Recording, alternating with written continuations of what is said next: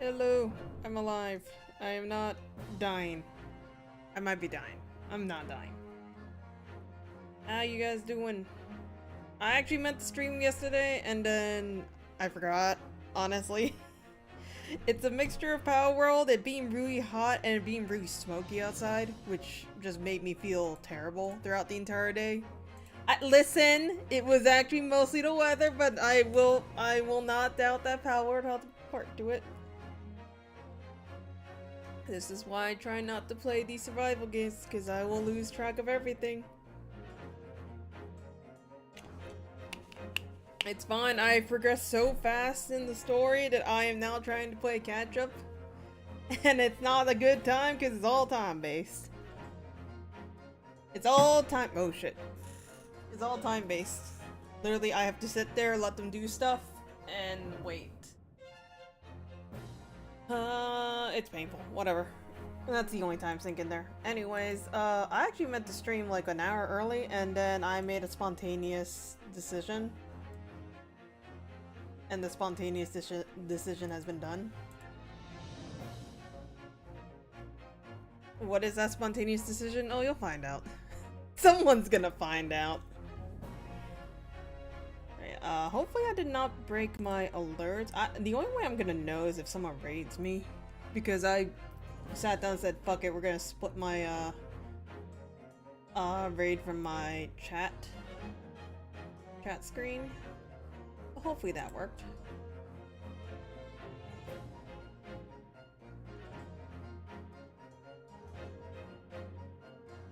I also upgraded my, I also upgraded to the newest version of my model. I had to dig around with the parameters a bit, and I'm pretty sure I still have to fix them.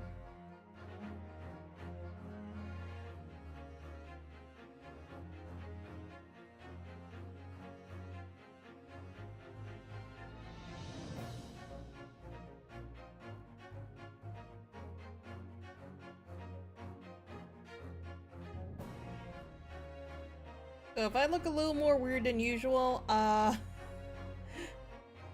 you'll know why. I also dicked around with the camera a bit. Because apparently, I have my camera on top of my monitor. And actually I had it at like 1920 1080, but I actually reduced down the resolution so that it can see more of my face and preferably nothing in the background. Maybe. I don't know how well that's gonna work. All I know is that I do realize that part of my tracking issue is because my glasses keep on falling down. I need to get new glasses. It's fine. It's fine. It's fine. It's fine. This is all stuff I need to do at some point anyways. Whatever. I'm playing a game. I'm playing a game. I'm playing a game. So we finished up chapter 3, which I still refuse to believe that was chapter 3. It feels so long ago. And now we play chapter 4, which I don't remember the opening of it, so I'm just gonna rewatch the opening.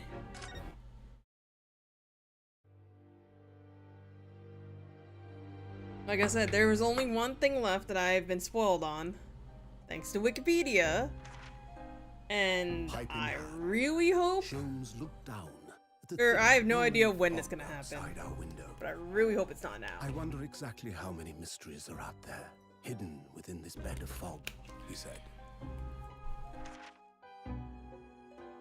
Indeed, a most bizarre incident, born of a curious advertisement. A hellhound's mad gallop through the shadows of a serial murder, an executed man's graveyard resurrection in the dead of night. And a commonplace killing in a small, forgotten room at the edge of town. There is, naturally, always another side to every case, of which most remain ignorant. My neck And is it really is itchy. that other side which compels me to the scene of the crime, Wilson. So I don't know what's going on. I might be... So quickly now, take your hat and let's be on our way, my dear fellow. My dear fellow. For our adventure is not over yet. Come, the game is afoot. I'm actually a little worried that my dust allergy is getting worse.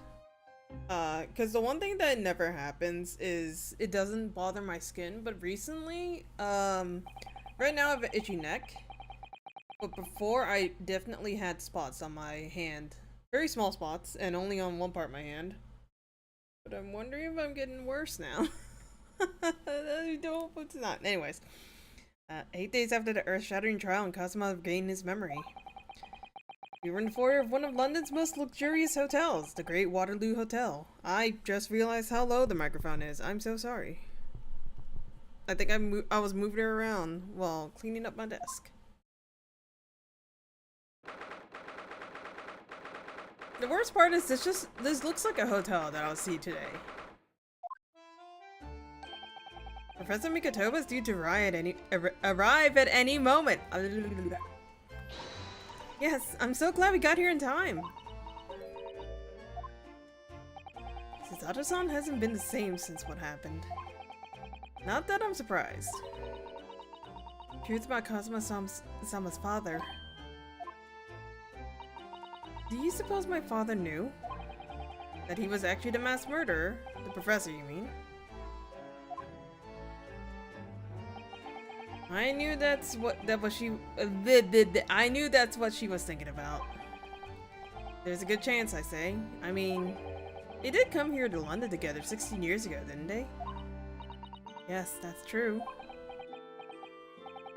Come to think of it, didn't you say that Professor Mikotoba knew about Kazuma going missing in Hong Kong as well? That's right. But for some reason, he wasn't at liberty to talk to me about it. That probably means he knows then. About Kazuma showing up here in London with amnesia, and that he's regained his memory now. Ah, there she is! Oh! Hi! That's what you look like out of your outfit! Father! Hello, Susato. How are you doing? God, look at that judge! He's so freaking built! I'm very well, thank you. We're delighted you arrived safe and sound.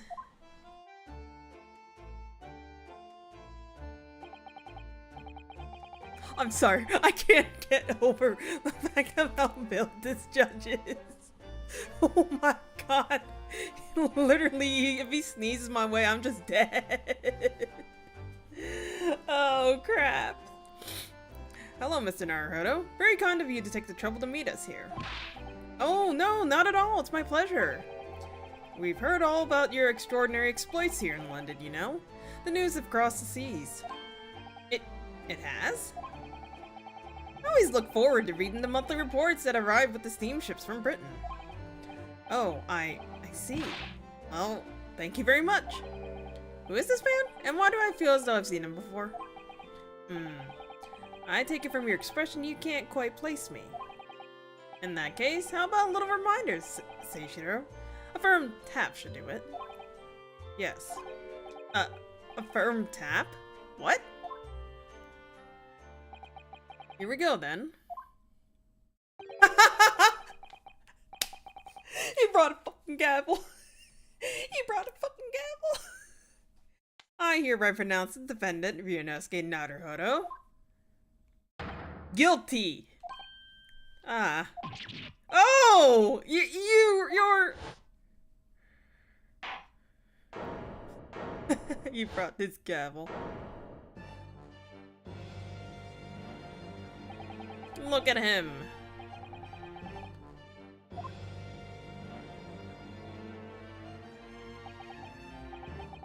Your Excellency!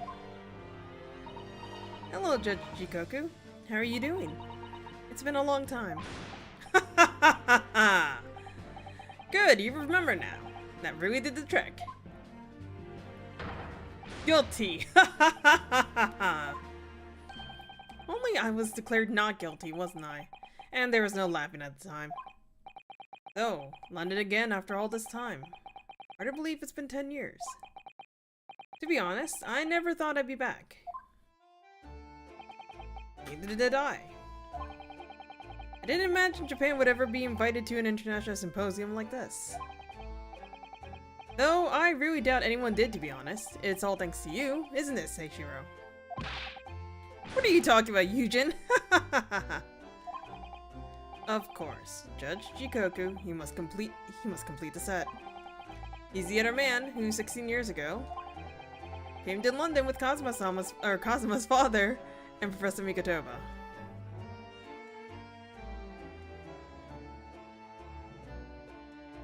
Sorry, I just brought up my own stream because for some damn reason, this happened in Raid too, but my model just has her eyes closed whenever I'm trying to read. And no amount of calibration is gonna fix that. So I am gonna have to keep an eye on that in the future. 3. This is their visiting scholar. Well, all those passport checks and luggage searches at the border took rather a lot of time. I must say, I'm very envious of your ministerial status. You didn't have to go through any of that, did you? Ah, I knew you were jealous. Ha ha ha ha ha! Sorry? Ministerial status? Yes, didn't you know? Seishiro here is also Japan's Minister of Foreign Affairs. It was his personal insistence that allowed you to take Kazuma's place here on this study tour. Guilty as charged! Ha ha ha! Oh, well, thank you very much. He's really every bit as important as he looks. Ah, yes now, Naruhodo. I received a telegram from Lord Strongheart yesterday. Oh, you did? It appears that some things came to light in that trial you were involved with 8 days ago. About what happened 10 years ago. That's tragedy.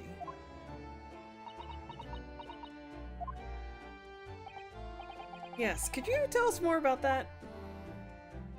Can you also take a look at my shiny?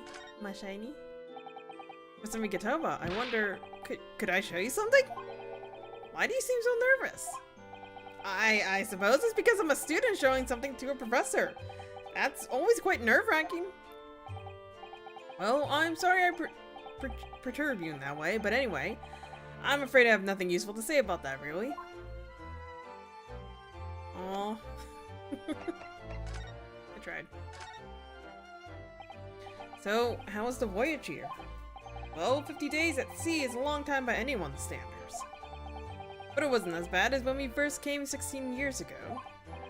No, that's true. Then I truly wonder if we wouldn't be drifting in the vast ocean for the rest of our lives. This time we followed the same route as you, so we were able to relax and enjoy the experience. So you stopped in France's beautiful capital, Paris? Did, yes, though only for one night. And yesterday evening we left the port of Dunkirk for Dover. Just in time for the symposium, in fact. It starts tomorrow. It's wonderful that you were invited to attend such an important international event. I'm very proud of you, Father. It's thanks to Seishiro here. 16 years ago, he managed to integrate himself with Britain's Attorney General. I'm sure that's why he was invited, and I suppose you could say I'm something of an appendage by default. Speak for yourself, Eugen.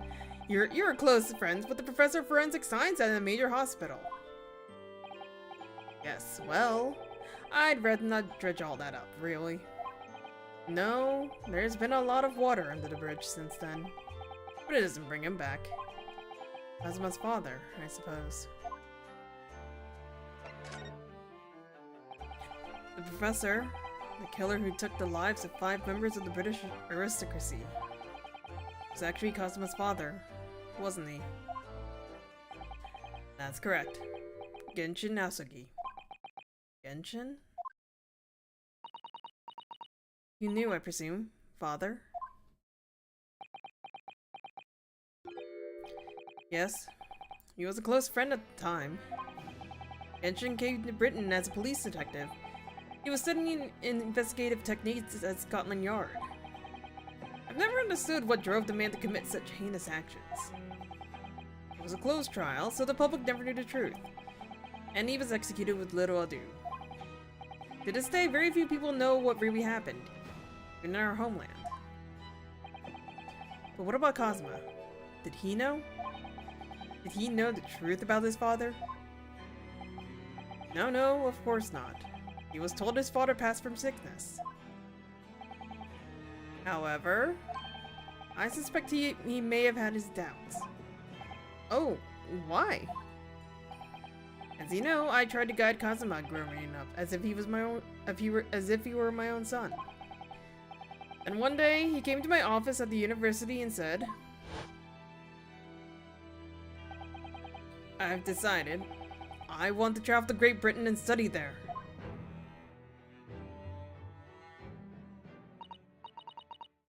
Do you think he wanted to come here to investigate his father's death? Hello, this is my first time here. Welcome, not to me? Is that how you say your name? Welcome to the stream. I don't know. But when I looked into his eyes, I did know that there was no way I'd be able to stop him.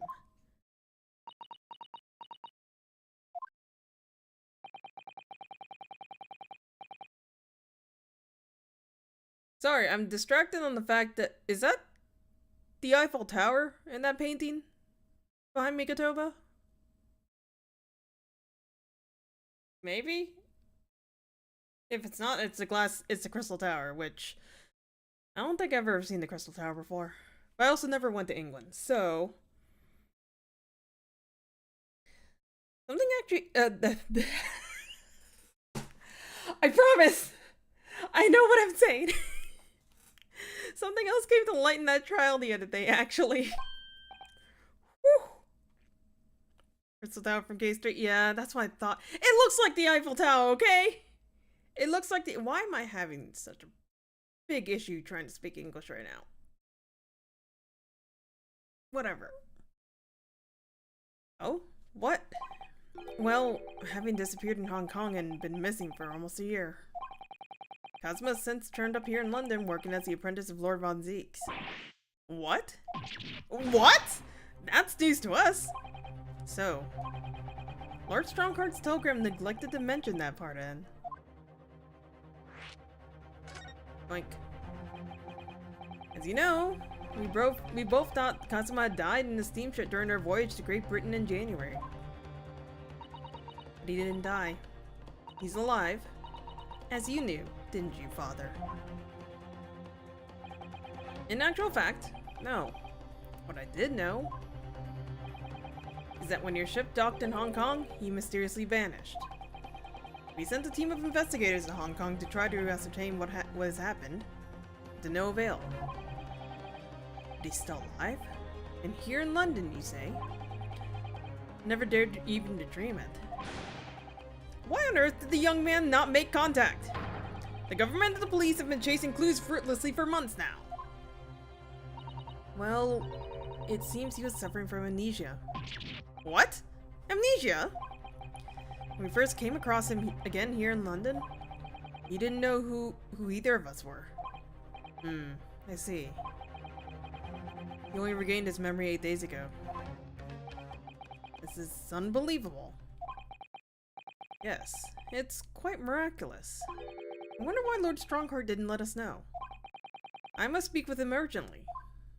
I wonder how Kazuma's been these past few days. Would it be wrong of us to go and visit him? Can I go see— oh god. Can I go see him? That began 16 years ago now. It's a distant memory, really. It was Yujin here, Genshin Nasugi, and myself. We were the original 3. First judicial scholars from Japan to travel overseas to study. Ocean voyages were not what they are today, I can tell you. 16 years ago, things were tough for their generation. Your father was an exceptionally fine medical student at Yume University at the time, you know, young lady. Yes, grandmother told me. He went to do research at the Great London Hospital to study autopsy. Practically unheard of in Japan. Yes, it was an eerie place, sandwiched between the back of a prison and a burial ground. Ugh, no more talk of graves. Very often, there's no one willing to deal with the bodies following autopsy work.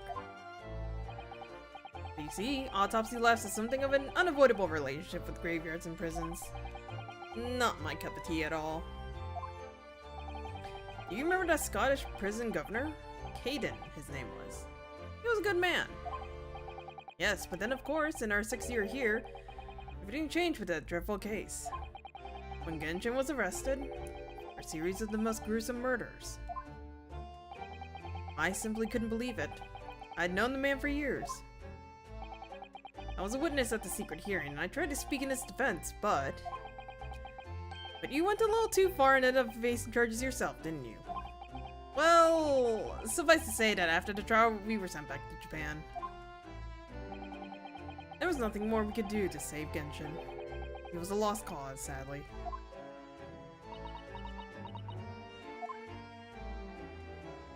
Can I go see Von Zeeks and Kazuma? Well, if you excuse us now. Yes, I'd like to get this trunk up to my room as soon as possible. Oh, I'm so sorry! I should have held you up for so long. I'll call for the porter then. Just wait here. Zato-san's gone off on a run. I'd like to stay and talk more, but I do have various preparations to make for tomorrow. Yes, of course. It must be a big responsibility representing our entire country. I wish you the best of luck. Naruhodo. I hope you'll keep an eye on Susato for me. Keep looking after her as you obviously have been. Oh, no. I mean, if anyone's looking after anyone, it's her looking after me. Well, I do appreciate you being here for her. After all, I've been a miserable father to her. I've thoroughly let her down. Sorry? What do you mean? Well, it was 16 years ago that I started my long study tour here in Britain, as you know. The very year Susato was born. Yes, I heard. The birth of my daughter was the most joyous event of my life, but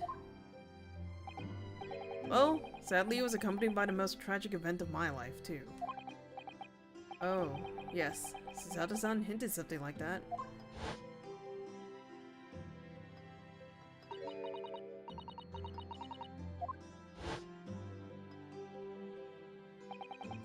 Anyway, I won't bore you with the details. The point is, I become rather less dependable than befits a grown man. And it was then that Seishiro offered me the opportunity to study here in Great Britain. I was too worried about you to leave you behind.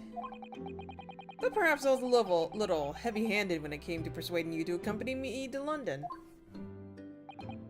So, that's what happened, in a nutshell.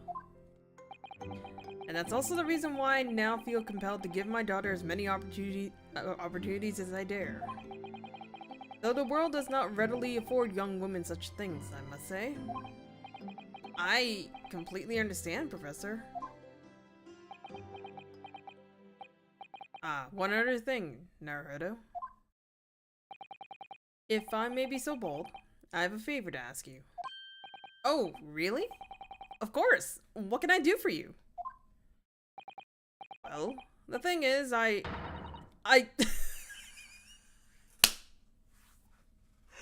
Oh, damn, I didn't think I'd see you again. Oh, crap. Oh my god, I'm gonna...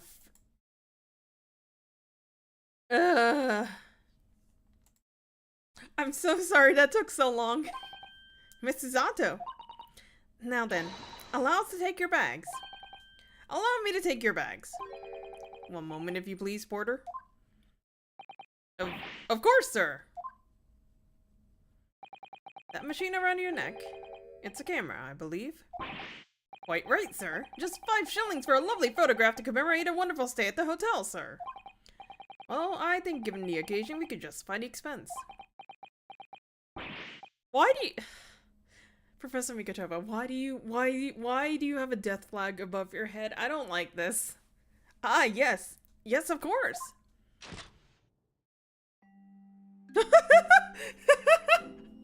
Oh, Naruhodo's so nervous. I'd like to thank you for coming with me, Mr. Naruhodo. It's really made Father very happy, I think. Oh, well, I'm pleased too.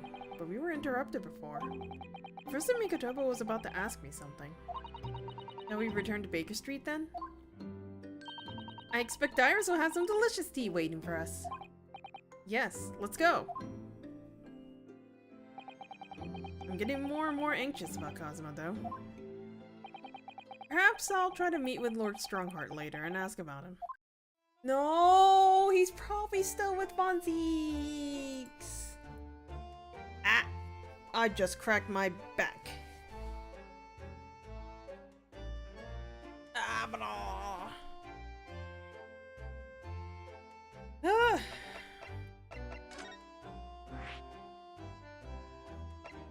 Strongheart. Hello? Von Zeeks! Von Zeeks!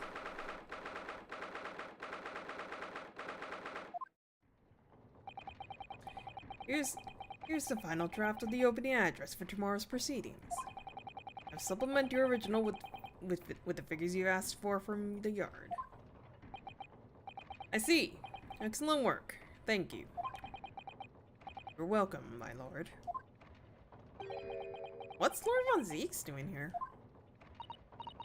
This game is hilarious. I love this game. I really wish there was... Oh, we had another one. But I don't think we'll ever get another one. Mostly for copyright reasons. Hey, there seems to be an awful lot of tension in the air, wouldn't you say? The place is stifling enough as it is.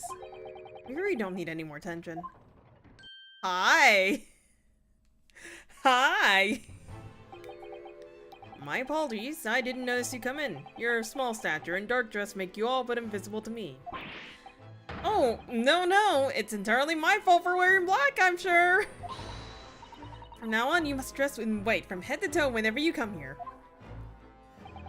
Now then, Mr. Naruhodo? Yes, my lord? I'm right here. Ugh, kill me now. Is something wrong? Perhaps it's a little too hot in here for you. Oh, no, not at all! I mean, I've never experienced a room at such a perfect temperature! If you're sure. The beads of sweat carving their way down your face seem to suggest otherwise. Because of the daggers you're staring at me with, mainly. As you've no doubt aware, my International Forensic Science Symposium begins tomorrow. In fact, your father arrived in London earlier today, I hear, madam. Oh, yes, that's right, my lord. He's extremely honored to have been invited. I'll leave the remaining preparations for the meeting rooms in your capable hands, then, Lord Von Zeeks. I will attend at once. Hi. Bye. He gave you a very cold stare after he left, didn't he? I know, but I haven't done anything. Have I? These past few days, my feet have barely touched the ground, I must say. My dedicated right hand of many years was recently put out of action in a spectacular fashion. Oh, I'm sorry to hear that. Is your left hand still of service? Oh my god. This game's so fucking stupid. This game's so stupid. God, I hate it here.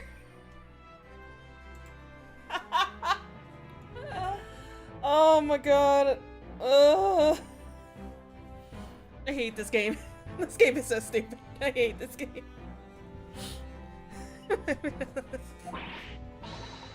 Mr. Naruhodo, he's talking about Dr. Sith. Ah, of course. I'm terribly sorry about that. I was just, fear not. You've done nothing wrong. Dr. Sith's own wrongdoing precipitated the situation. You needn't concern yourself with it any further. That would be a lot easier to do if it weren't for the piercing stare you're giving me. Lord Von Zieks is doing an admirable job of holding the fort. But disturbingly, his apprentice has been missing since yesterday. Oh, missing? What's become of Kazuma-sama now? Can we talk? Not long ago, visitors' numbers to the Great Exhibition exceeded 30 million. 30 million? Are there even that many people in the world? As a comparison, Mr. Naruhodo, the population of the imperial capital Tokyo is 2 million. I will be opening the International Forensic Science Symposium in the exhibition's main auditorium. This event has been 2 years in the making, 2 years of preparations and negotiations with other countries. It sounds like a tremendous achievement. Congratulations! 20th century will see the wholesale adoption of the forensic investigation techniques. And cooperation between police and organizations around the globe will be essential. Which is why this landmark's first symposium had to be hosted here at the heart of our great British Empire. In order that Scotland Yard can become the leading investigation organization in the New World. He's the same as ever, I see. A passion of his is quite something. I'll be back later. Enjoy the stream. Alright, thanks for stopping by. Hope to see you again. You're every bit as passionate in your own way, I'm sure, Mr. Naruhodo. I'm the only person in this country who truly cares about a future that embraces forensic science. It was my intention to become Her Majesty's Attorney General and reform the Yard from the ground up. The disgrace of the forensic investigation team has been a bitter blow to my ambitions.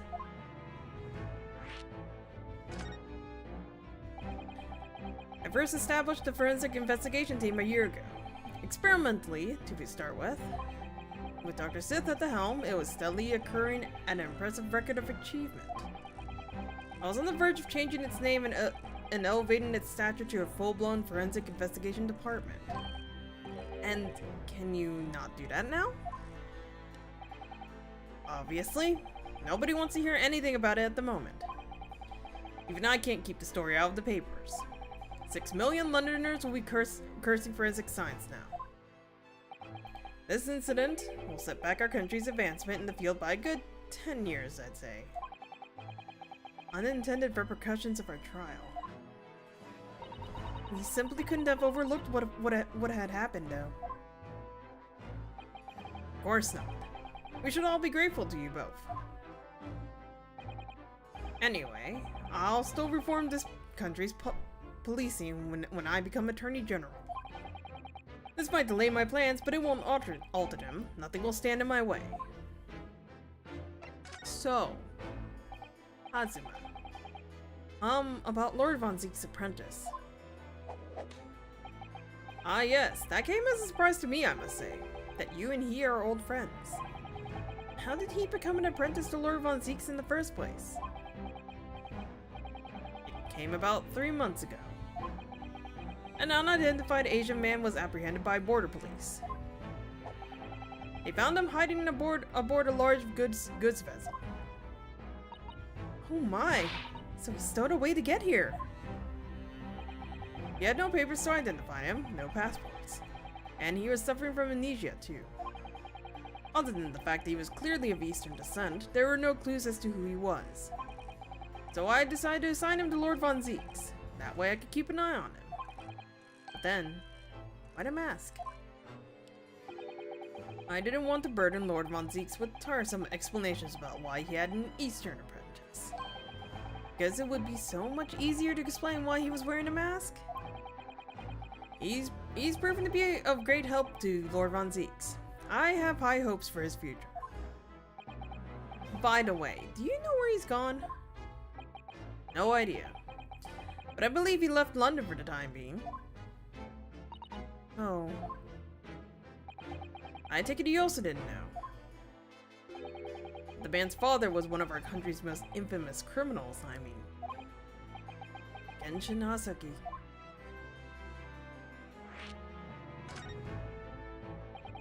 What we've learned from that trial 8 days ago was a huge shock. Finding out my friend's father was... Ah yes, Genshin Nasagi. The professor case 10 years ago caused a great stir here in Britain. They were such awful murders, and unprecedented, using the ferocious dog as a murder weapon. And no one would have believed the culprit was a foreign student invited to study here by the government. So the true identity of the killer couldn't be made public then, and can't be made public now. Nobody in our country knows it was him, and neither do the citizens of London. The main motivation was to avoid aggravating relations between our two nations at the time, I understand. Correct. However, it had to be noted that there were some supporters of the professor's apparent cause. What? Supporters of mass murder? The majority of the man's victims were a blight on the aristocracy of the day. Somewhat ironic, their death actually benefited society as a whole. Or so a fair few thinkers in London believe anyway. Right. I see. But it was no murder, wasn't it?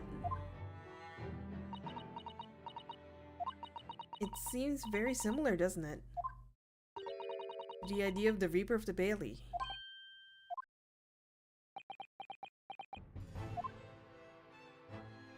Oh. That's it. I have nothing else to talk to you about?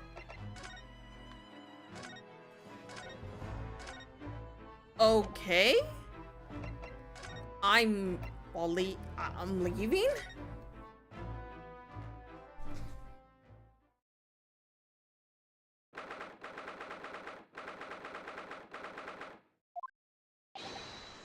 What? Why is his mask there? What was that? A man screaming in the most unflattering way. Do you think... Could it have been Mr. Sholmes? Oh my, I do hope not.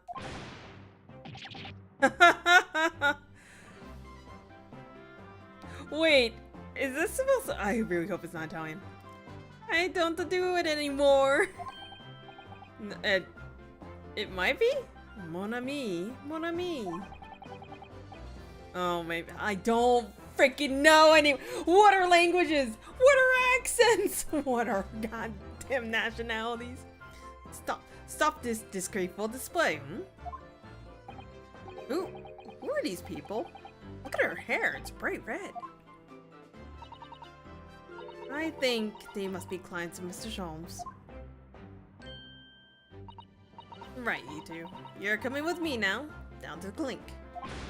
No, not in prison! It's dark and damp and I don't like it! Oof, this darkness is my friend. I'm not scared. But you're always scared of the dark. Shut your mouth, you idiot. I will sit quietly in the dark and plan our next daringest heist. I don't like this. I don't like it. Well, tough. We'll fish this down the yard. Now get moving. Bye then, Jenny. Have fun. Oh yeah, thanks, Iris. And thanks. Yeah, great detective. Yes, more tacos to play with. So she... Wait! No! The worm's not working! Hey! I fucking worked hard for that fucking worm! What do you mean you're not working? Hold on.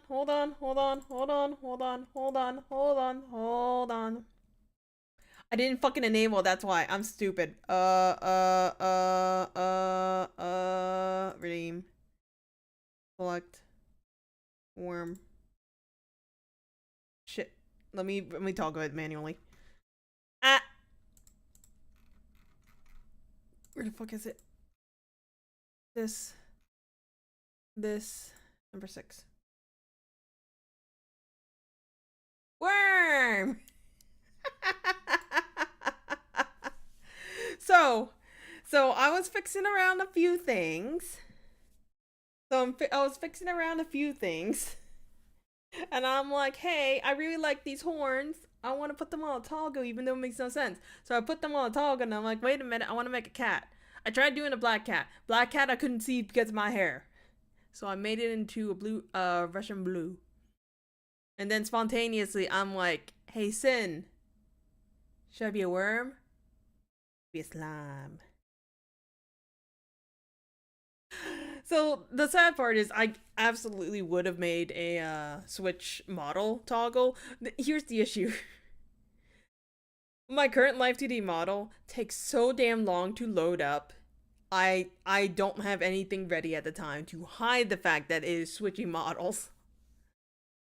So I opted against it. I'll figure it out maybe in the future, but until then I got a pet worm. I don't know what to name him. He's a bouncy boy. They're all insane. Yeah. Yeah, a little string. Yeah, a little string. He gets a tiny hat, but the tiny hat's it is ridiculously tiny that I didn't want to turn on. So yeah, I got those 2 new toggles. Have fun, y'all. Because I know half of you guys just want to toggle just cause. Haha. Worm. I don't have worm set up to any other screen though, so if I forget, I apologize. Gina makes a fine detective herself, doesn't she? Oh, Susie and Bruno! Hello, Iris. We're home. Well, did you find your daddy? Yes, we arrived at the hotel just before he and his friend. Oh, well, that's great news.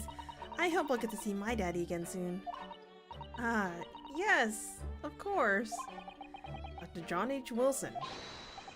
So, Iris, all that remains now is the greatest problems known to man. Huh? But before we concern ourselves with that, I believe some tea is in order, don't you, my dear fellows?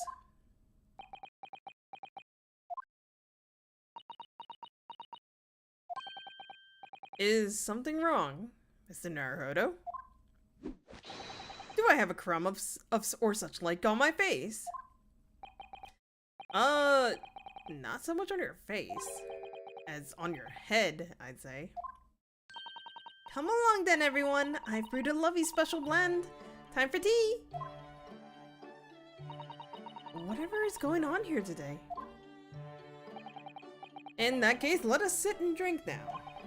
For I am, in fact, expecting a guest later today. His head. He has such bright red hair. My eyes decided they wanted to itch.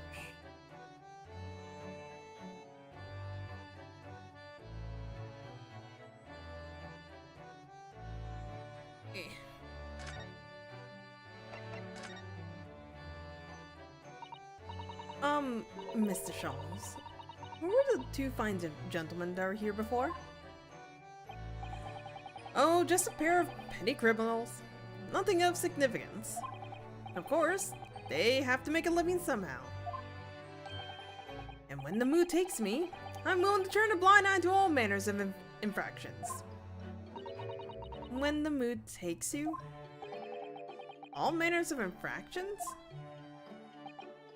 But when such fellas set their sights on Mr. Herlock Sholmes, well, that's when their luck runs out. Oh my, you were the target of a crime, Mr. Sholmes? But I quickly devised a plan to entrap them and deliver them to our young detective ally. You should have asked Grexy to come too. We could have had an arresting tea party. I did send word, but no answer was forthcoming. The man is consummately in the wrong place at the wrong time. There's a word for it, I'm sure. Aha, I have it. A bungler. That's the word. It's a good thing he's not here to hear you say that. Those redheads have been up to no good. I wonder what the men did. So, hang on. Can I just investigate this? Master Cosmo warned you assigned to Lord Von Zeeks as his apprentice. When he cast it aside after the trial the other day, I just sort of picked it up. We ought to give it back to him, I suppose. But he has his memory back now, doesn't he? And I can't help feeling he might turn around and tell me coldly to wear it myself. But isn't he your best friend? Yeah. What was that about the greatest of problems known to man that you mentioned? Is it another fiendishly intricate case, Mr. Sholmes? How should I best explain this? Are you aware of the theory of evolution by natural selection, perhaps? Well, I think I heard talk of it somewhere. Possibly. It's a revolutionary scientific theory that was newly proposed 40 years ago now. According to its author, Mr. Darwin, we humans were once apes who lived in the treetops. Wait, what? Wait, we were apes? Indeed. And from the very moment those apes descended from the canopy to live as humans, it has been our lot to be at the mercy of the greatest problem known to man. Our lot? What is this great problem, Mr. Sholmes? Why is it not obvious, my dear madam? The problem of rent!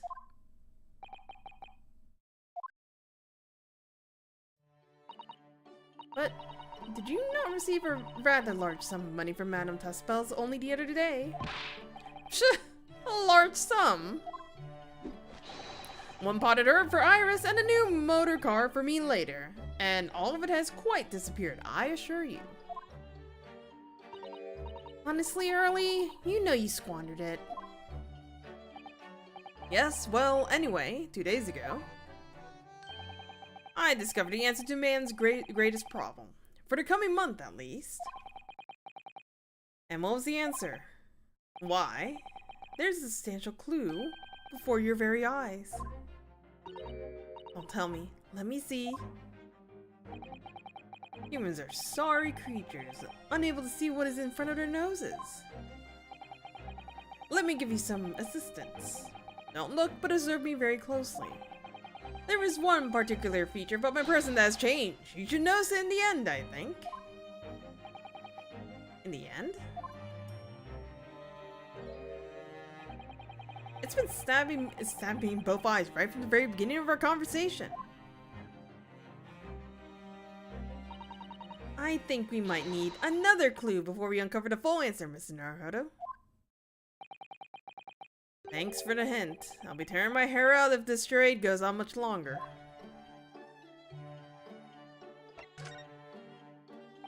Mr. Sholmes, isn't it about time you told us the truth?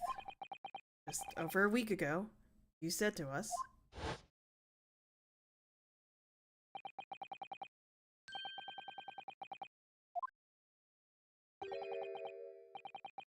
want to lie.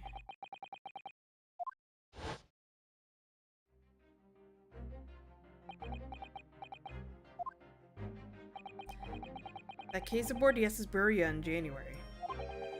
Cosmo wasn't killed, and he knew he wasn't dead at the time. So what was really going on? Do I really have to have this serious conversation with him being a redhead? The fellow was unconscious for a very long time.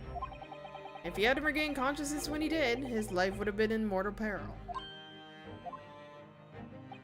Of course, a side effect of the prolonged comatose state was amnesia, as you now know. It was a simple enough task to silence the crew. But how? After they carried him out of the cabin, I assembled them in the lobby area. And I made them swear, leave him unconscious, and have him unlaid from the ship in Hong Kong as a murdered corpse. Oh, how horrible. It was necessary to find some material with which to persuade the crewmen to keep their word, of course. But why? Why do it in the first place? I will be at liberty to elaborate in due course.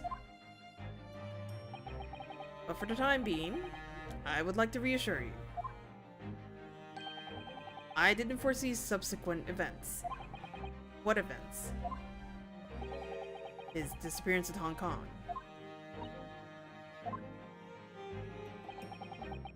I believe I may have made a gross error of judgment. Mr. Holmes.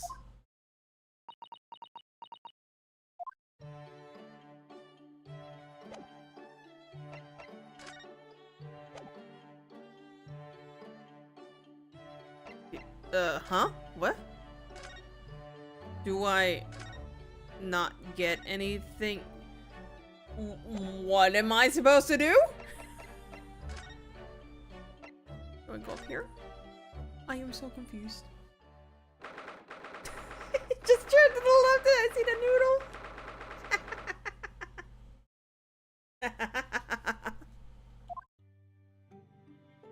Okay, yeah, that did absolutely nothing. Wrong heart?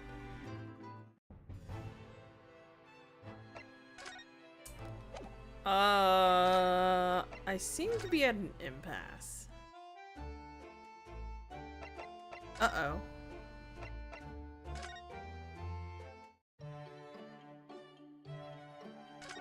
Am I stuck already? Oh wait, paper. This looks like last week's edition. What's that article circled in red ink there? It's an advertisement column. It says, "To the Red-Headed League." The Red-Headed League? What's that? I don't know. I've never heard of it before, but... Is something on my face? Clearly this has something to do with that. Lively hair.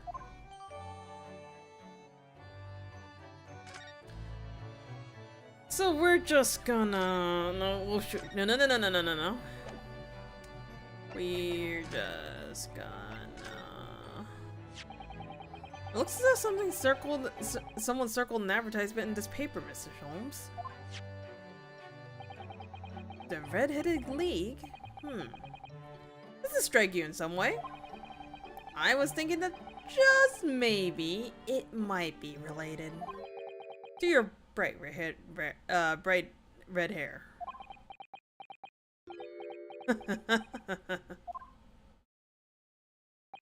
So, at last you've learned to apply my methods, Mr. Naruto. Sorry? In the first instance, and quite indispensable, observation. Believe me, I could have seen that hair with my eyes shut. So then, allow me to regale you with the details of my latest exploits. Regale or boast? So before you do that, can I take a look at this paper? Oh, it just shows here. Get 4 pounds per week if you're a redhead! On the account of the bequest of the late Ezekiah Hopkins of Lebanon, Pennsylvania, USA? There's now another vacancy open which entitles a member of the League of a salary of 4 pounds a week for purely nominal services. All red-headed men who are sound body and mind and above the age of 21 years are eligible. Apply in person on the morning of the 31st at the large park on Lime Street. What the fuck am I reading?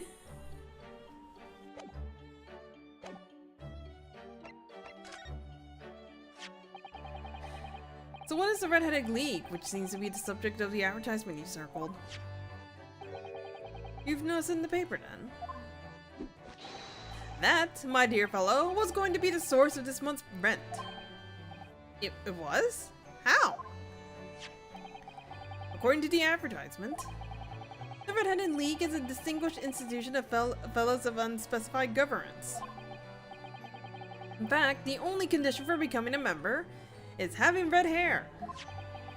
That doesn't entirely surprise me. But listen to what the lucky redheads receive once they join. A An unconditional salary of £4 a week!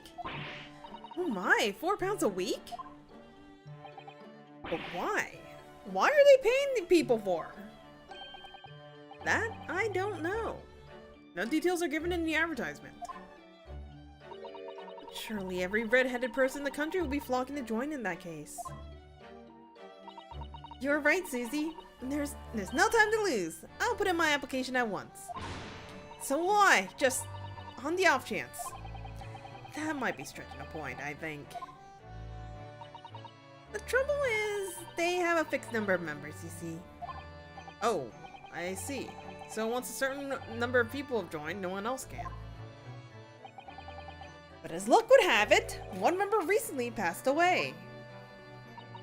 It wasn't particularly lucky for the redhead in question, I feel, Sholmes. So you've decided to try to join his place. Correct. I mean, look at me. Have you ever seen such a red-headed fellow? No. So why? Why did it have to go so wrong? What on earth happened? A blunder, Mr. Naruhodo. So it pains me to admit it.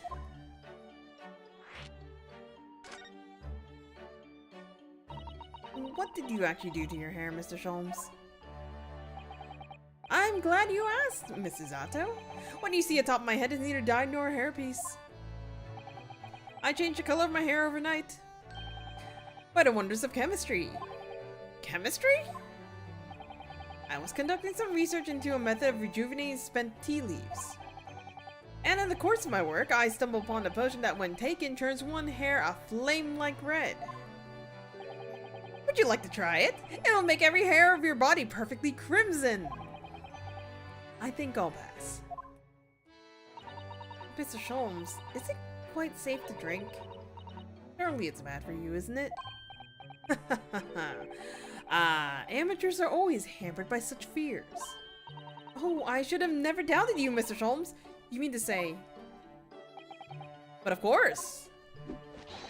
To earn £4 per week, one must be prepared to turn a blind eye to a little danger. That degree of red signals more than just a little danger, surely. So anyway, Hurley left full of confidence yesterday with his new red hair. Or the park on Lime Street where the Redhead League were interviewing prospective new members. So what went wrong? The whole park was choked with red-headed fellow, like a Coster's orange barrel. I queued for 8 hours solid before at last I reached the front. But when the panel of interviewers saw me, they immediately said, "Ah, Mr. Herlock Sholmes, are you in disguise to conduct an investigation?"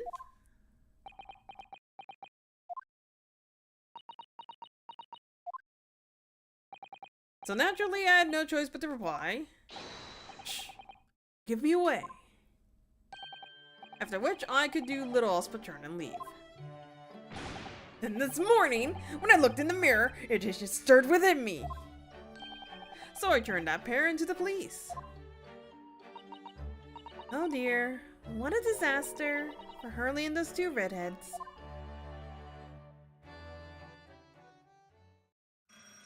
Oh. Aha!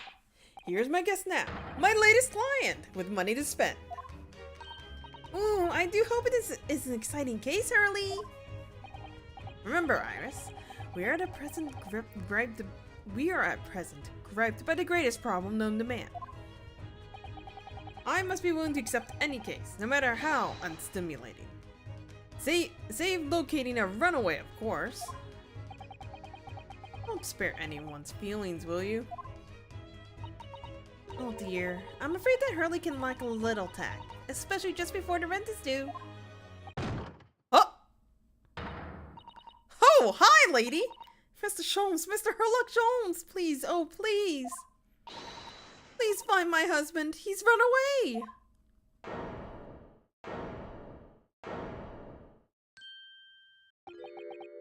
To upset me? I beg your pardon. Never mind. A personal matter. My apologies. What exactly are you trying to say, Mr. Naruhodo? I didn't say a word. Come, my dear madam, be seated. Iris, some tea, if you please. Of course! What's the matter, Mrs. Sato? Oh, it's just a gentlewoman. I feel sure I've seen her somewhere before. Very recently.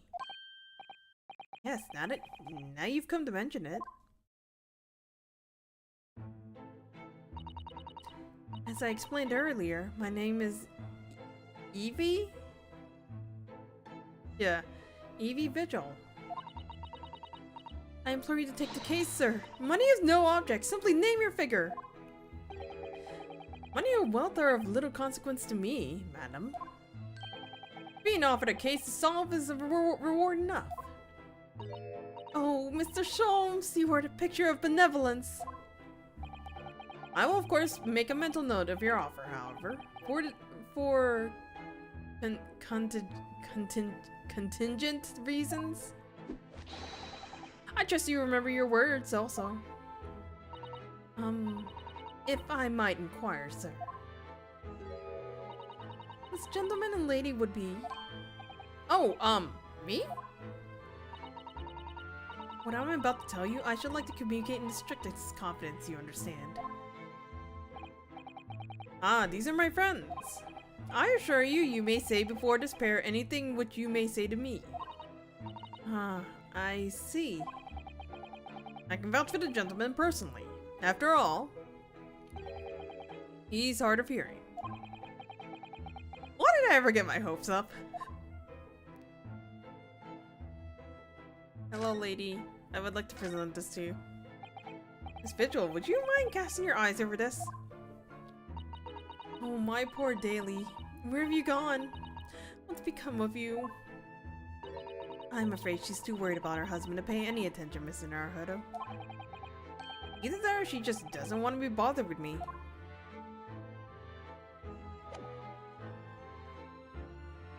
Hang on. Man, what the fuck did you just send me?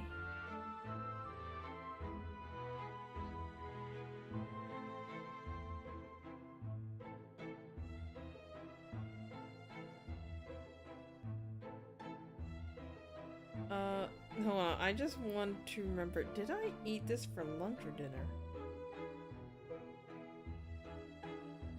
Nope, nope, nope, nope.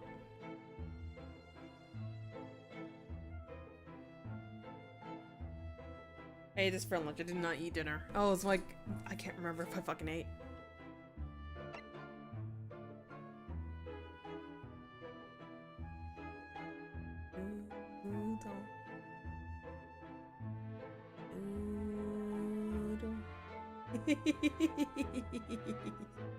Anyways.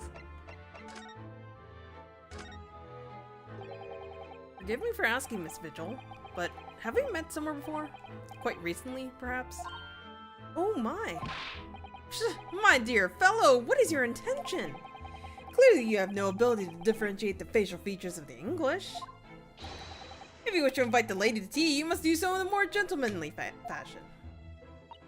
Is it possible that you're the nice and young lawyer from the trial I attended last week? I knew I recognized her.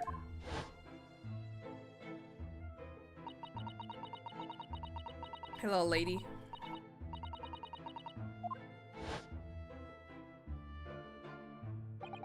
I didn't quite recognize her because she's acting so differently now.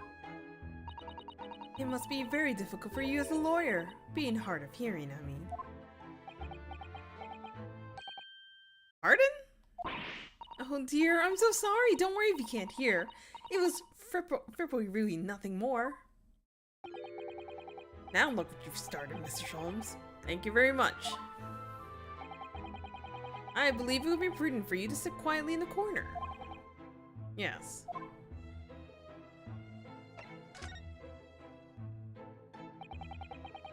Tell us about your husband, madam.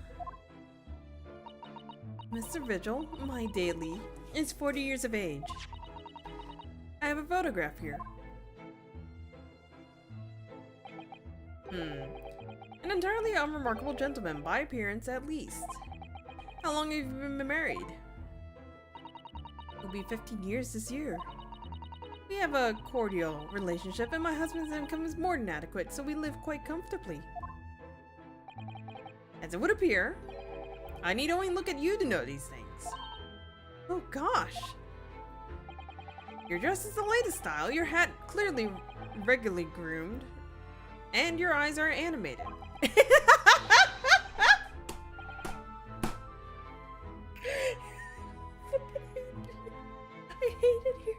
I hate it here. In short, you have no inkling as to why your husband might have disappeared, correct? That's right. He's a kind man with a strong sense of loyalty, and he rather dotes on me. Which would point to the possibility that he has become embroiled in some incident or other. Oh, that is exactly what I fear must have happened. I'm quite beside myself. My husband's employment is somewhat unusual, you see. What if he's incurred some miscreant's ill will? What exactly is your husband's line of work? He's a warder at the prison.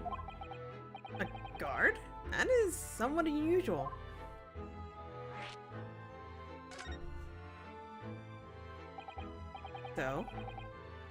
So, your husband is a prison warder. That's right, yes. Well, in actual fact, he's a chief warder. Indeed. I see.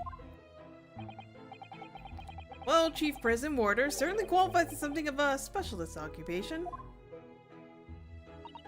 Yes, it does indeed.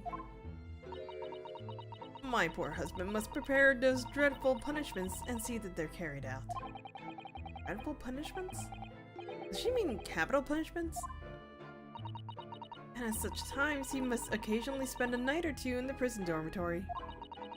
For that extra responsibility, he is remunerated more handsomely than the other warders. Of course, we make no mention of my husband's work to the neighbors. Yes, I believe your prudence is justified. Tell me, at what prison is your husband engaged? Barclay Prison, Mr. Holmes. Really? Barclay? Oh, a fine establishment. If I'm not mistaken, there's a large cemetery just behind it. Yes, that's correct. Lowgate Cemetery. Oh. Lowgate Cemetery? The very place we were discussing in court. That's unbelievable. Unbelievable, my dear fellow. And yet, undeniable. Sorry, Mr. Holmes? I'm afraid you lost me.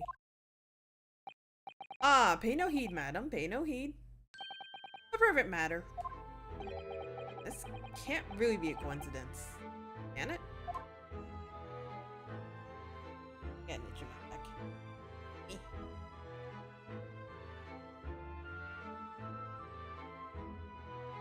I got an itch in my back!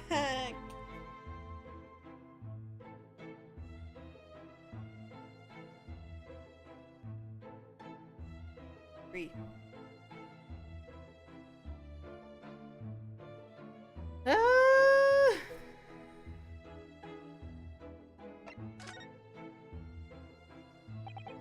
So, to the matter of your husband's disappearance, when did you realize he was missing? Please try not to laugh. It was yesterday. I'm sorry? Yesterday? It really is recent, lovely so.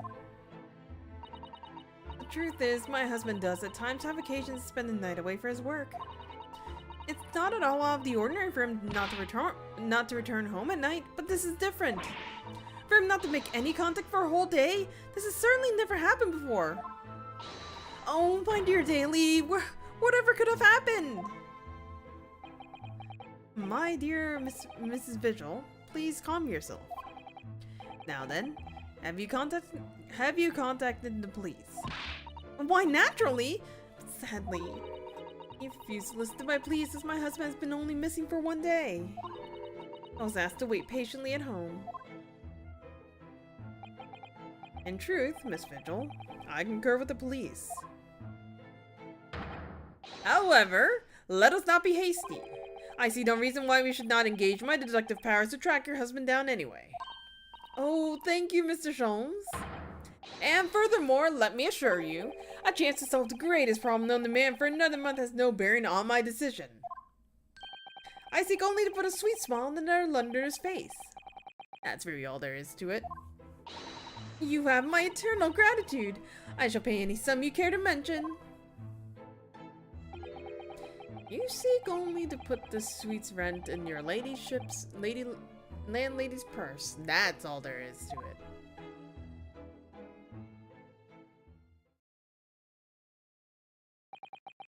Thank you for everything you have shared with us, Miss Vigil. I believe I have all the information needed to begin my investigation. Oh, please report to me soon with good news, sir. Fear not, madam. In a day or two, I shall be contacting you with a heartening report, I'm quite sure. So soon?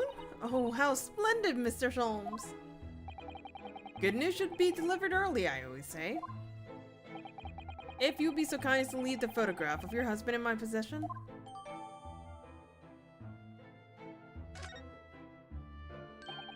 Thank you.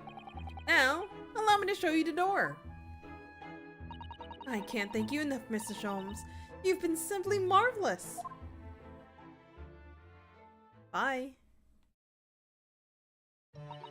You know, I think it every time, Hurley. But how do you come up with such nonsense? Good news in a day or two? Are you sure? I can't be sure, of course, but then I didn't swear on it. I merely gave the good woman some hope. I hope to be able to give her some good news, one might say. After all, the rent must be paid by the end of the day tomorrow. If by that time I've successfully located Mr. Vigil, we shall be mutually relieved. Wouldn't you agree, Mr. Naruhodo?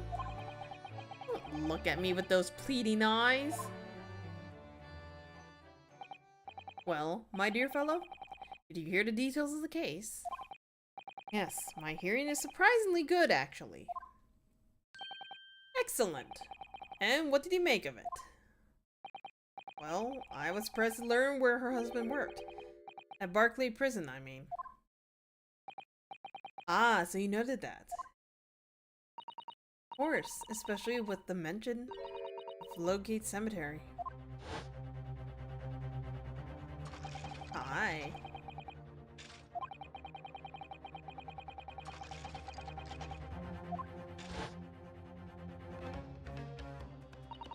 Barclay Prison is where that notorious man was incarcerated.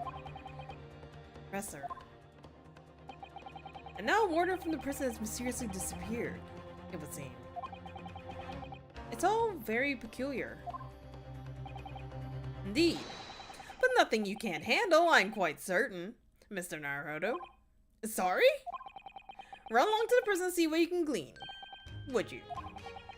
It's the prison's governor you want. No doubt the man is equally worried. But aren't you gonna go yourself? Surely you needn't ask. I can't possibly be seen out with his hair!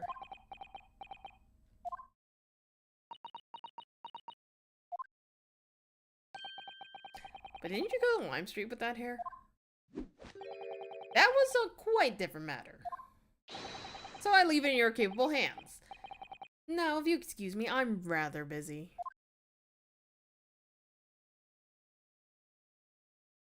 I'm gonna throw a rock at this man. Of course you are. Oh my god, I actually have to go to prison. I have to go to prison. Barclay Prison's on the outskirts of London, backing into a lonely burial ground. Its four high outer walls loom quietly before us in the fog. Having requested a meeting, we were shown to the governor's office in the watchtower.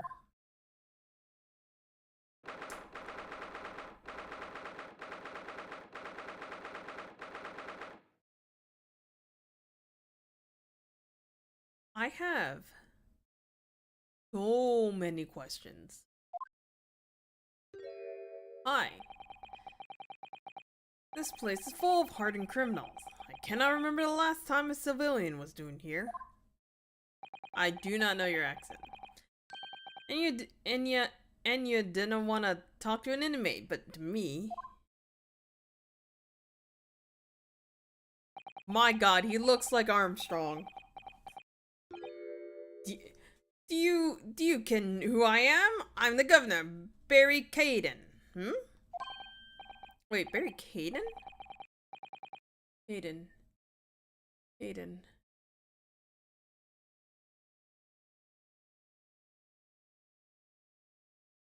Did Lord Strongheart say that? Oh, yes, it's a pleasure. I'm Ryunosuke Naruhodo, defense lawyer. Defense lawyer. And an Eastern, I see. Does that mean... Yes, I'm a visiting student of law from the Empire of Japan. Japan? Did you say Japan? Yes. Well, there's no any of your kind in here, laddie. Maybe you should try the prison next door, huh? I didn't notice another prison next door, sir. Anyway, we came to ask you some questions about... I didn't like to be so direct, but... I've no intention to speak with the likes of you suspicious-looking Easterners. Now get off my hair. So as soon as he finds out that we're from Japan, he reacts like this. That surely means... I think it's because of the professor case. I think so too. 10 years ago, Shinatsuki, also known as the Professor, was incarcerated at this prison. And then, after his execution, he apparently re-emerged from his grave in a cemetery behind the prison. I might have known! You're still around about the case, aren't you? You're agents, huh? Part of the Professor's great web, no doubt. No, not at all! We're just... Get gone with ya, before I punch your lights out! We're going! Clearly the ghost of that killer still haunts this place. We're not gonna get anywhere here. Unless we can somehow prove to this man that there's nothing suspicious about us. Governor Caden. What are you thinking, Mrs. Zato? I feel sure the name came up in conversation recently somewhere.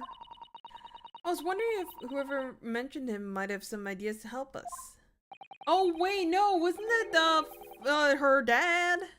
Come to think of it, I had the same feeling.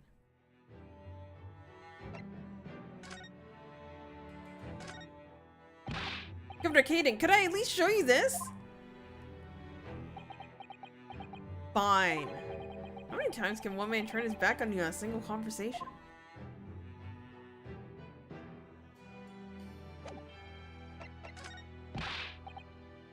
Fine!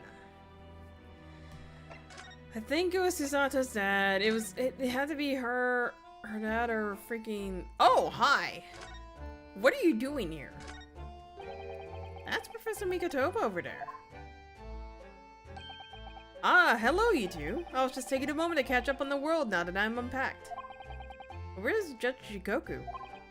Yes, he's not the relaxing sort. He's taking himself to pay his respects to all the legal bigwigs. Having only just arrived in the country today? Goodness, he's full of energy. Professor, you mentioned something before about how you'd know the prison governor at Barclay Prison. Oh, Governor Caden, you mean?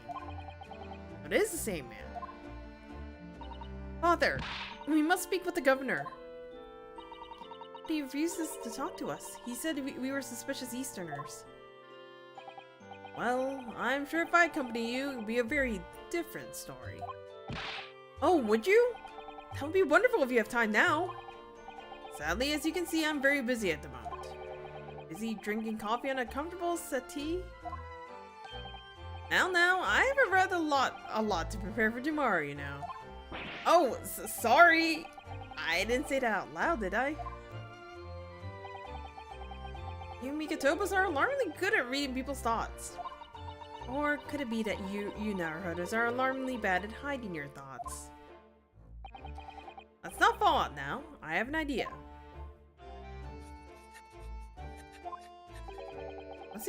What's he write down that piece of paper?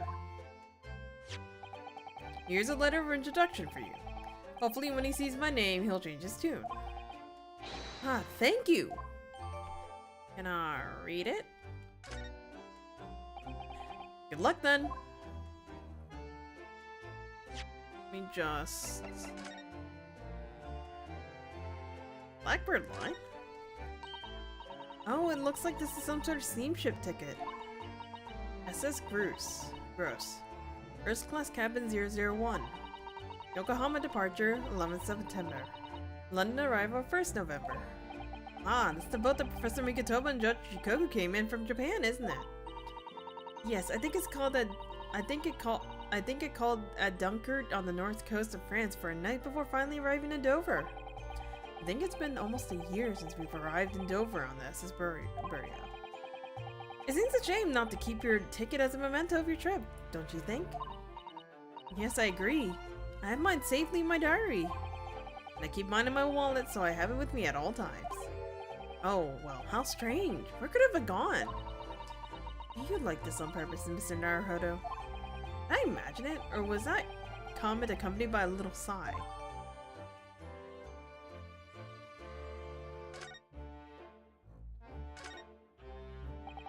Professor Mikotoba has wonderful handwriting, doesn't he? This dark-suited young man is not in the least bit untrustworthy. Is it just me, or does that make me sound extremely untrustworthy? I do wish he at least called you a nice young man. I'm really not sure that would have helped. Okay.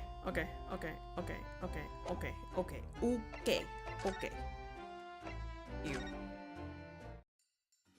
Hello. Sir. I have a present.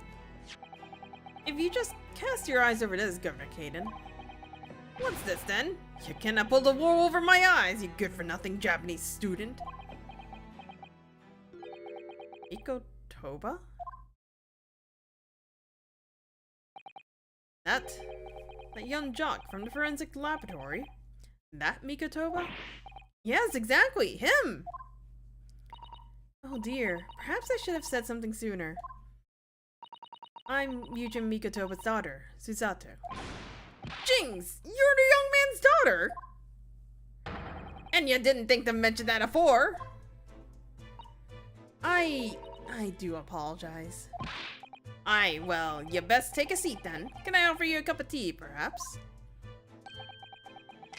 That is a cute little cookie. And didn't forget to try one of these wee handcuff biscuits.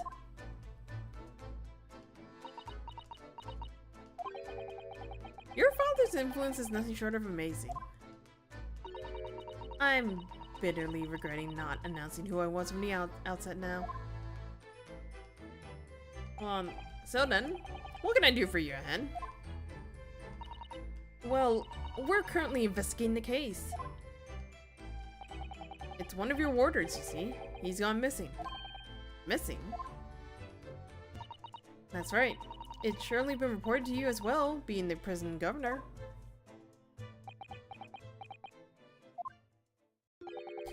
I haven't heard nothing of the sort.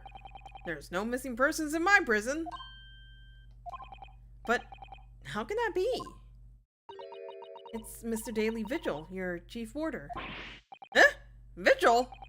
That's right. His wife came to us and asked us to investigate his disappearance.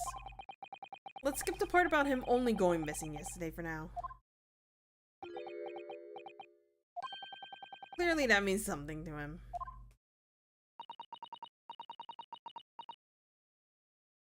Would you be so kind to tell us what you know, sir? Aye, of course. Hold on, before we do that, bird. I've never expected to find a parrot in a prison. It must be the governor's pet. Given where we are, it's hard not to see the poor creature as a prisoner. Let me out! Didn't kill me! Has the bird learned to mimic the plaintive cries of the inmates in the cells? Ouch, no! He was one of the 3 siblings, you see. And he still calls out the names of his two brothers like that all the time. Right. The meow! Didn't kill me! I hear ya, laddie. You want your dinner, huh? Didn't I do it? Why are their names so stupid? We understand that Mr. Vigil's chief warder here at the prison. Aye, that he was. Strong sense of responsibility and dedicated to the job, no doubt about it. He was a fine warder.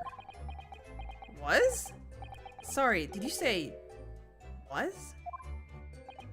Aye, he doesn't work here no more. He left the job. Oh my. When was this exactly?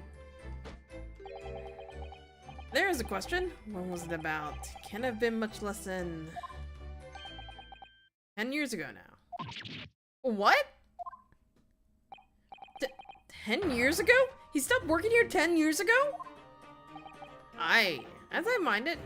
Do you ken? I have never heard the fella's name in all that time. Not to worry if he's gone missing though. But Mrs. Vigil had made no mention of it. I think perhaps, Mr. Naruhodo, that his wife simply doesn't know. I think she's unaware that he no longer works here. Governor Caden, can you tell us what happened? Why did Mr. Vigil give up his job here? That's important, is it? Yes, I believe it may be. What are you thinking, Mr. Naruhodo? Can't help wondering, given that it was 10 years ago. Which is exactly when the professor was being held in this prison.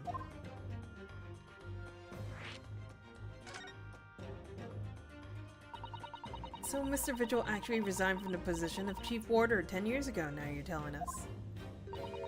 What happened to make him leave the job? In actual fact, he didn't leave the job willingly. He had no choice in the matter. You mean, he was dismissed? It was after a particular walk. Sorry? A walk? That's a word for it here. A walk to the gallows. An execution. It's the job of the chief warder to prepare the gallows tree and oversee any executions, you see? Only Vigil did something unthinkable on that last walk he was manning. What did he do? I'm sorry, but I cannot reveal that information. But I can tell you that it's very rare for a chief warder to be relieved of his post. But why wouldn't Miss Vigil know about it? She appears to be under the impression that her husband still works here. I wouldn't know anything about it, I'm afraid. Can you perhaps answer one more question about the circumstances of his dismissal? And what would that be, Hen? That last execution that Mr. Vigil was responsible for overseeing. Was it, by any chance, the professor's? My thoughts exactly.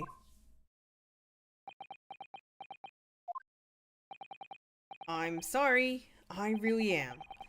But I'm at no liberty to answer that. I see.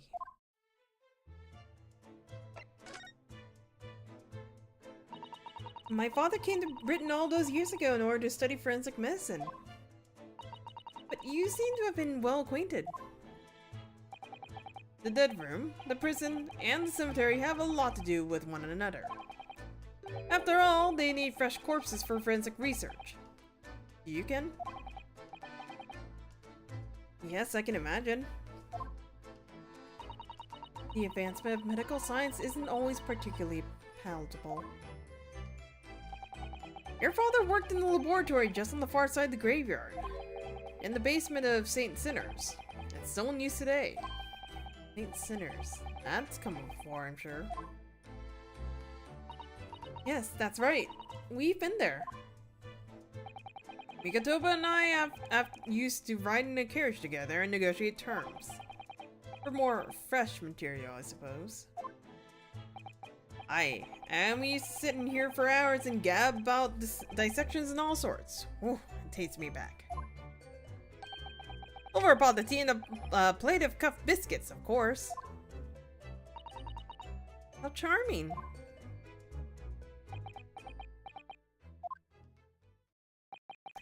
He was a good fellow, your father. Reliable and dead set on his work. But I'm afraid I'll never understand you Japanese. Because of Genshin Asaki, I suppose.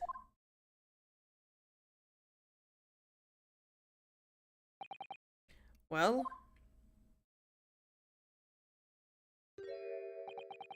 I cannot tell you anything else. Thank you so much for your time, Governor. Oh, one moment before you're away, Hen.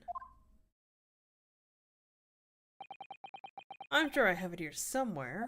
He has a freaking axe on his way.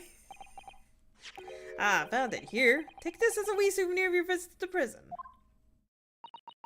What is this? That's Vigil's dismissal notice. It's 10 years old now, of course. Oh my. Are you sure? It's no trouble at all. It's not the original, mind.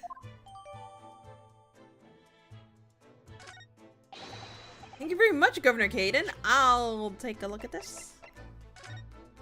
Chief Warder Daily Vigils relieve his post with immediate effect for having violated Clause 132 of Her Majesty's Code of Conduct for Prisons. All rights of redundancy pay and other financial benefits are fully revoked. Aiden and abetting the escape from this prison of convict just prior to his execution. Details of this escape are still being investigated. Full cooperation with inquiries will be expected. Indications are that the jailbreak plot was conceived prior to the convict's incarceration. It's believed that the convict engaged in some form of negotiation with prison staff in order to secure assistance. Full disclosure of information regarding this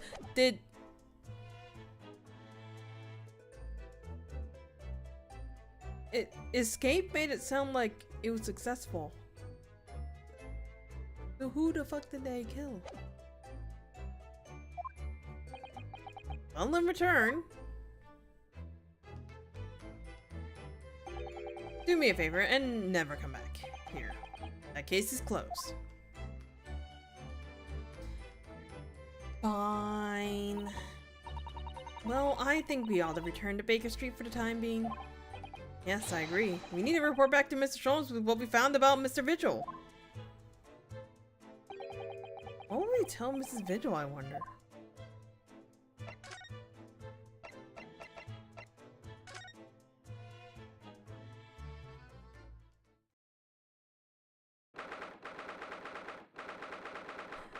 Sholmes. We're back! Hello, you two! Oh, that's not Sholmes. I thought you'd be back before long, so I baked some scones for us all. Ah, so that's what the delicious smells.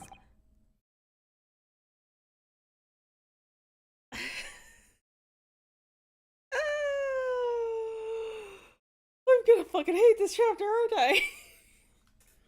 Greetings, my dear fellows. You've returned a good deal sooner than I was anticipating. Hello, Sholmes. Hello, Mr. Sholmes? Say nothing. Your thoughts are written all over your faces in any case. It turns out it may have been advisable to test my hair color restoration tonic before application. Oh my. Pray, tell me, what of our warder friend? Have you garnered some new information? Oh, yes, something very surprising, in fact. Though it's not a patch on your hair, to be honest. It most certainly isn't, but still, we've discovered that... Hi! Drop everything, Sholmes! This is more important! Gina? I can't animate it. Oh no, is she crying? What's happened? Clearly a very grave matter indeed. Poor Miss Lestrade made no mention of my hair whatsoever. It's the boss. What do you mean? Inspector Gregson? The boss is... He's dead. What? They just found his body. Shot with a pistol. What?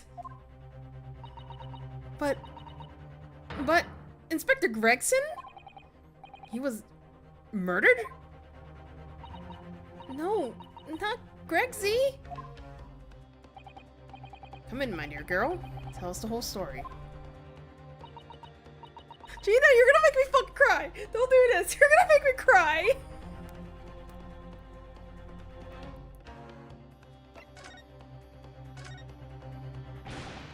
Are you serious, Gina? Inspector Gregson was very shot? I don't know about what happened myself yet. They're still there, investigating the scene. When did this take place? A little rented room in a building full of flats on Fresco Street. The outskirts of town, nowhere near his home. He was perhaps investigating the case then. The thing is, no one at the yard knows nothing about no case around there. Oh, how strange. And the boss was... He was so good to me. I know I ain't up much to... I can't do this, yo!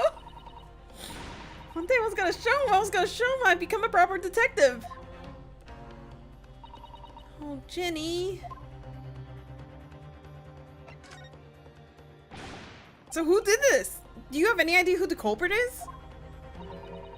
Got him already. Already? They've caught the shooter so soon? Witness reported something was going on, and the boys got straight down there and took care of him. Who? What awful person did this? I still can't believe it myself. Gina?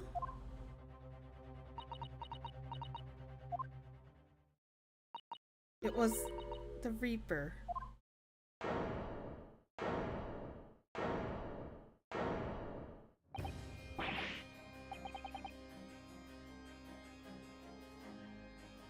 Yo, I didn't expect that one. No, wait a minute. You don't mean they've arrested Lord Von Zeeks for it?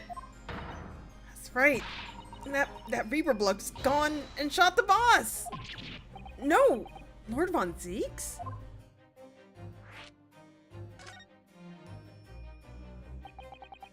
Are you quite sure, Miss Lestrade? It's Baron Von Zeeks the police have arrested.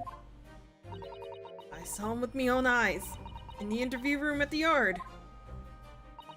I don't believe it. There were witnesses, and they are all saying it was him. So you mean there were actual multiple witnesses? They've heard the gunshot, apparently. And when our lot got to the scene, there was only the boss and the Reaper bloke in the room. There's no way Lord Von Zeeks would have taken Gregson's life. I just don't believe it. I don't believe it either.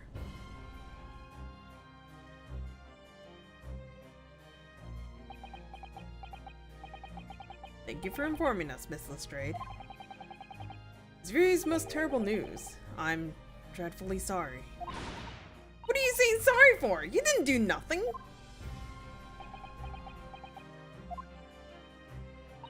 Well, anyways, I'm taking a cab over to the scene right now.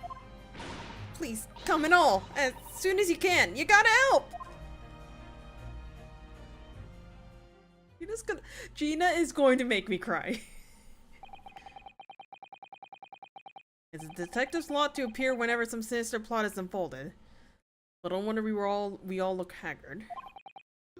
Sometimes these things are almost too much for the nerves. Mr. Sholmes. What use is there in being a great detective if I fail to see something like this coming, huh? How could I let this happen to Gregson? To Gregson.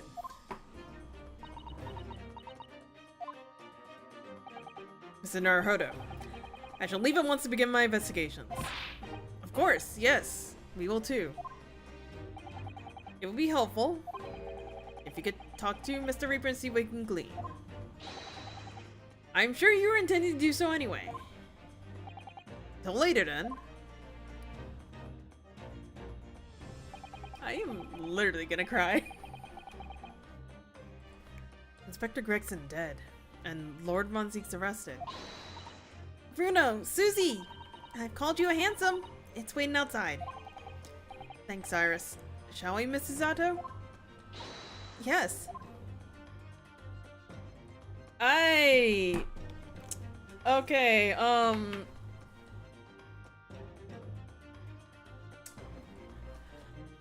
So here's the thing.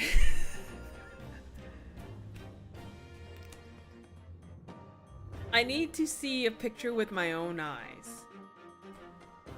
But the last thing that I was spoiled on this game was about Gregson. However, what I remembered being spoiled about was completely different from what I am hearing. And that is bringing me a lot of concern. I am not gonna have a good time.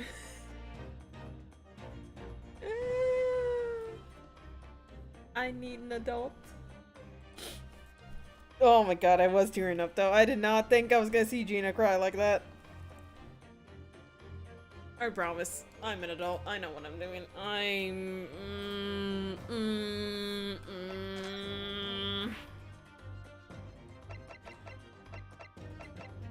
I need to come here. I need to come here first. I'm sorry, Von Zeeks. I really need to know. Wait, some of the body's still not there.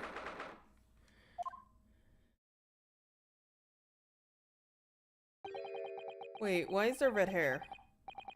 This really is now the way part of London. I doubt many people find their way down here on this back street. This dust-ridden rented old room is where it happened then. So this is where poor Inspector Gregson lost his life. Yes, and the police are already hard at work investigating, it seems. I don't see Mr. Sholmes anywhere, though. Perhaps his investigation has taken him elsewhere. Wait, what do you think you're doing there? Every one of them drawers that's got to be taken out so you can look underneath and all.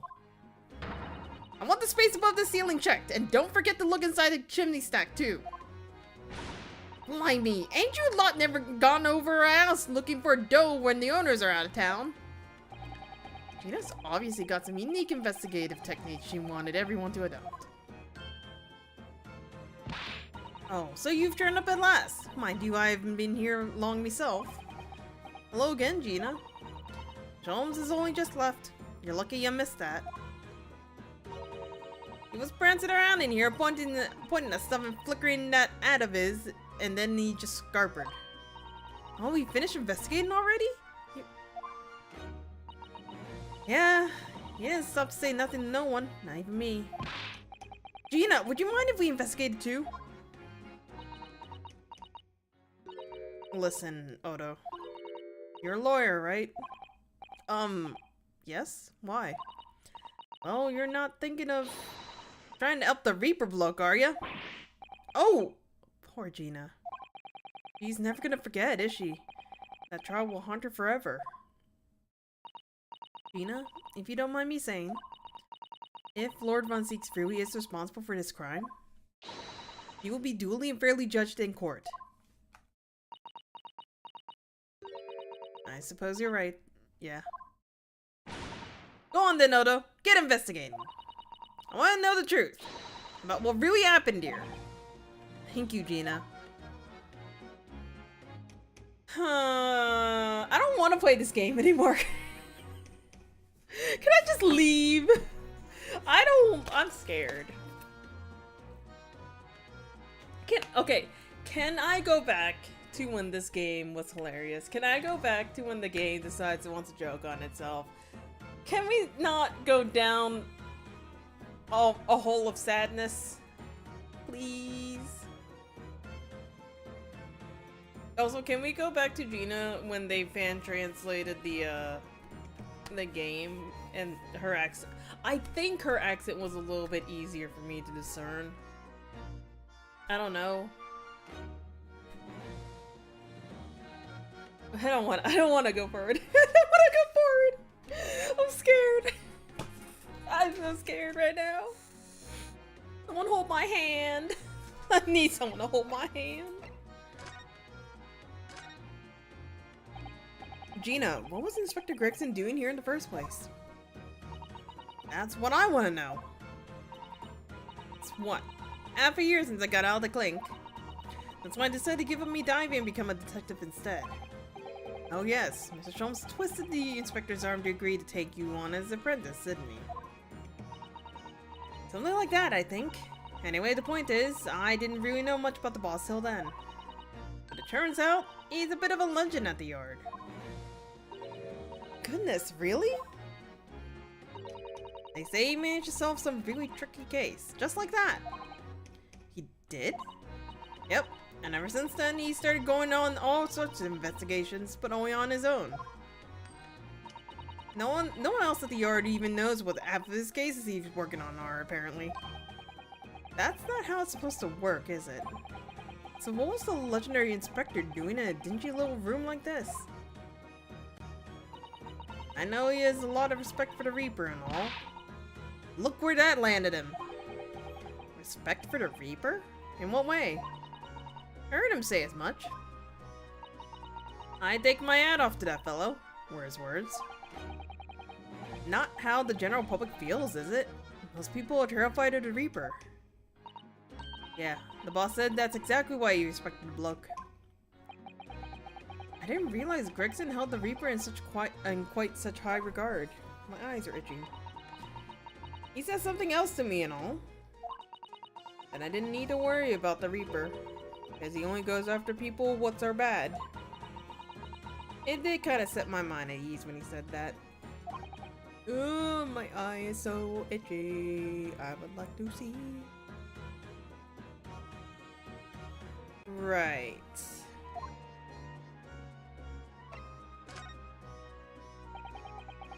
What is this place then? Does anyone live here? Apparently it's being rented by some cove called Hugh Boone. Hugh Boone. It's sort of here today, gone tomorrow name that, isn't it? Yeah, he's what we call an unidentified person. We haven't been able to get in touch with him. I see. Well, judging from appearances, I've had to say this place has been lived for a long time, if ever. Right? All the lads from the yard piled down to get stuck into the investigation. There's so little here, no one knew what to do with themselves. I do wonder. Yes, Mr. Sato? Well, could it be that this Hugh Boone is in fact Inspector Gregson himself? What? How could that be? Well, he was investigating on his own. It's quite possible that this was in fact some kind of secret office of his. I'd never even considered that. Nice work, Suze! We're actually following a line in that inquiry like that ourselves. You are? If you look around the room, you'll see. There's a few things that hint at it. We should really investigate this place in detail.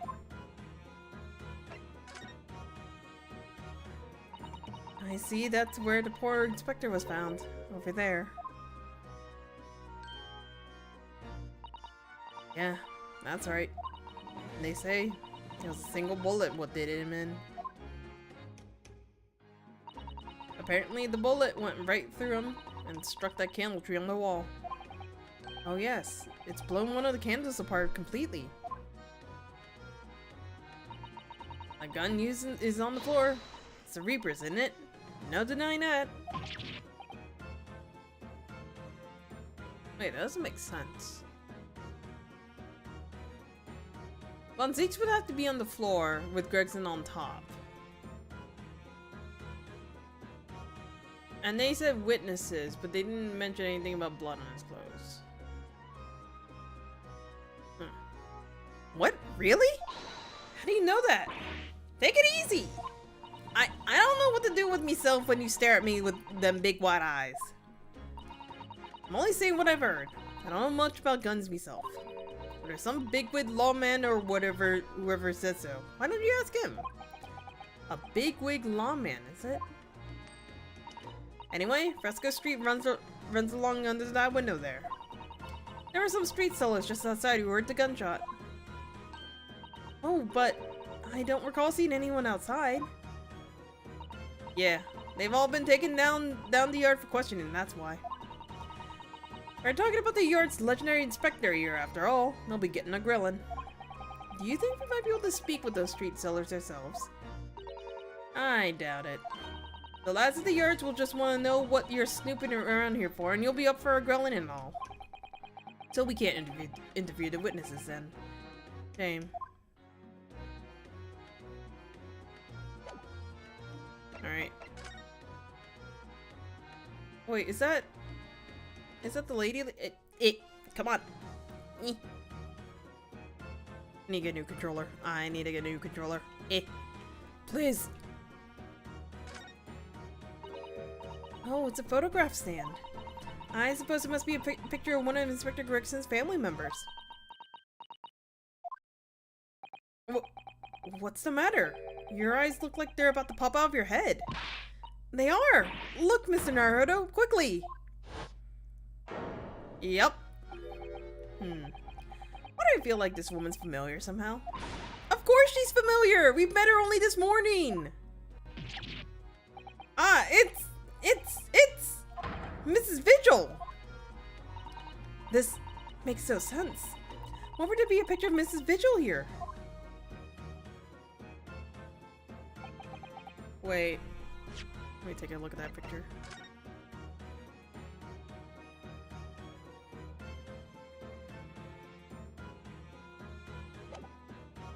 Is that Gregson?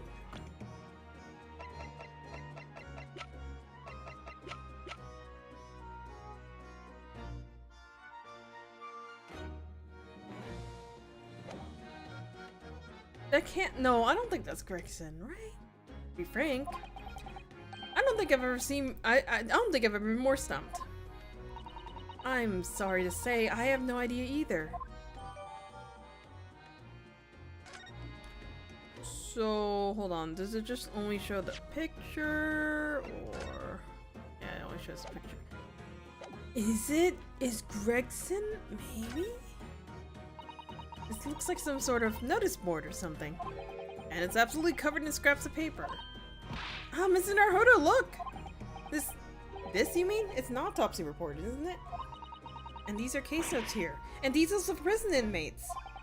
Yes, in fact, they're all the sort of documents that only a detective could normally acquire. What on earth went on in this room? Some old newspaper cuttings. Ah, and this one here! Oh yes, the advertisement you mean. To the Red-Headed League. But why? What's that doing here? Whoever occupied this room was clearly interested in it for some reason. Little toy soldier. Oh, what's this? It would appear to be a little bottle policeman. It's rather charming, isn't it? In a way. Seeing as it's on the floor here, do you think it belongs to the Inspector Gregson? It's a little hard to imagine Lord Von Zeeks playing with something like that. It's only about 8 centimeters tall. Could have fallen off someone's pocket, I suppose. I think we should record it as evidence, just in case. Yes, I agree. It is a rather delightful after all, in a way. So, are they hiding drugs in here? Oh, look at it, he's so cute. There's a crack on his head. The helmet of this charming policeman appears to be a little worse for wear. I'm not convinced about the charming part. But yes, you're right. The head part looks like it's been fairly heavily manhandled. Almost as if somebody has enjoyed twisting it around and around and around for fun. Shall we try twisting it around and around and around too? For fun? Oh! What's that? It appears to be some sort of key. It's tiny though. It could be a key for a door, not that size. So what is it? So what is it for, I wonder?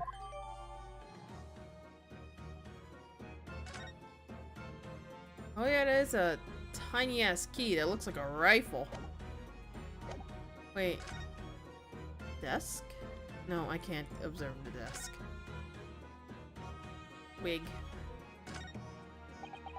Ever since we came in here, I can't take my eyes off of this thing. Oh, funnily enough, neither can I. It's a hairpiece, isn't it? It is! It is! A bright red hairpiece. And I suppose the fact that it's right here next to where the body was found means we have to accept that Inspector Gregson wore wigs, doesn't it? And it's such a flame-colored red, too. Yes, that's a color we've come across very recently elsewhere, isn't it? Exactly! This is a vital clue, I'm sure. Well, can I inspect the wig?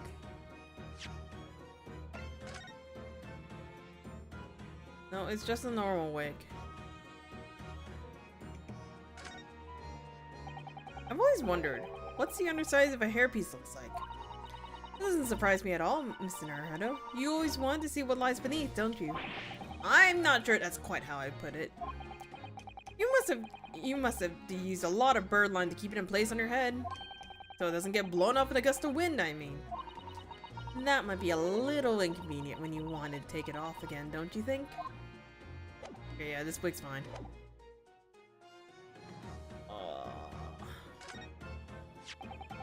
This is presumably the murder weapon. Oh my, it is real, I suppose. I think so? Guns are so rare in Japan, I really know very little about them. There's one way to know for sure, Mr. Naruto. Fire a shot. No, no, no! If I did that, I'd be looking for a skilled lawyer to represent me in court. Slightly safer just to ask someone who might know, I think.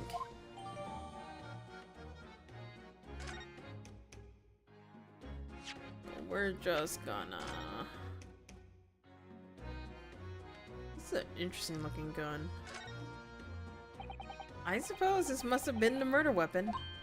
Oh my, it is real, I suppose. I think so. Oh wait, you're literally just saying the same stuff.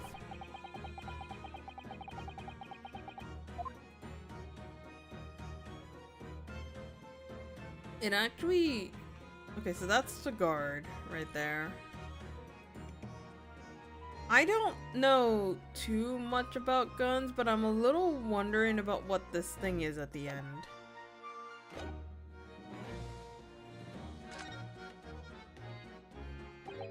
Top of one of the candles in this candle holder has been completely blown off. Yes, there's wax splattered on the wall behind, look. I suppose if a bullet had hit it, it does seem likely that the bullet hit the candle. Having first passed through the inspector's body. Ugh. Now that the wax on the wall looks like blood to me.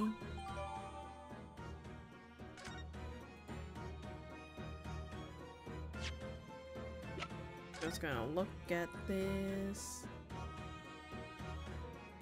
There's one messed up candle. There's some black marks here. Look. Yes, they look like some sort of scorch marks. Perhaps a bullet struck the candle here, do you think? It's only this one candle that's been cracked in half, it seems. Yes, I think you might be right. Firearms are rarely used by criminals in Japan, so I'm afraid I'm not particularly knowledgeable about them.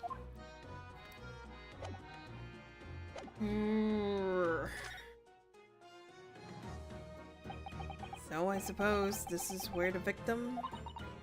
That's right, the rope is laid around the body to show exactly how it was found. Or Inspector Gregson himself has already been taken away. And would probably be under Dr. Sif's scalpel by now if not for what happened last week. In the shape of the rope, it would appear that the inspector was curled up in a ball.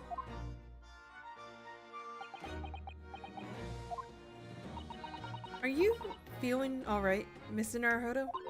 You look like you've just seen a ghost. I know it's just a rope, but, well, it conjures up quite a terrifying image, that's all. Especially with that bloodstain next to it. Oh, I do understand. In some ways, what we picture in our minds can be even worse than reality. That doesn't sound so strong, though. He's taken this far better than I am. Excuse me.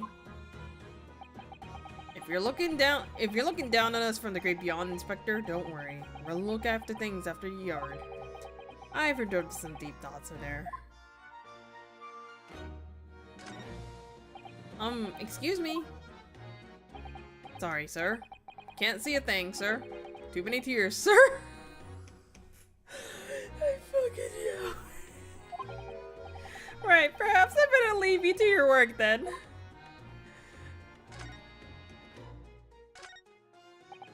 Excuse me, sir? Oh, Inspector. Oh, sir. Poor man. He can't possibly be able to focus on investigation when he's so upset. Can't investigate the desk, chair. I can't investigate the goddamn door. Can't do the paintings. Oh, chimney. An empty fireplace makes a room feel even colder than it would be otherwise, doesn't it? It's thick with dust, look. I think it would be fair to say it hasn't been used in a very long time. In other words, whoever lived in this room must have been extremely hardy in cold weather. Or nobody lived here at all and merely visited when the occasion arose. I wouldn't like to say which is more likely. No, that's right, it's one or the other. Alright, is there nothing... shit. There's nothing else to investigate. Somebody's very haphazardly nailed those boards over the broken glass, haven't they? You couldn't even call it a window anymore. Well, if you remember the window in Mr. Natsume's room, that was totally blocked up with bricks. This one does at least get a little... You could say nothing more about it. I'm starting to feel even more sorry for Mr. Natsume now.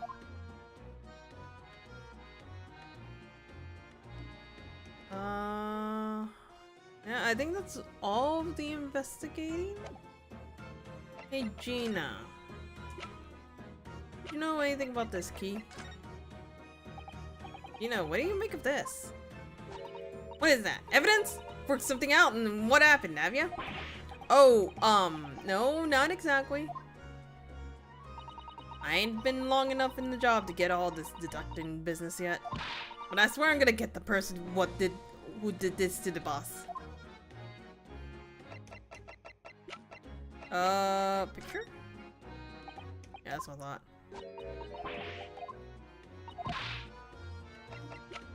Do you have anything to elaborate to us?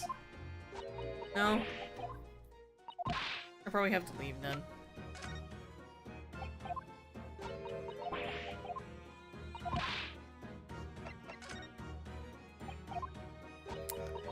Yeah, okay, so I might get evidence from Von Zeeks. Unless, hold on, did I finish talking to her? Yeah, I did. Von Zeeks. he's just sitting there reading. There he is. Lord Von Zeeks behind bars.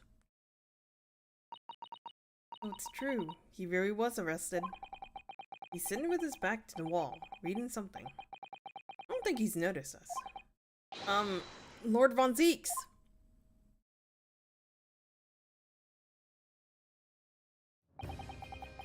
Fancy meeting you here.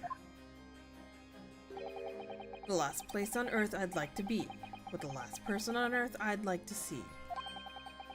I couldn't very well not come. You've heard what happened. That Inspector Gregson was...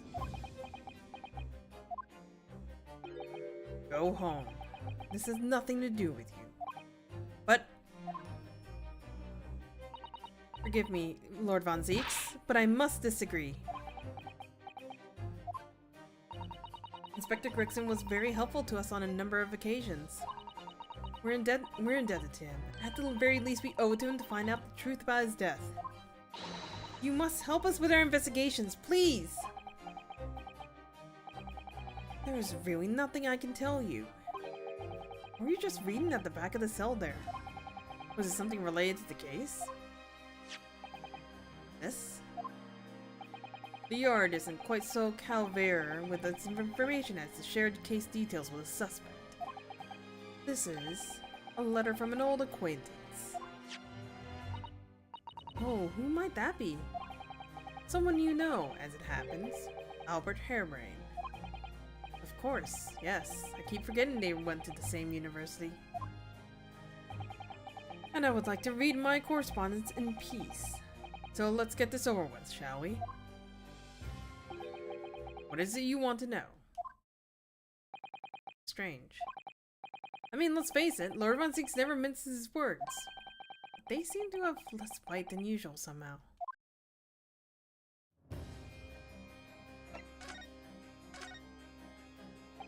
Can you at least tell us your side of the story, Lord Von Zieks? What happened?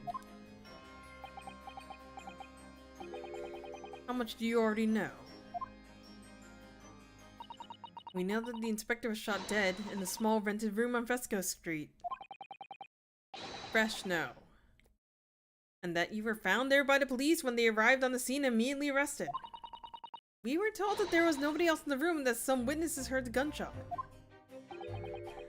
Then you're well informed. And there's really nothing I can add. The truth is, I don't know what happened myself. But the gunshot! Obviously you didn't fire the gun, did you? I'm not in the habit of shooting the people I work alongside. I also heard a noise, however. Before I had a chance to investigate, I was apprehended by the arriving officers. So he doesn't actually know what happened. If I might ask, what were you doing in the place to begin with? I don't need to answer that. After all, you're not representing me. He's going to need a lawyer, though.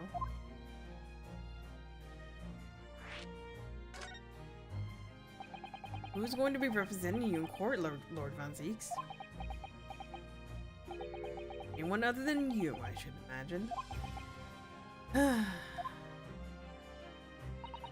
Would I be right in assuming that you have no representation as of yet? Defense lawyers shy away from any trial involving the Reaper, as I'm sure you know. This is different. In my career of all the defendants I've prosecuted, only 19 have ever been acquitted. Of them, 16 subsequently died in mysterious circumstances.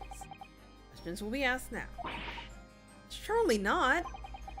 I'm sure you know defense lawyer will want to touch me with the end of a barge pole. But you didn't actually have anything to do with those people's death. You? It's been 10 years now that I've been known as the Reaper of the Bailey. Believe me, nobody wants to know the true identity of this killer more than I. However, it seems things may have come to a head before I had the chance to uncover the truth about that. What does he mean by that?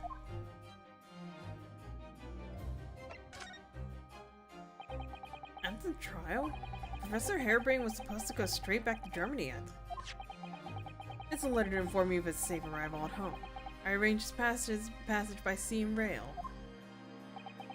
It's a relief, I must say. He should now be beyond the reaches of the Reaper. Because the Reaper doesn't follow people abroad, you mean? Yes, so it seems. Your stupid little Nipponese friend, for example. You told me he was keeping well in Japan when I inquired the other day. Yes, that's right. He's an author now, happily working in Tokyo. So Professor Harebrain is safely back in Germany now. He is.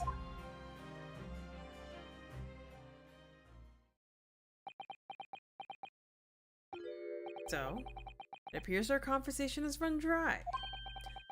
There was a 2-second silence, that's all. Well, in any event, if you'll excuse me now, I wouldn't like to detain you.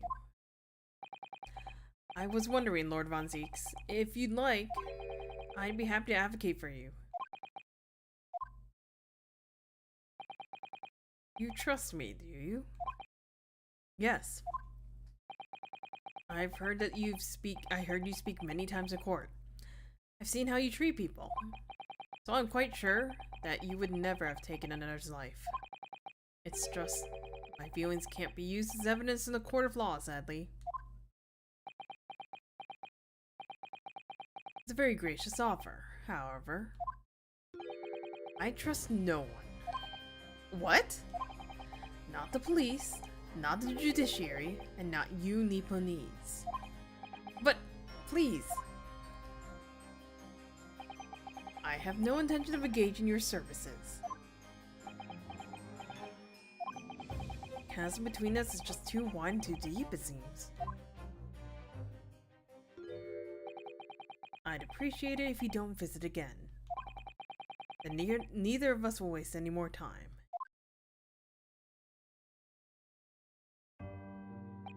Perhaps we need to dig a little deeper and find out more about Lord Von Zeeks and what happened to Inspector Gregson.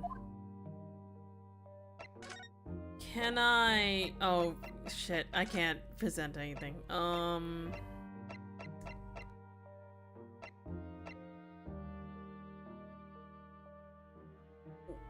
Where the frick do I go?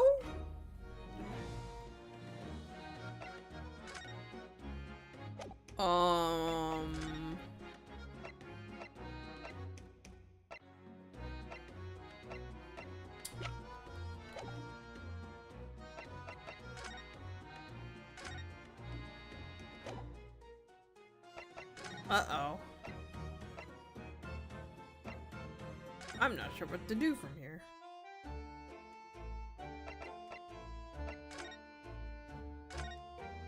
Yep, he's here. Oh, wait, damn it.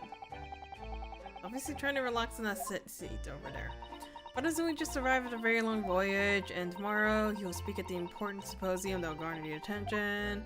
Blah, blah, blah. Just about to think that. It's one thing reading my thoughts, but at least let me have them first. Oh dear. Perhaps my brain works too quickly. Okay. Chief Justice Office?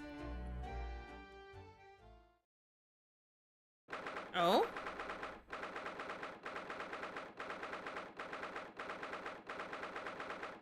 Oh? You've made good time. I took an express train back to London. Can hear Lord Strongheart, can you? Yes, it sounds as though he's talking to someone. Oh! Is everything in place? I had a private compartment on the train so I could check all the paperwork. It's... Kazuma-sama!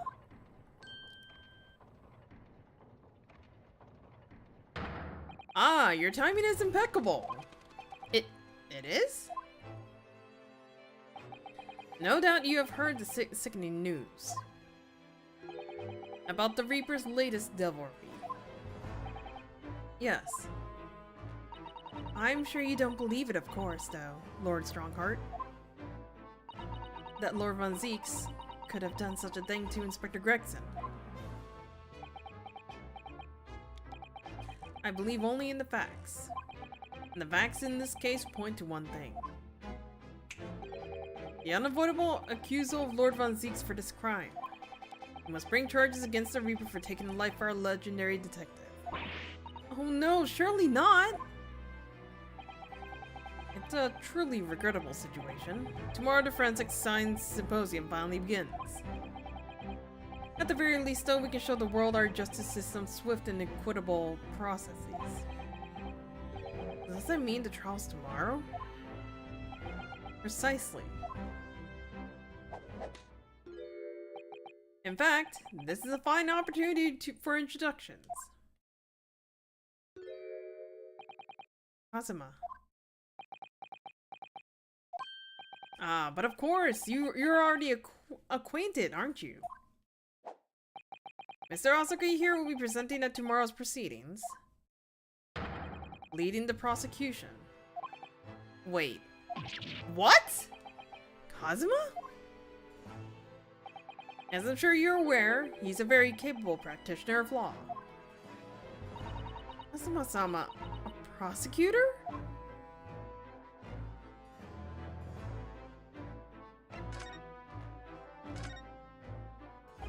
I'm sure you can imagine that tomorrow's trial will be closely followed all over London. In fact, no. People all over the Empire will be watching closely to see how it unfolds. There's no salvation for anyone in the trial prosecuted by the Reaper of the Bailey. And now, the Reaper himself must stand in the dock. Quite so. The public wants to answer about the Reaper. Answers about how and why those who escape convict subsequently die mysterious deaths. But Lord Von Zeeks firmly denies any involvement in such matters. There has been a thorough investigations that have proven him to be innocent. That's certainly true, or it has been, at least until now. No. Tomorrow's trial will mark the start of a new chapter in our country's great judicial history.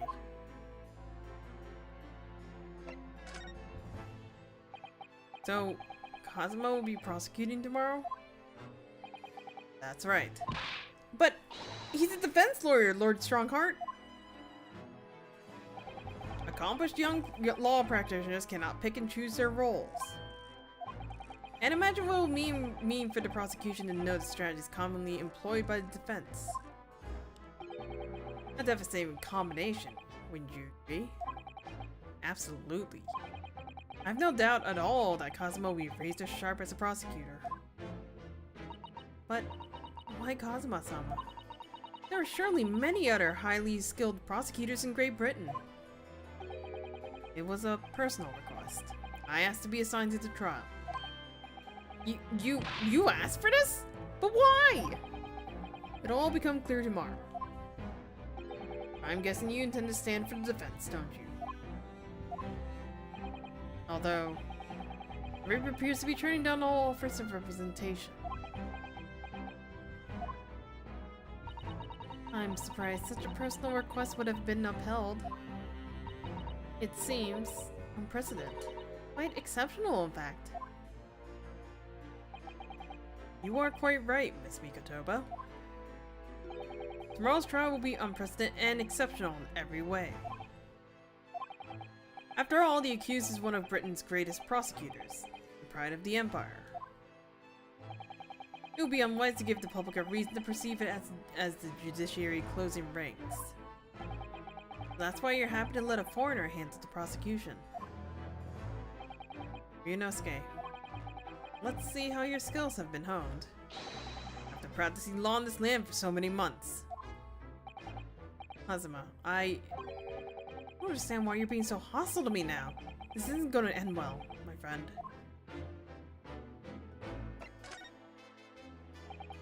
Oh yes, we noticed that there was a gun at the scene in Inspector Gregson's death.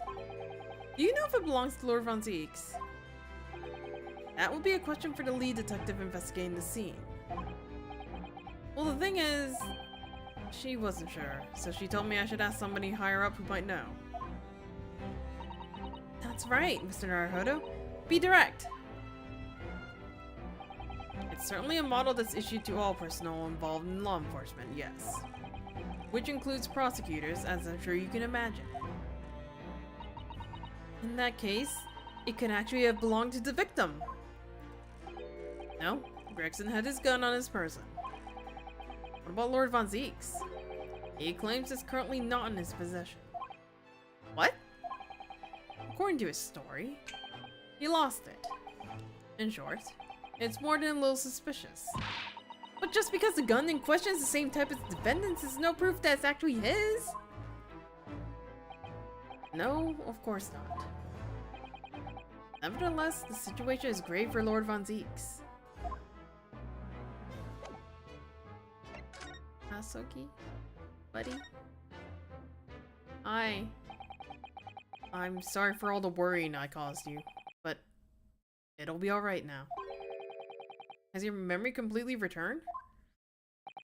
Yes, completely. I remember everything. Including what I was coming here to do. Right. Kazuma-sama, I can't tell you how happy I am to see you alive and well like this. But how did you come to be here in London when you were suffering from amnesia? It was the voice. This past year, I've been hearing it in my head constantly, saying the same thing over and over and over. Go to London, that's where your destiny awaits. It was that voice that guided me here to London. I'm so sorry for what's happened. Anyway, my memory might have returned to me. There's something that won't return the way it was before. Huh? What do you mean? I'm a prosecutor now, so I'm sure our paths will cross again very soon.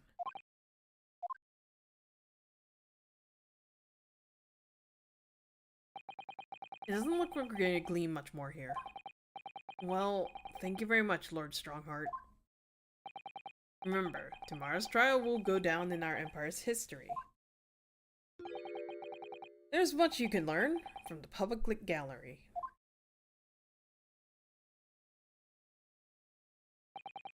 Sorry to have taken up so much of your time. We'll see yourselves out. Hold it! Hi! Before you go, Ryunosuke. Oh, what is it, Kazuma? I just wanted to thank you. Kazuma-sama, what? You took my determination to heart and brought it with you over the ocean in my stead. And you carried out my role to perfection. You always were intended on studying British law in order to change your own justice system. It was your dream, and Mr. Naruhodo didn't want that to die with you. Yes, but I have another purpose for coming here.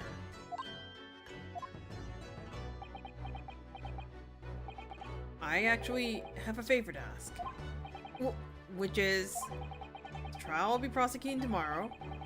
I'd like you to be there to see how it ends. Right in front of me. As the defense counsel. Well, why? What's this all about? I know you have what it takes. But Lord Von Zieks would never put his fate into my hands. On the contrary, he recognizes your talent. He does? It's not easy to see behind the facade sometimes. Here, have a look at this. Oh, look at him! Oh wait, that's brother. That's... Oh wait, that's Gregson!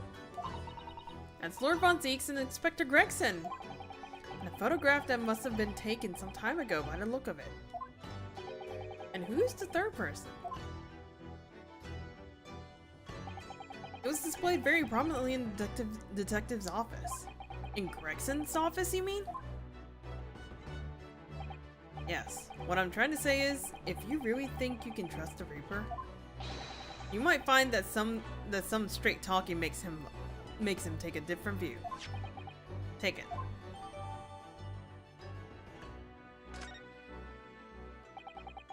I don't understand. Why are you giving me this? Hurry, Ryunosuke. Visiting hours at the prison are almost over.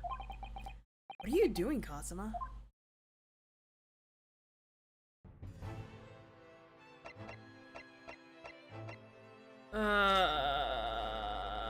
So technically another thing I was spoiled on is the fact that Kazuma would be taking over as prosecutor. I just didn't know for what and where. And that was kind of coupled in the fact that I got spoiled that he didn't actually die. Hi, Von Zieks. Lord Von Zieks is still reading that letter. We've been gone quite some time, though. Either he's an incredibly slow reader, or it's an incredibly long letter. I might even be able to read English faster than he can. I was about to say, did he hear you? I was intending to ignore you entirely. But I can't turn a deaf ear to such an insulting Nipponese. Oh, sorry. I didn't think you hear that. I had the case notes brought to me in secret. I was reading them to pass the time. Yes, we heard that your trial is set for tomorrow. Which is none of your business. So, have you found a lawyer? How many times must I reiterate the same thing? This has nothing to do with you. In other words, no. We were just talking to Lord Strongheart and the prosecutor for your trial has been decided. I'd expect nothing less. Though I have no idea who it is. It's going to be Kazuma Asogi. Asogi? That made the color drain from his face. Did you not know Kazuma's last name? Ah, well then. It seems I'm going to have to engage in conversation with you again after all.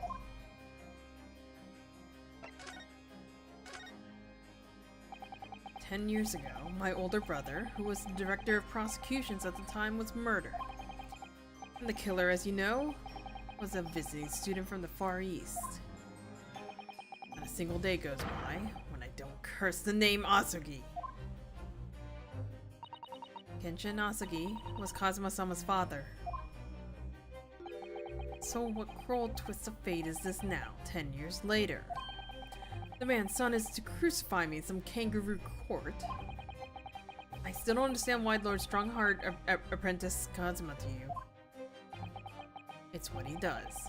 No doubt he knew of the young man's true identity from the outset. But what could he have been hoping to achieve? Let's not forget it was only 8 days ago that Kazuma recovered from his amnesia. Why would Lord Strongheart assign this trial to someone like that? Asogi.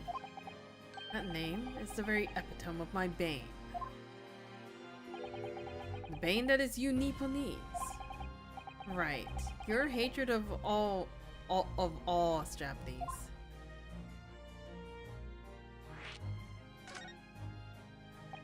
I'd only just been appointed as a prosecutor when it happened 10 years ago. My brother Clint, the director of prosecutions, was hunting down a mass murderer. The so-called professor. Assigned to the investigation as his partner was a certain visiting student dispatched from Scotland Yard. And that was Genshin Asogi? Exactly. I developed a deep respect for the man. He seemed noble-minded and chivalrous in the extreme to me. But none of us saw the true nature of the man. So I lost everything when it happened. My esteemed brother, the people I believed in, and any semblance of right prevailing over wrong. Oh, how awful. To avenge my brother, I prosecuted Asogi's trial.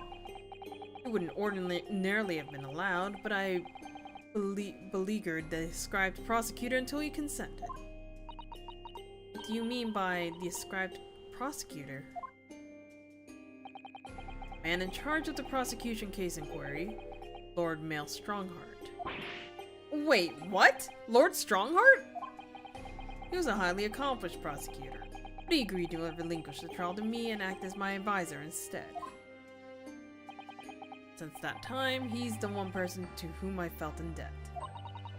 I'm sure he must have seen your zeal for the case and recognized your potential as a prosecutor. Anyway, time passed, but then earlier this year, who should arrive in London but you? And of all things, as a lawyer. I felt your animosity the first time I ever faced you in the courtroom. Your obvious deep loathing of us Japanese.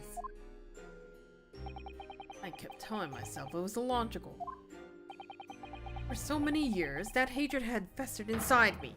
I could no longer control it. I can understand why now that I know the history. But in the same way, I've long felt the Nipponese to be the bane of my life. Kazuma Asogi, I am the bane of his. The Reaper who sent his father to the gallows. He's looking for revenge, and he intends to take it in court tomorrow.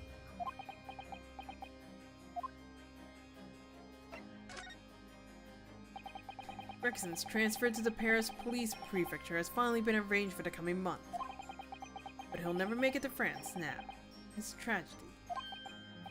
Oh yes, come to think of it, he did mention something about that, didn't he? I wonder, does it happen often? Being transferred internationally, I mean. It's the first time I've ever encountered it. The Paris police welcoming an English detective is almost inconceivable. I can't imagine what kind of magic Gregson must have worked to put that arrangement in place. Sounds like that mystery has even the Reaper perplexed. I'm afraid to say that we were very ignorant about Inspector Gregson's standing. We hear that he was considered something of a legend in Scotland Yard. Again, it was 10 years ago that he first made a name for himself, by uncovering a decisive piece of evidence that exposed the professor's identity. If it wasn't for Gregson's singular approach to the case, the discovery would have never been made. What sort of approach? After my brother's life was taken, the inspector pushed for a full autopsy. Oh my, 10 years ago? Why is that so surprising? Autopsy was considered a desecration of the body at the time and rarely performed. And my brother was of course a noble. That made the idea of it even more unthinkable. But something Gregson had dug up in his investigations made him determined it was necessary. His powerful conviction somehow influenced the House of Lords, and as a result, he avenged my brother's deaths. So, you must have had great confidence in the inspector's ability then. And it's even more inconceivable that you would have taken his life. I don't have confidence in anyone. And I'm sure Gregson felt the same way. I've no doubt he thought of me only as the ominous Reaper, just like the rest of London. What really went on between Lord Von Zieks and Gregson, I wonder? What was the true nature of their relationship? About the gun used to shoot the inspector that was found at the scene. Ah, yes. That's not mine. Really? Because common opinion seems to be that it is. What do you expect me to say to that? Lord Strongheart informs us that you claim to have misplaced your firearm. As embarrassing as that is, I'm afraid it's true. When did you lose it then? That, I don't know. I was issued with a revolver when I first became a prosecutor 10 years ago. I must have stood it somewhere, I suppose. Or left it somewhere, perhaps. You have something in common with Lord Von Zieks, after all, Mr. Naruto. A talent for misplacing things. No, this has nothing to do with me. Don't drag me into this. Don't make the mistake of associating me with this Nipponese. Oh dear, the rift is very wide, isn't it? So it's not decisive evidence, clearly. But it doesn't look good, that's for sure. Von Zieks, I got a picture to show you. Lord Von Zieks, we came by this old photograph. Did you get that? It was taken when I became a qualified prosecutor. It's almost unbelievable. I assumed it was long lost. Is the man on the left there? Yes, it's my brother, Clint.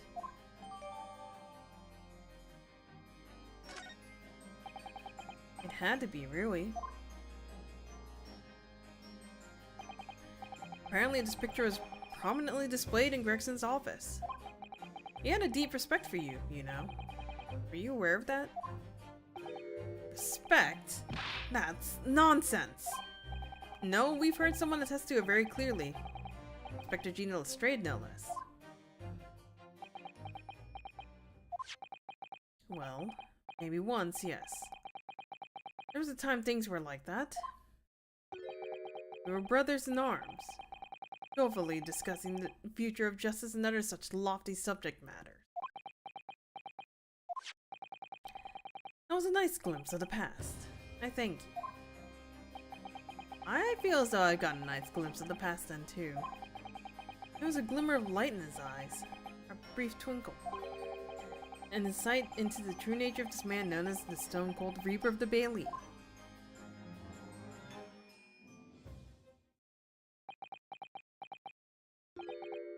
Mr. Naruhodo. Oh! That's the first time he's ever used my actual name. I've lost all confidence in my country's justice system. I don't trust the police, the judiciary, or lawyers. There's still one thing I'm willing to believe in. What's that? That which you see in the eyes of another across the courtroom. A simple determination to know the truth. Lord Von Zeeks. The very first time we clashed in the Bailey almost a year ago now. I couldn't deny it, even though I dearly wish I could. Here is a loathsome Nipponese who has absolute integrity as a lawyer. There are only two other men I know with that same look in their eyes. My brother, Clint, and Genshin Nasuki. The man he idolized and the man who betrayed his trust in the most hideous way. When you showed me that photograph just now, it reminded me. You mean this photograph?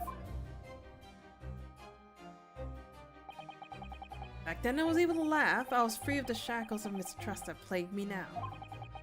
I looked to the future with hope. Since then, I've protected myself against betrayal by refusing to trust anyone. But at times, the mire into which I've sunk made it almost impossible to breathe. I'm so sorry. So, Mr. Naruhodo, I want you to believe in that look in your eyes. I need you to believe in it. Tomorrow's trial. Will you advocate for me? Of course I will. It would be an honor. I'm so pleased, Mr. Naruhodo. My life is in your hands.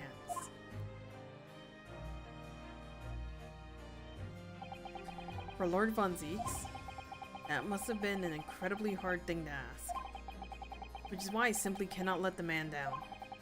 Tomorrow, in the Old Bailey, against my old friend, Kazuma. I don't want... Please tell me someone at least has a picture of Gregson. I don't want to believe it. I don't want to believe it.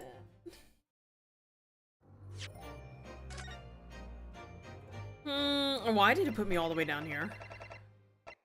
Oh shoot.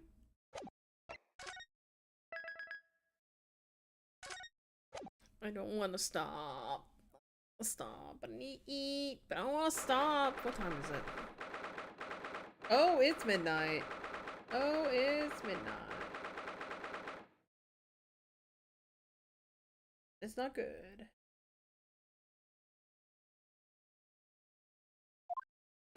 What is even open right now?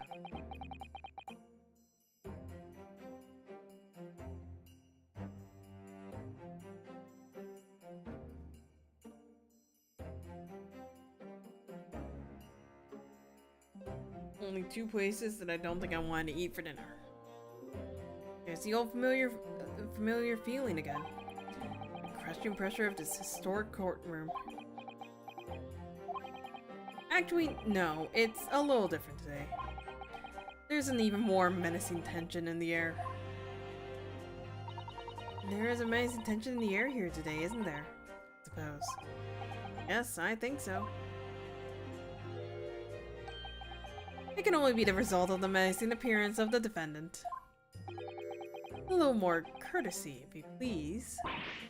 Oh my, I do apologize! However, you're certainly not mistaken. This trial is far from ordinary. What do you mean? I'm not privy to the details, however. I understand that no jury has been selected. What?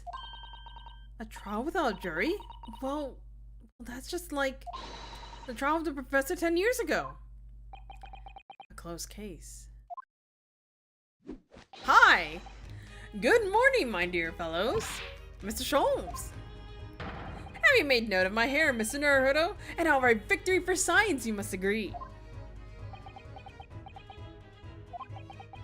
To be perfectly honest, so much happened yesterday that, well, I completely forgot about your little hair problem. Ha! What to one man's a little hair problem is to another day of drinking dubious potion after dubious potion. You have no idea how my stomach ails me this morning. Oh dear, how awful for you. I'm afraid you have only yourself to blame, Mr. Sholmes. And good morning to you, Mr. Reaper. I'm delighted to see you looking so full of vim. And I see London's celebrated great detective is as active as ever.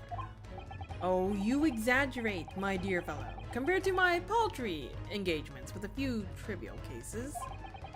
The Reaper's overbearing presence is far greater deterrent to the black roots of crime in our capital. And whilst I may not agree with your methods, there's at least one point in which I would readily commend you. What an honor. And that would be your eye for a good lawyer, sir. Mr. Sholmes! After all, behind this lawyer there is a very great mind, my own. What are you trying to say? I wish only to say that you should be prepared for quite a trial, Mr. Reaper. Sorry to barge in. Hi! Gina! Oh, she got that. Aw. What's that on her arm? It's a morning band, I suppose. Father! Shouldn't you be at the symposium? It's been postponed, so I have some free time. I decided to come along with the police inspector to see our country's up-and-coming student in action. I shall be very interested to see the fruits of your studies over the past year. Well, it's an honor to have you here. Let's hope there's some fruits to see. Oh no. Oh! Yes, Gina? Why'd you agree to do it, huh? Why'd you take him in? This Reaper bloke. Everyone says it was him what killed the boss. I'm sorry, Gina, but I just don't believe that. Well, if it weren't him, who was it? I don't know that yet. I don't care who calls him what, the Reaper's just a name. He's just a person at the end of the day. And if it turns out it was him what killed the boss, then God help him.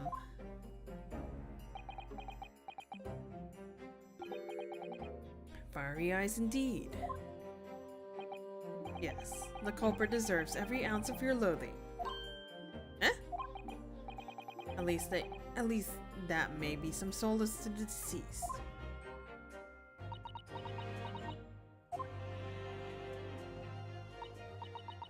Please, Odo. Get whoever did this. For the boss. Oh, Gina. I ain't feeling this useless, but there's nothing I can do. So you gotta find out who did this and made the wretch pay. Counsel for the defense and the defendant. Court will be in session shortly. Make your way to the courtroom at once, please. Alright then, here we go. It's time, Mr. Naruto. Lord Von Zeeks.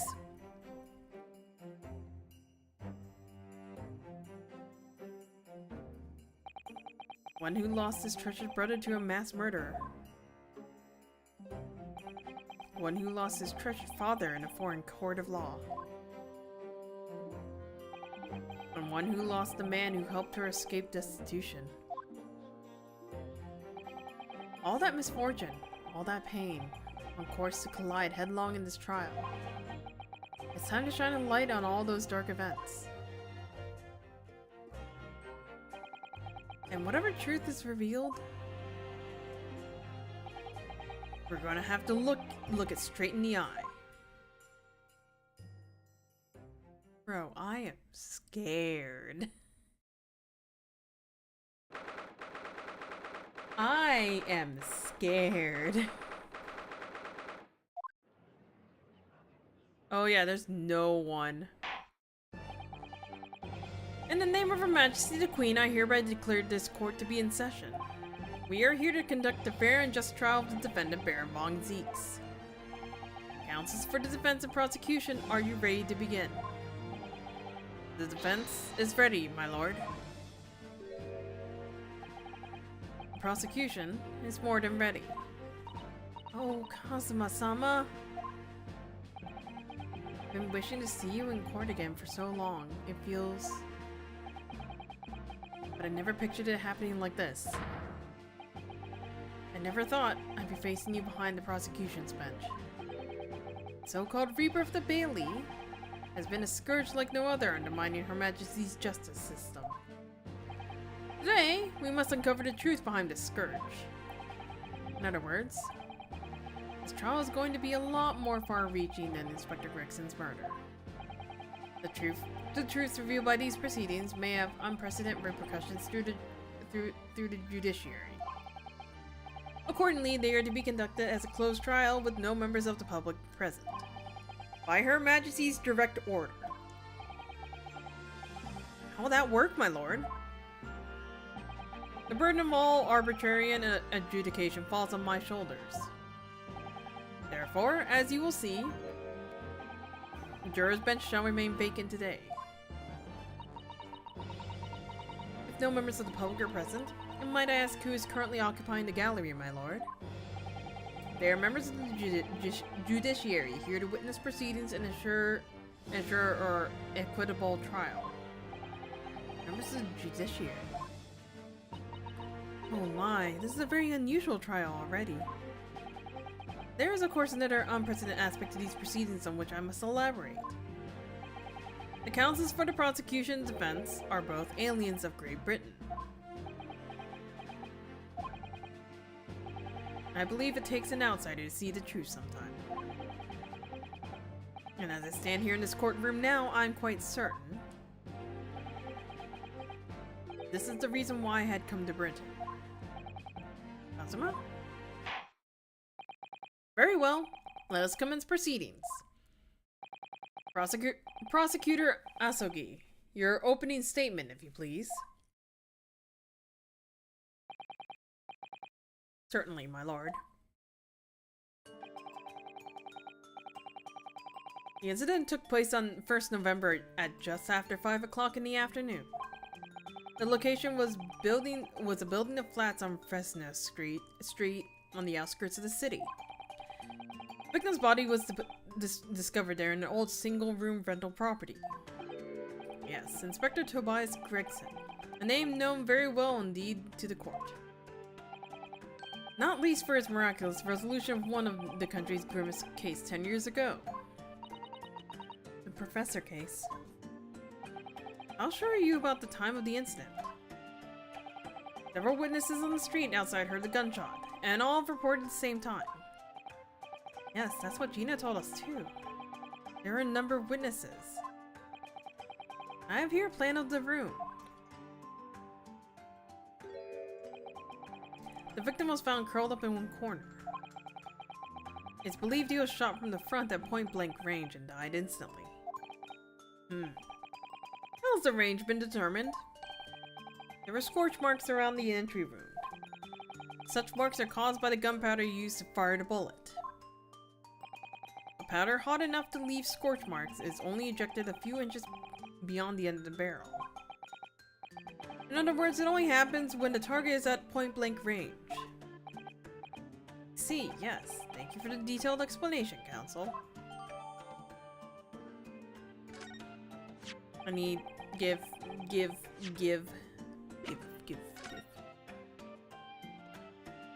There's no time of death. Maria Gori? Victim was shot in the chest at close range from the front, resulting... The caliber of the gun used matches to have a standard issue firearms for members of the judiciary. I was trying to prevent that yawn. The murder weapon was found lying beside the victim. And have you managed to ascertain the owner of the firearm? No, my lord. Not conclusively. Bravo, Kazuma-sama. We're not trying to use the gun as evidence when its provenance can't be proven. Furthermore, my lord, as I explained, the revolver was fired at extremely close range. The bullet passed through the victim and struck the wall behind them. There's a candelabra mounted on the wall, and the tip of the candle in it was found to have been blown off by the projectile. We noticed that too, didn't we? Yes, that's right. Thank you for the thorough report, Counsel. The setting of the crime is clear to me. You will submit the plan of the crime scene as evidence, please. As you wish, my lord.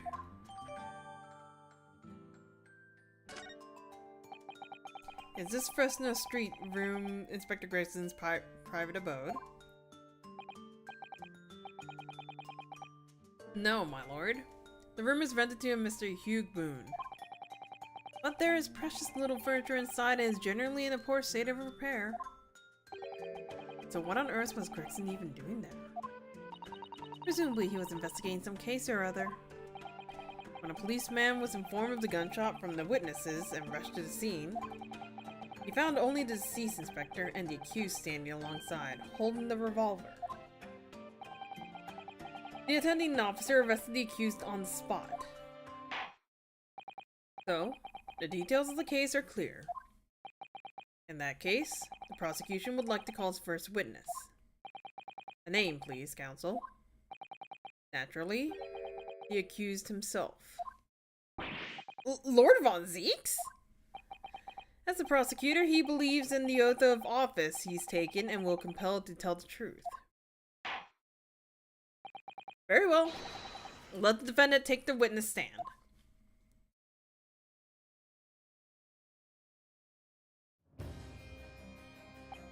So, witness, state your name and occupation for the court. Baron Von Zeeks, Old Bailey prosecutor.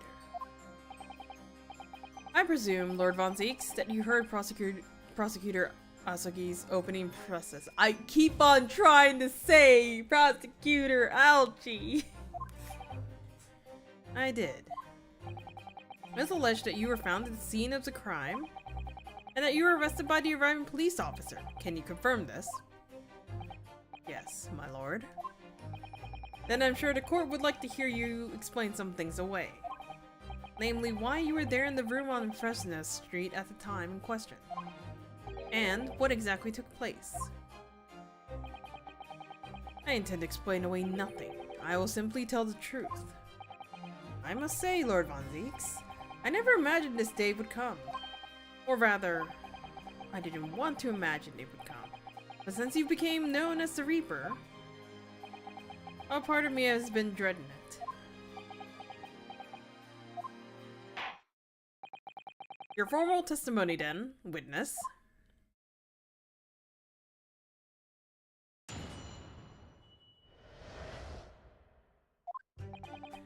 I was investigating Gregson, and my inquiries had led me to that address. When I first entered the room that day, it was dark inside and I saw no one. A moment later, I heard the gunshot, spun around and saw the revolver on the floor. Just as I picked up the firearm up to examine it, the door flew open and I heard a man scream. It was only then that the body of Inspector Gregson appeared before me.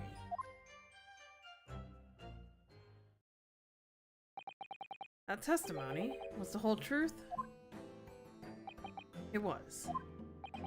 So, you heard a shot being fired in a room with no living occupants. And moments later, a corpse somehow appeared before your eyes. Is that it? You're right. You haven't explained away anything. In fact, that would barely qualify as an excuse. I thought you were my mute apprentice. Yet it turns out you have a way with words, Prosecutor Asagi. It would appear to be a singular tale indeed. Singular isn't the word, it's laughable.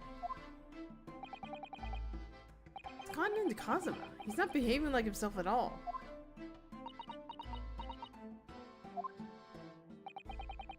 Very well then. Counsel, you may begin your cross-examination. Yes, my lord. Oh, look at that.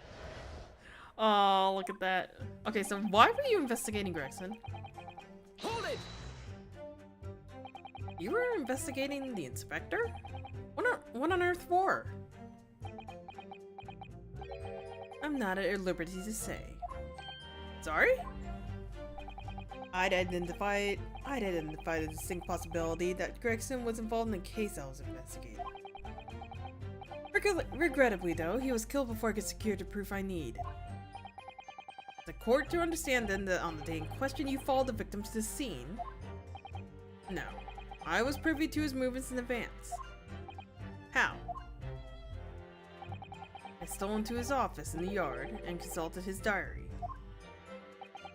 The address on Fresno Street was noted in the 5 p.m. entry.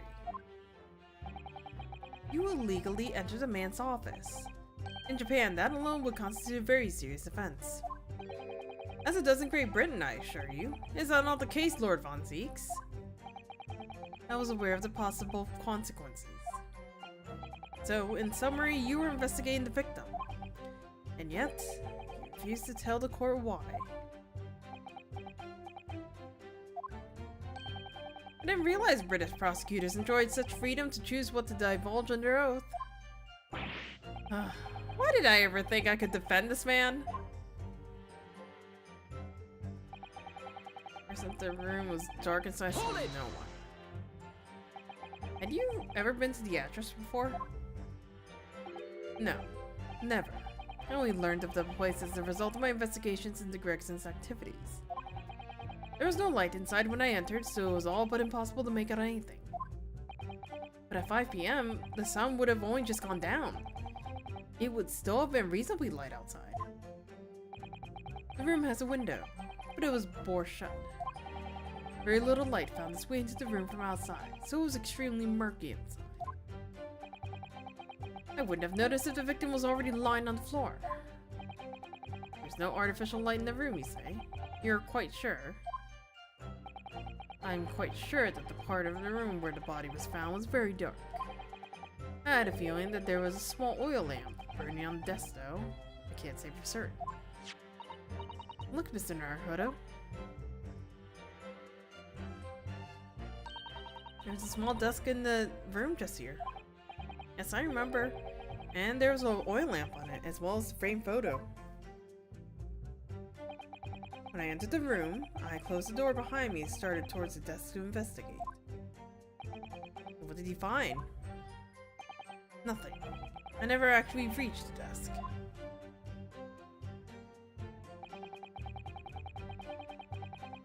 Hold it! So, who fired the gun? I have no idea. I didn't see anyone else in the room. But you say it was very dark in there? Yes, that's right. All I can tell you is I didn't sense another presence. Ah, then could it be? Did the gunshot actually originate from somewhere outside the room? No, that's out of the question. Without doubt, the sound emanating from inside the room. I can smell the gunpowder. This is going from bad to worse. And do you say that that's the point at which you noticed the revolver on the floor? Correct. And I foolishly picked it up. It's carelessness on my part. Presumably, then, the gunshot you heard came from the firearm that you somehow hastily took in your hands? In point of fact, my lord, I believe it did not. What? The barrel of the revolver I picked up was cold. There was no smell of spent powder. Noodle. But then, where on earth is the gun that was fired? Whilst I would like to oblige you with an answer, I'm afraid I can't. I too would dearly like to know that.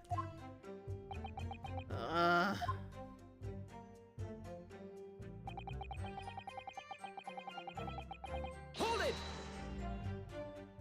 A man, you say? One of the witnesses, I presume? That's right. One of the street merchants working in Fresno Street. Who are these merchants? A number of them has set up their stalls directly beneath the boarded wall of the crime scene. A match seller, a newsmonger, and a peddler.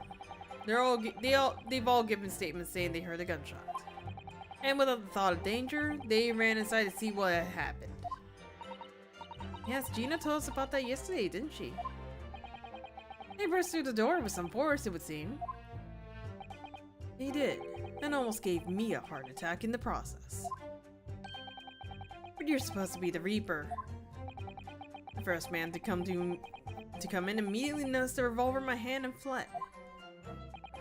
A policeman patrolling on Fresno Street heard the commotion and was able to arrest the accused shortly after the incident occurred. Anyway, the man's scream drew my attention in that direction.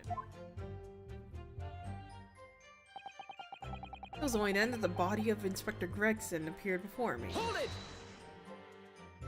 Oh, my eyes itchy. What do you mean by that? In what way did the body appear? I honestly can't explain it. But it's the truth. As far as I was concerned, the body hadn't been there until that point, and then suddenly, there was. Did you perhaps hear the sound of the victim falling to the ground just beforehand? At that moment, what I heard was the sound of the door flying open and the scream of the man who came inside first. Nothing more. See.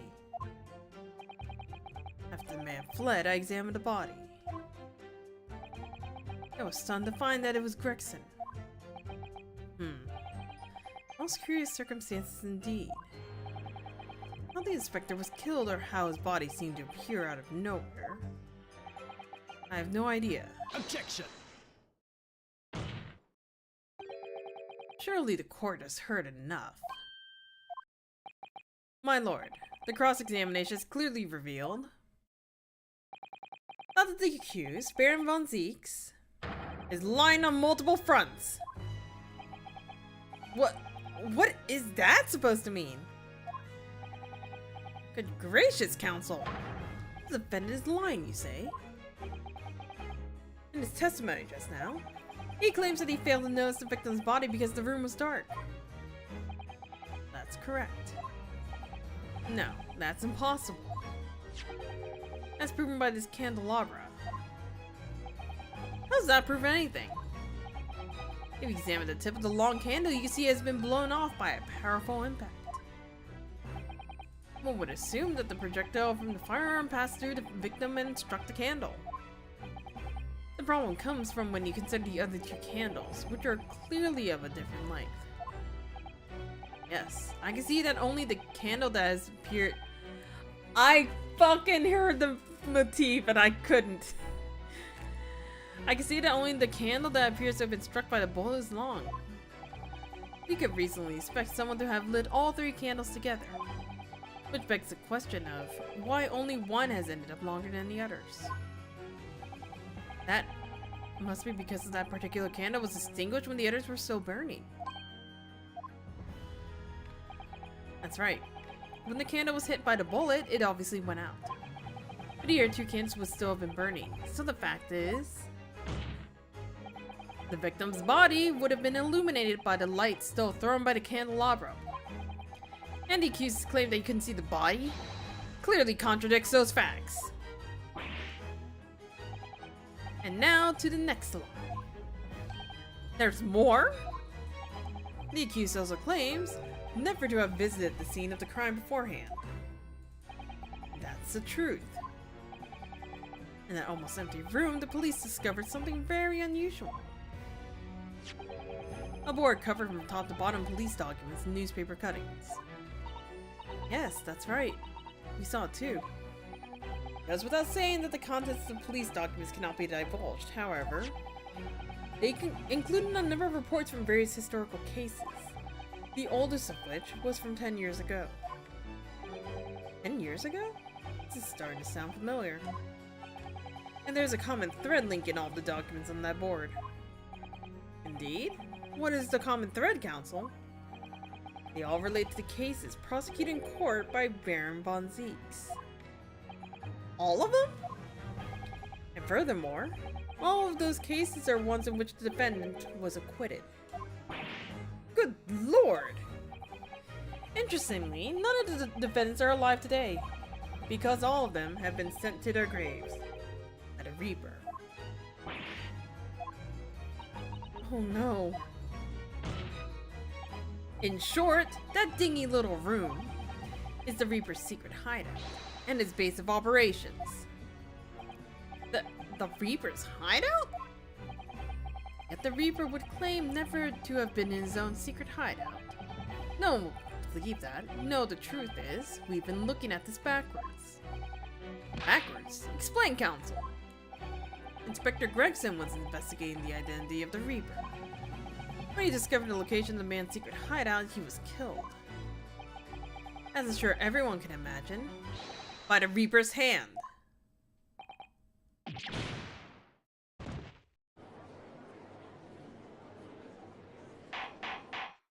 Order! Order! Order! Very well. I hereby state the current opinion of the court. Baron von Zieks is an outstanding prosecutor who has rendered great service to his country. However, it is with deep regret that I must concur with Prosecutor Asogi's contention. The defendant's testimony exhibits a number of stark inconsistencies with the known facts. All I have done is state the truth as I know it. Kazuma has done a brilliant job as ever. He's drawing on his experience as a defense attorney to build his prosecution case. It's formidable. Counsel? You will submit to the board that you just showed the court as evidence. I believe it is fundamental in establishing the facts surrounding the Reaper's existence. Thank you, my lord. So can I see it? Can I see it? Can I see it? See it? See it? Eh. Wait. Shut up, you. Oh, that's a handprint. Oh, what's this? Mr. Naruhodo, look! Oh yes, it's a smudge of some kind. In fact, it looks just like a handprint. And the color, it's blood, isn't it? Oh dear, how disturbing. And what with the front? There are details of a whole raft of cases dating back years on here, aren't there? This paper from 10 years ago is browning with age, look. Out of interest, the most recent thing to appear in this newspaper cutting here. Oh, it's the same Redhead League advertisement that Mr. Sholmes had picked up. And do you remember? There was a red hair piece at the scene, too. Was Inspector Gregson an exponent of the Red Hair League, then?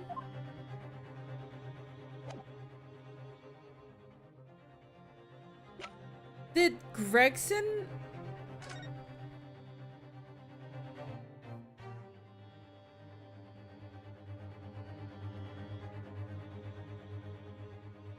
Did Gregson make up the Red Hair League?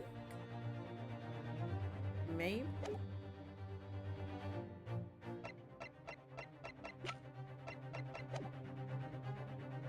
And now the prosecution would like to call new witnesses to the stand. Witnesses who saw events unfold on the day in question.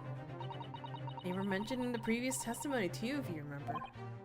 Yes, the street sellers who heard a gunshot and went running into the room. Very well. Lead the witnesses in. The defendant may step down from the witness stand. Certainly, my lord.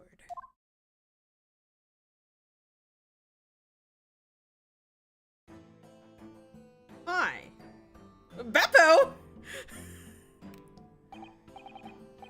So, witnesses, state your names and occupations for the court.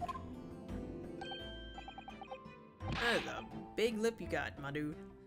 Names? We don't use names. Far too fancy for the like of us.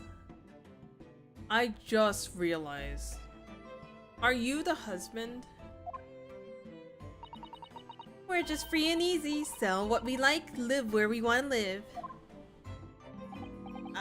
give them all a vacant stare as they walk down Fresno and spin a few words into a verse for them. Would I be right in assuming that all three of you make your living by selling wares on the street? Everyone calls me Gossip. I sell jaunty little tippets to passerbys, you know. Jaunty little tippets? Got an absolute smasher for you, sir. Right up your ginno, it is? 6 pence is the price and not a penny less. Wait, you're actually trying to sell to me now?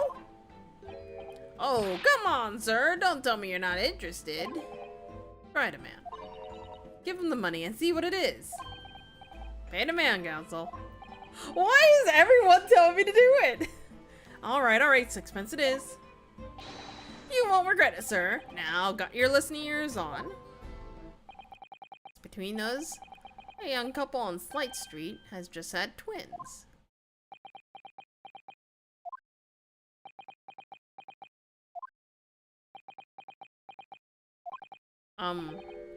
Is that it? No, that's not it. It's gossip, isn't it? It wants to spread, but that bit's up to you and your mouth, of course. I've got more, you know. Want a juicy one? 6 pence apiece it is, if you're curious. I am curious, yes. About what's going on just under that fat bottom lip of yours. Namely the unusual bruise or whatever it is poking out from under your collar. Oh, that is a bruise. What about the next witness then? What name do you go by and what do you sell? Me? I'm Venus. That's what everyone calls me. Funny, isn't it? Oh, those are firecrackers. I sell these lovely little firecrackers to all local school kids. The gunshots fucking firecrackers. The only reason why I noticed is because I watched a lot of Detective Conan, and I'm pretty sure at least 2, maybe 3 different cases had people mistaking firecrackers as gunshots. There's also the one is Apollo's Justice case where someone mistaken the gunshot because of firecrackers. 6 pence a pop? What do you say?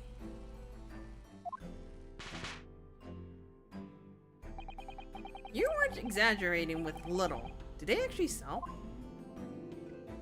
Oh yeah, the second years can't get enough of my Venus firecrackers. Especially when I tell them that if they get 100, they could blow up the school. Not the most savory of ideas, young lady. What do you say then, huh? Wanna part with 6 pence for a bop? Wait, what? You want me to buy one? Tell you what, I'll let you in on a little secret. If you get 100 of them, you can blow up the whole courtroom. Try the woman. Give her the money and see if she's right. Pay the woman, counsel. Alright, I'll buy one. Lovely stuff. Right then, this is something a bit extra just for you. The Venus Special, only 600 pence. 600? It's 100 of my regular fireworks. Nothing little about that, is there? And there'd be nothing little about the punishment if I blew up the Old Bailey either. Hold on. Eh.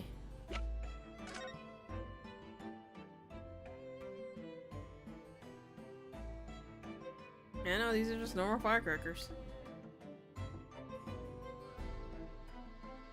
These are all normal firecrackers. And the last witness. What name do you go by and what do you sell? I'm a thinker, me. Thinks all sorts of thoughts. I think, therefore I am. Therefore I think. Because I stand on the streets watching the world go on about me, they call me the Observator. Get out of it, old man. Everyone calls you Sandwich and you know it. So, you don't actually sell anything. A problem shares, a problem have, does they say. I give advice, I do, and think what it means. I don't actually sell anything, no, come to think of it. Pity. No more purchases today, please. Well, we have quite a cast here, it seems. They conduct their business on Fresno Street from the morning until night, my lord. And is always in the same place directly adjacent to the criminal scene. See, and thus they heard a gunshot, I suppose. Not only that, but they very bravely ran inside to see what was going on and witness the crime. Well, I'll be beggared, I thought, just between us. Venus de Milo, what am I to do? What a terrible thing I saw. What I think is, if all we want is light and shadow playing with our eyes, is any of it real? Very well. The court will hear from the formal testimony of these 3 witnesses now. My school's been blown to pieces. You'll describe in detail what you witnessed and heard at the time of the incident.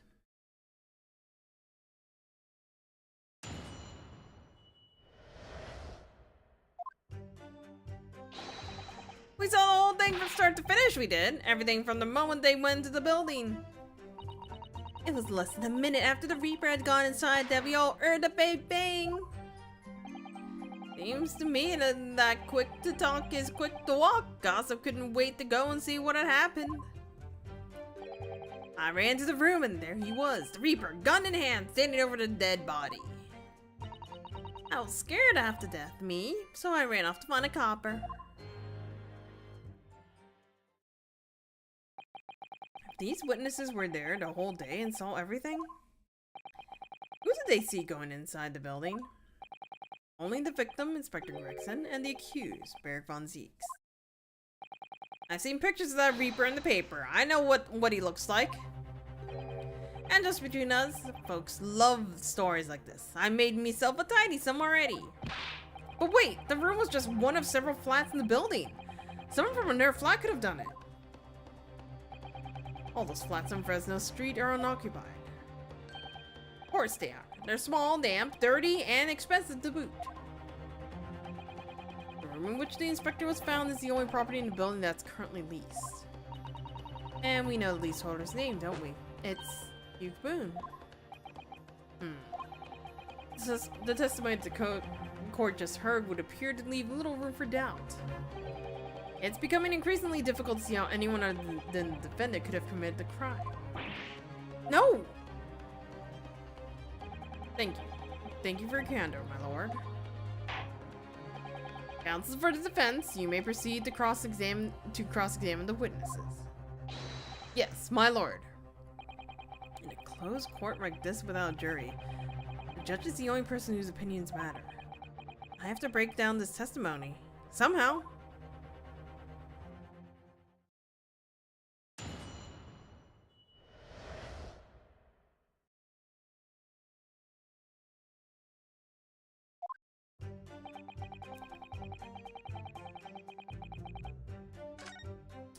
Oh, I actually don't know where I want to start with this. Hold it! By which presumably you mean the gunshot? I sell these little things, don't I? How would I know what a gunshot sounds like? But I always thought it'd probably sound a bit like this, doesn't it? And you say you've heard a noise almost as soon as you saw the defendant enter the building. That's right, it was almost straight away. Bang, it went, just like that. Whoa, he's a Reaper, isn't he? It's what the French call fait accompli. When the Reaper's around, people are going in the ground. I mean, that's what he does, isn't it? I think you get the message. The Reaper couldn't allow the investigator to live after he discovered his secret hideout. There could be no clearer motive for the crime. Yes. It's certainly an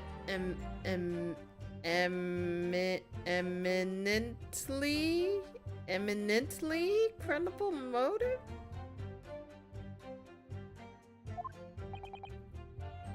Great. And at that point you ran inside, is that correct?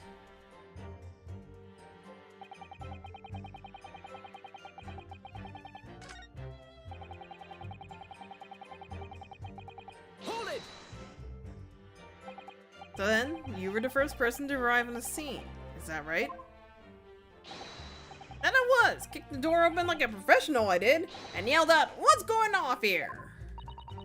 Lord Von Zieks claimed all he heard was a man's scream, though. And was it dark inside the room? No, not dark at all. There were candles burning on the wall. Really?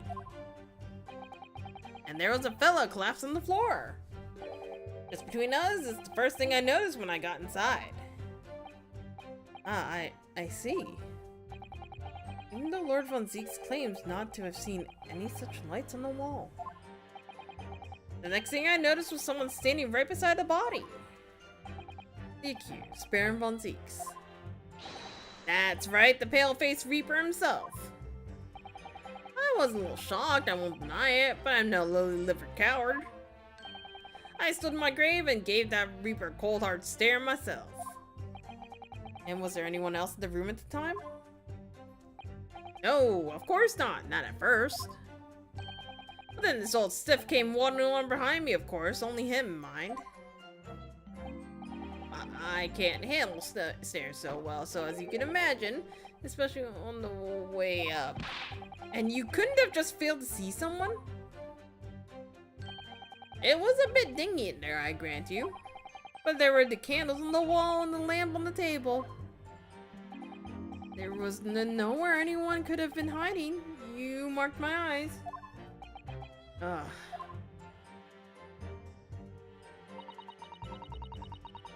Hold it! You didn't run to the room with your friends. I'm not that sort of gal. Sorry? I'm a timid little thing, me. I was too scared to go in there. Ah, right. I see. Old Lippy and the witch ran in there, and I heard a sort of old lady scream. Well, that wasn't me, I swear. If I were a gentleman, I'd stake my honor on it. I wonder what on earth was going on. Which is when you went to find a policeman. And I ran into a copper as soon as I turned a corner. So I brought him straight to the back place. I brought him straight back to the place. Didn't I do well, eh? Just between us, that copper's eyes nearly popped out of his head when he saw the Reaper. I've never felt more uncomfortable in all my life. The defendant was arrested on the spot, I believe. Considering the catalog of killings the Reapers have carried out, it was a particularly inauspicious end. I can't find any holes in this testimony. I'm afraid the judge will give a ruling of guilty, Mr. Naruhodo. The truth is, though, their combined testimony is fairly damning. Unfortunately, there doesn't seem to be any obvious problems with their statements, do they? Still, if Lord Von Zieks really is innocent, then I'm almost certain that we'll find something in there that doesn't quite add up. I don't think that one of the three could be the true culprit, do you? I don't know, but what I do know is that there's more to this case that is yet to be brought to light.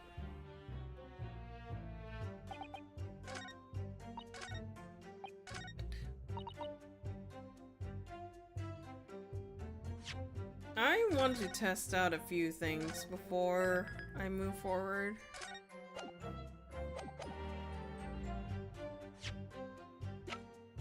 Objection! That's what I thought. Oh wait, what does Asuki say?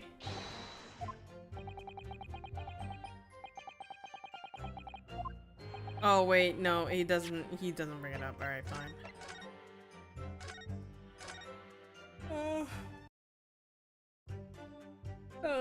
Blah, blah, blah, blah.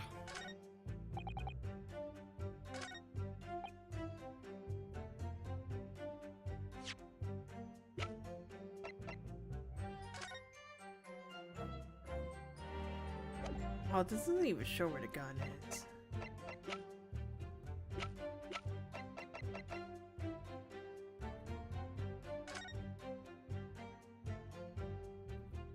Yeah, I'm pretty sure this is gossip. Well, maybe. I'm pretty sure it is. Oh shit.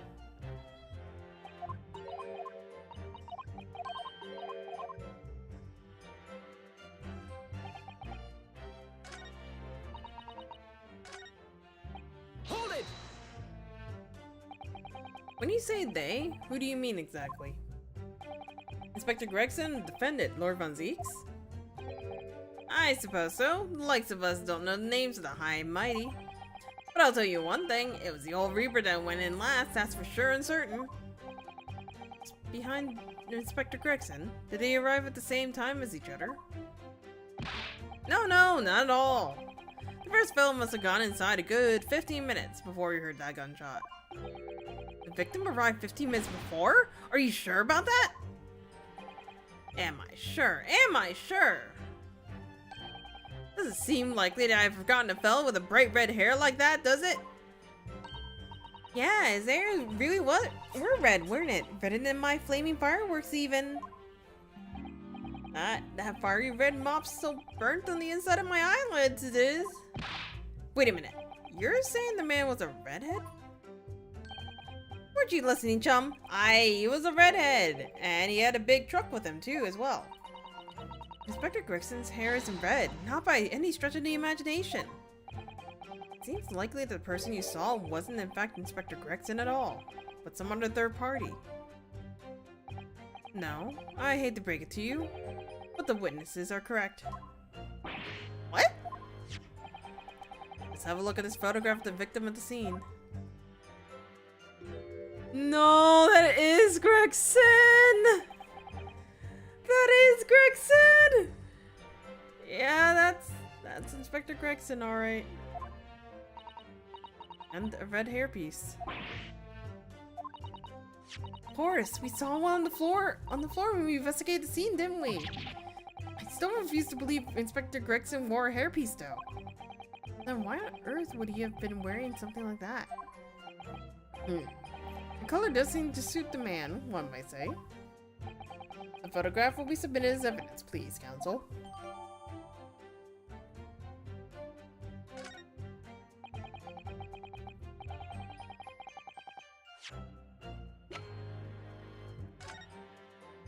Oh, yeah, that's blood. Friend! And what became of the trunk that the red-headed victim was supposed to be carrying? I was informed that no trunk was found at the scene. So it just disappeared? What? Do you expect us to be watching the building every second, do you? We definitely saw him in the dock going in, though. No question about that.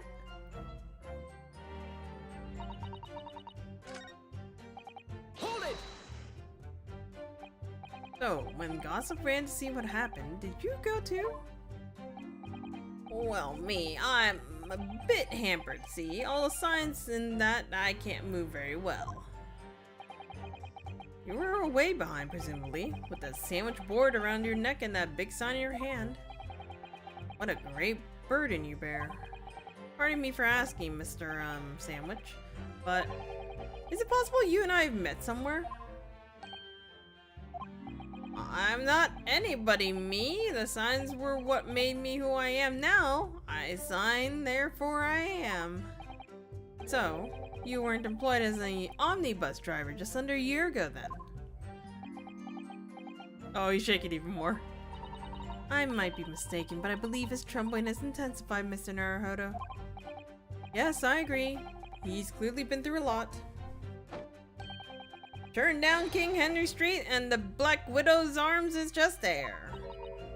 Oh dear, you've made him hide behind a sign. Life is full of surprises. Oh shit.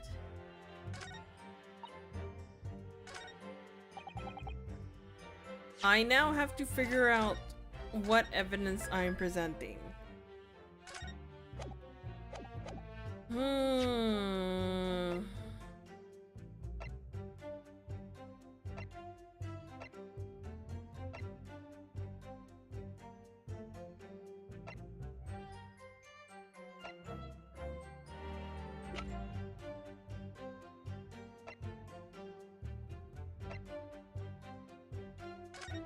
Does this change anything? This type of revolver that's standard issue for members of the judiciary then. Records a keep of who they're issued to. Also, for the past 5 years, they've been engraved with a unique serial number. Oh, but as far as I can tell, there's nothing like that on this gun. Which tells us that it must have been issued longer ago than that.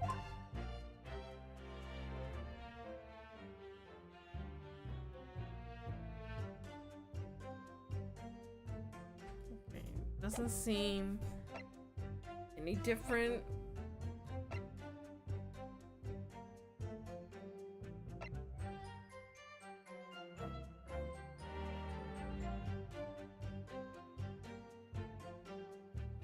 How did you see the body? Objection! Ah, damn.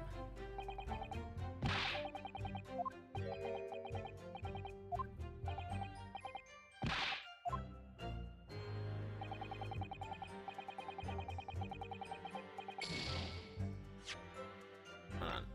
It's the beginning of the case. I'm lost as a child.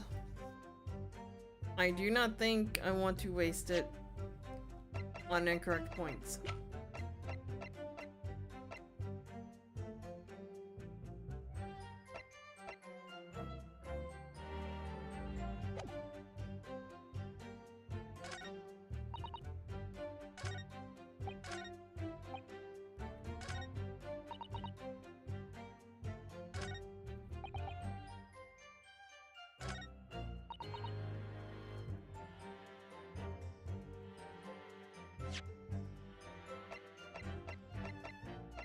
Maybe the autopsy report? Objection! No.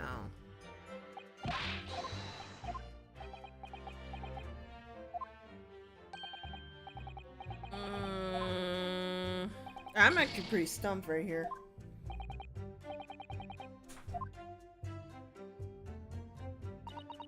Ugh.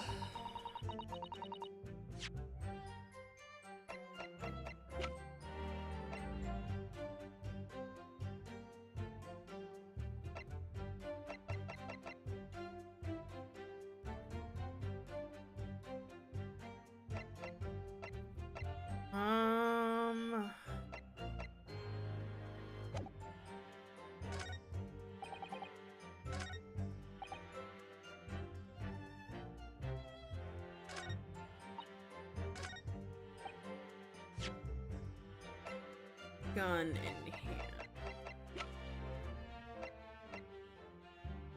Objection! What am I supposed to present and where am I supposed to present it? I actually have no clue.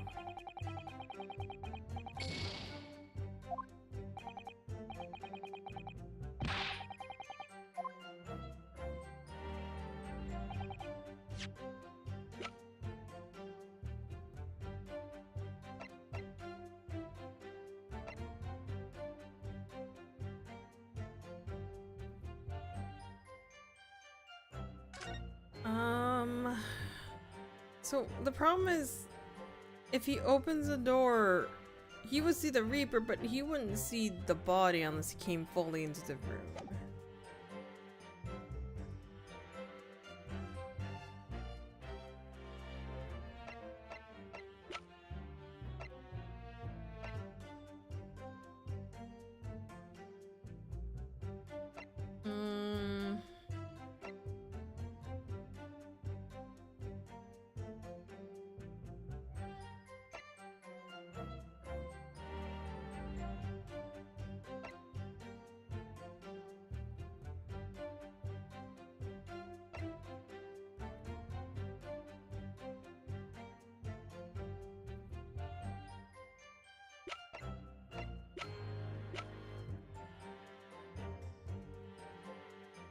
If I can't present the gun because if there was any mention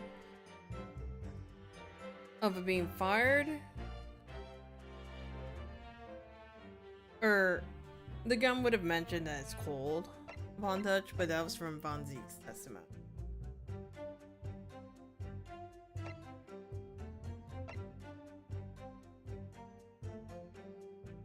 It's such close range. Objection! I just did that, didn't I? trying to find an inconsistency and I actually can't. I don't know what the fuck I'm doing here.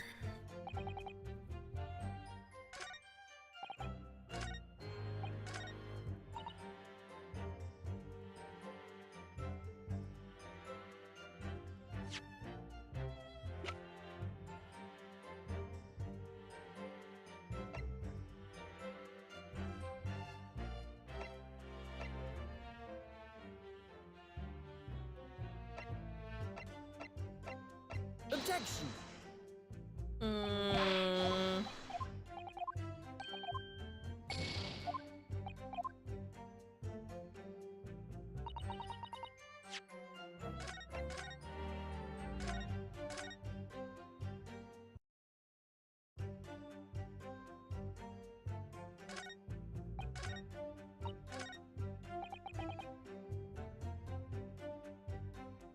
The problem is they also didn't react incorrectly.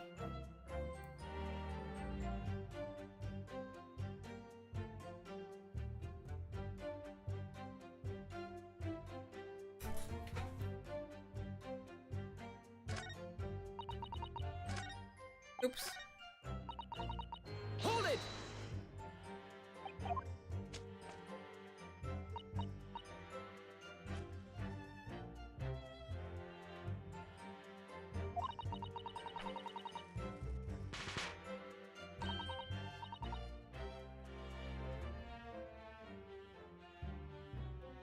No, you guys aren't reacting.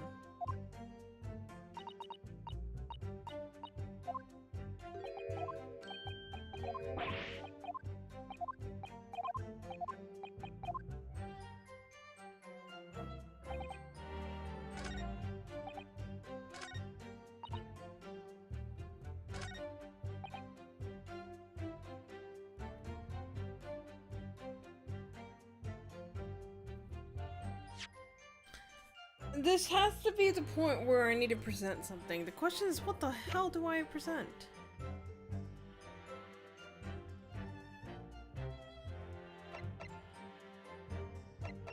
Objection!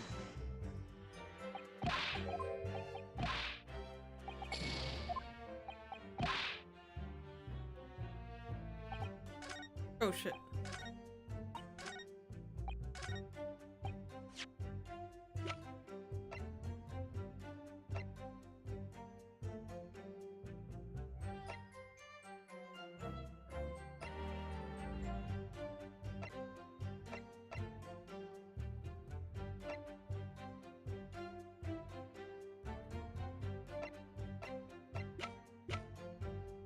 Objection!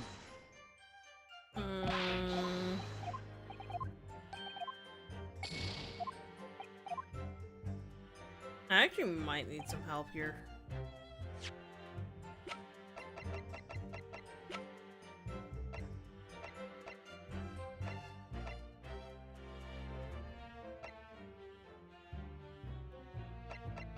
Okay, I can say for certain that the first, like, six evidence is gonna be useless.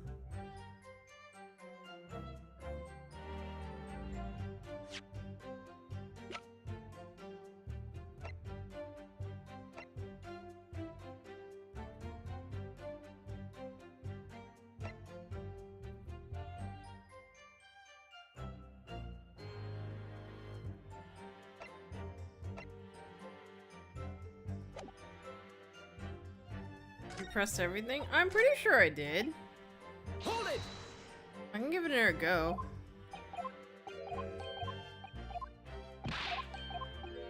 Because I have a new piece of evidence.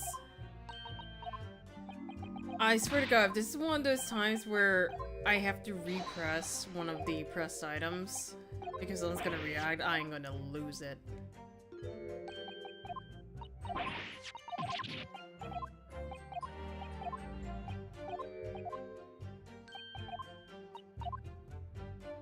Okay, I already pressed her about the firecracker and she made no impact. You were saying that it was you were really slow walking up the stairs.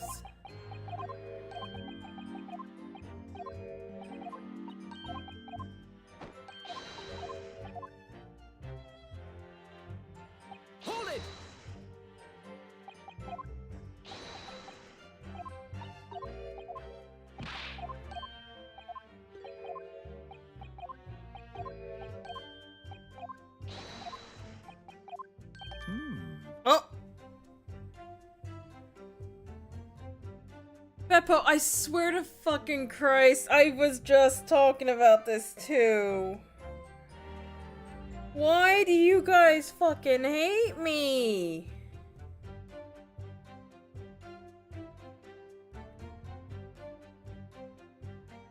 Hold on. I don't remember the save file had a hit on. I think it had a hit. Beppo, you are a freaking brat.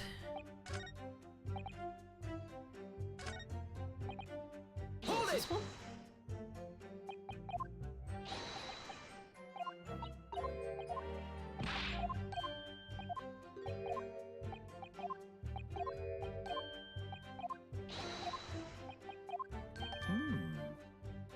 Hang on.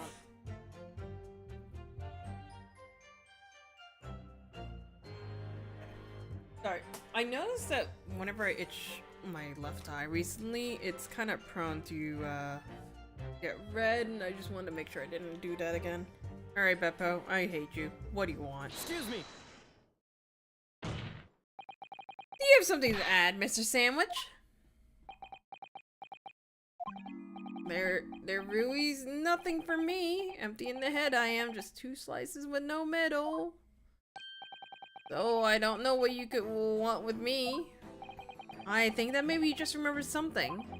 Having heard Mr. Gossip's last statement, I mean. What I think is we're all nothings, really. We try to dress ourselves up as something else, but at the end of the day, we're all just street sellers. That's enough out of you, Sandwich. Keep your trap shut. Unless you want us to make you into a real sandwich. When he saw the Reaper, he fell clean over his backside. That's it. There's a freaking fly in my face. Hello. Oh, you rotten beggar. I told you to keep that a secret. He screamed, he did. Screamed and scrambled up on all fours. That's all I wanted to say. Mr. Gossip, is this true? The floor was dead slippery, that's why. Planted my hand into a filthy pool of blood, didn't I? Yuck. What? A pool of blood? But listen here, even when I was sprawled on the floor, I still kept giving that Reaper a cold hard stare, and don't you forget it. Let's just go back up a bit. Did you just say you got blood on your hand? I did. I happened to the best of us at the time, doesn't it? So I was scared, so I slipped over. We can just keep it between us, can't we? No, Mr. Gossip. I'm gonna have to ask you to add that information to your formal testimony. Oh, if I must. The witness will amend his testimony to include the aforementioned details at once. So, wait, hold on. There's 2 issues with that statement. 1, oh shit. 1, there was not a pool of blood.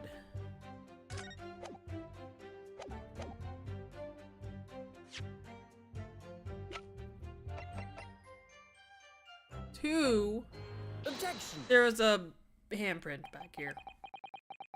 So you wiped off the blood from your hand on the floor of the room. Are you quite sure about that?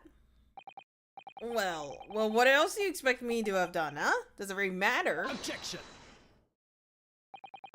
The police found no such handprint on the floor during their investigations. What exactly is the defense asserting? Objection. If you listen, you'll find out, Prosecutor Asogi. Certainly, there was no bloody handprint found on the floor. What are you trying to say? There was a handprint and blood left very clearly at the scene on the back of this notice board.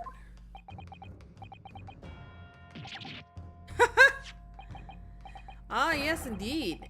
Indisputable by a handprint in the distinct color of blood. You're dead right. That's my right hand. I'd know it anywhere. Objection. The witness very definitely testified that he wiped his hand on the floor. Any handprints on the back of the board are irrelevant. Objection. None of the board itself had fallen over on the floor. In that case, it's quite possible for the witness's handprint to have ended up there. Just look at the floor plan of the room. The notice board was in the opposite corner of the room to the victim in an upright position. Even if something somehow been toppled and was lying on the floor at the time, it would have been a considerable distance from the body. I fell over when I came across the body, so I was basically right next to the corpse, not on the other side of the room. In other words, the defense assertion is contradictory. Yes, it is. There's a very definitive contradiction here, for which there must be a reason. I take it you formulated a proper hypothesis, counsel. Regarding this apparent discrepancy between the witness's account and the handprint found on the scene. I have, my lord. This discrepancy between the witness's account and the location of the handprint explained by...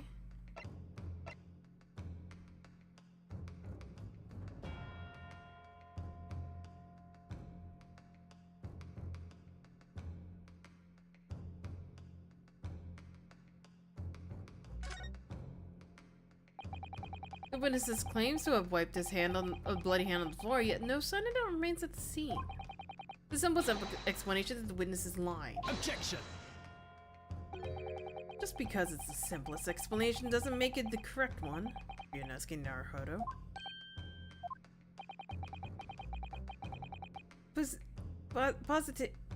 Positing perjury simply because it suits you. You bring shame on your Japanese heritage.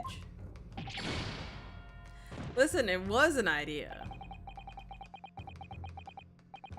I won't ask you to oversimplify matters again, counsel. I don't remember fostering that kind of simplistic thinking in you. Since when were you my father? Anyways, I was always taught to consider all possibilities. Then show me. Be a bloody handprint on the floor, so where did it go? Ready to give the proper explanation to court now, my lord. Anyways, it moved. The real contradiction here is the handprint itself, not where it was found. As the court can see, it's upside down. Good gracious, so it is! If the witness has put his hand against the board, the finger should be pointed upwards. What does this tell us? It tells one simple fact: when this handprint was made, the board must have been lying on the floor as I previously suggested.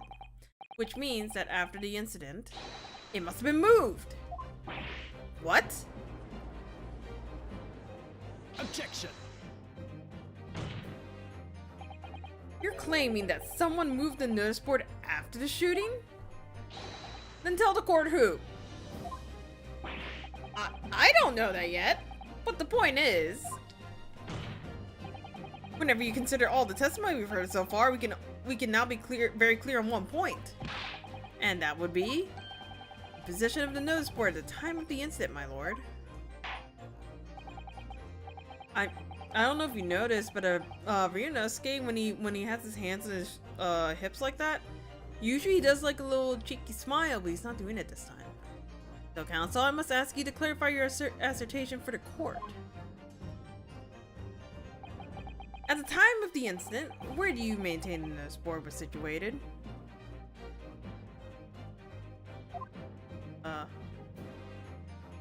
Here? Take that! It's right here, my lord. Goodness! No, I'm afraid I don't see your logic. I'm disappointed, Ryunosuke. In Japan, we're taught to have patience and respect for our elders. So until his lordship sees your logic, you'll know your place and not move from that spot. Did I have to put it on the body? That one sounded unreasonable at first, but he was just thinking of you. Unreasonable? Try unfathomable. Anyways, I think I have the answer now. Yeah, I know my place, or rather, I know the board's place. Alright.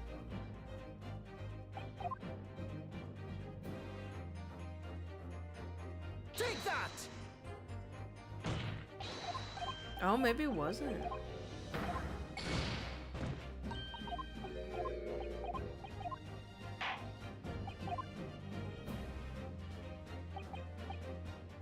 Well, this is confusing.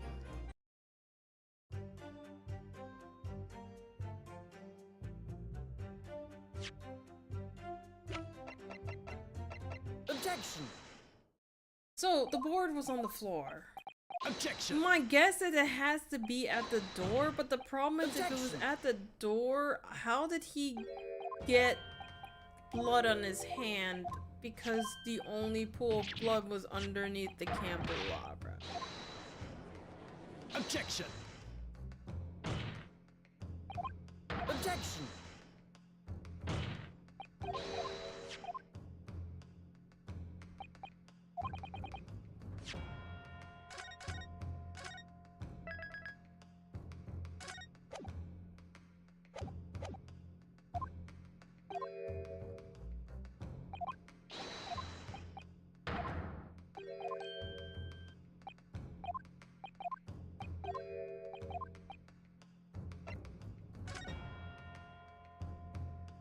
I'm gonna try underneath the corpse, and then if it doesn't work, we're doing it in front of the door. Objection!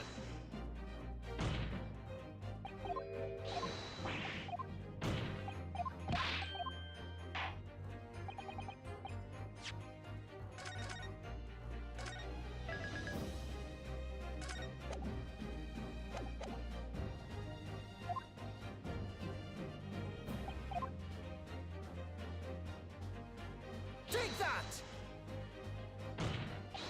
Yeah, that's what I thought.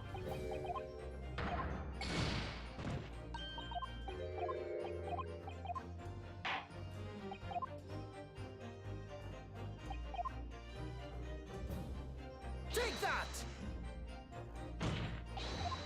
Really?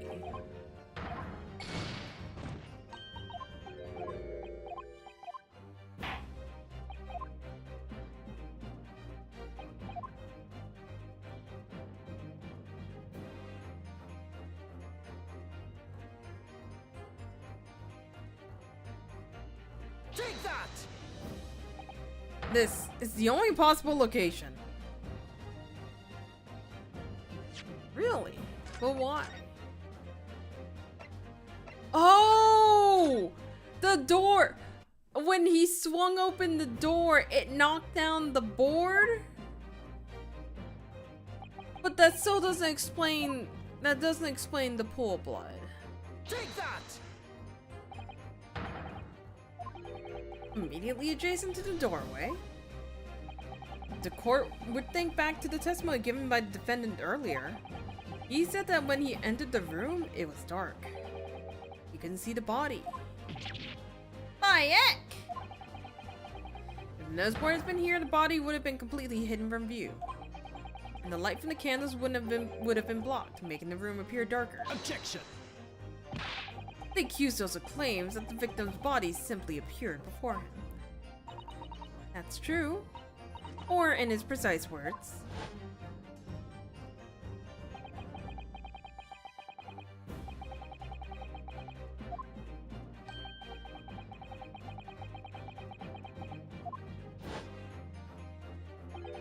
I don't know about calling it a scream, but he was talking about me and no mistaken. Because it was me that kicked the door open. If you look again at the floor plan, considering what would have happened if the door to the room was thrown open with force, that can't. The door struck the nose board, knocking it over, making the victim's body visible. Good gracious! My client has told nothing but the truth. He has simply described what he saw.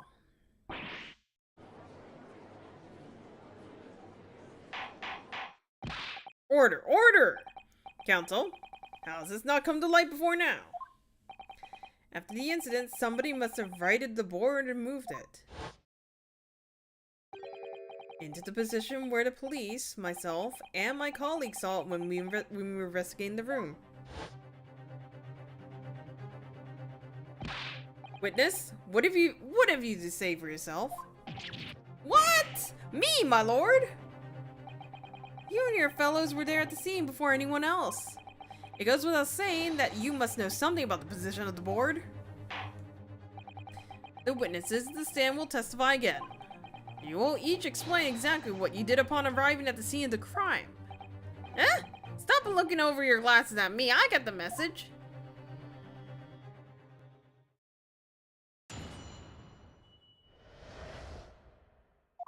I don't know anything about that there nose wire. I just wiped my hand on it, that's all.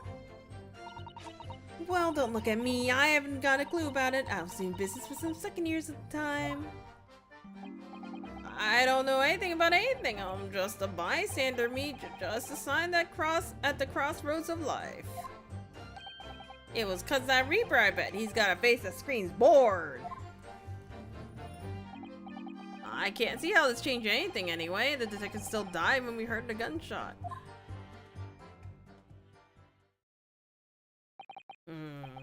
So none of you can elaborate further. Taken by the crime that he witnessed, and with only the light of a few candles and an oil lamp by which to see, we can't expect these witnesses to be able to give such a more precise account of what happened. That's right, yeah. It don't pay to expect too much. It's a man's endless quest for knowledge that's destroying the world, that's what I think. Do you? Really? In any case, as his testimony shows, even if the notice board was moved by someone following the incident, it makes no difference. When the gunshot rang out, the accused was the only person at the scene. In short, the only person who could have possibly committed this crime is Beric von Zeeks. None of this wrangling over the board changes that simple fact. Quite so, quite so. Does the defense still wish to cross-examine the witness despite the circumstances? Most certainly, my lord. Very well. Then you may proceed, counsel.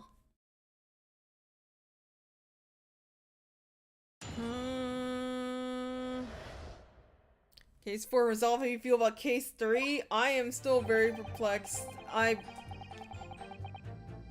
was mostly the tail on the case that I got really confused, mostly from the wording. I think I remember people saying negative thoughts about this game because of that, and I'm like, you know what, I gotta see it. I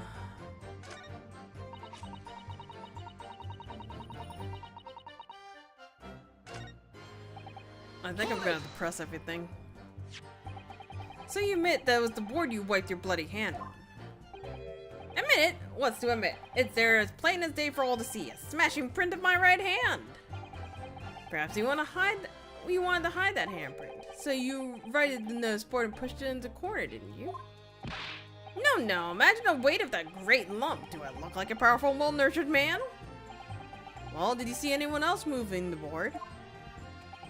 I've got nerves of steel, I can tell you, but even I have my limits. There was a body on the floor right in front of me, and the Grim Reaper himself standing over it. And then there was precious little light inside either. My bottom lip was all quivered. In other words, this witness is unable to give definite testimony on that point. Yes, so it would seem. You didn't even go inside.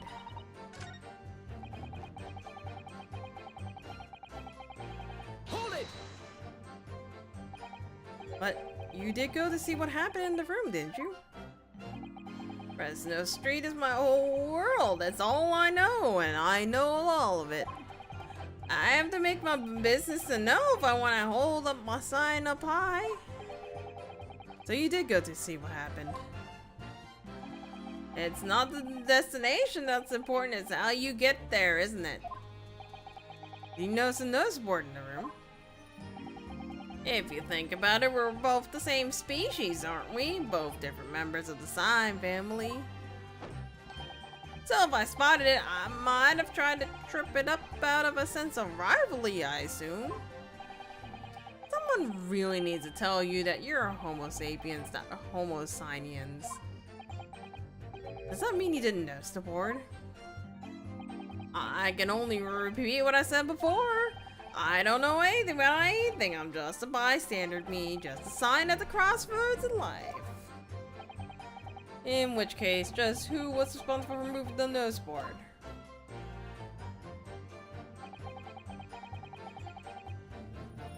Bored. What exactly do you mean by that?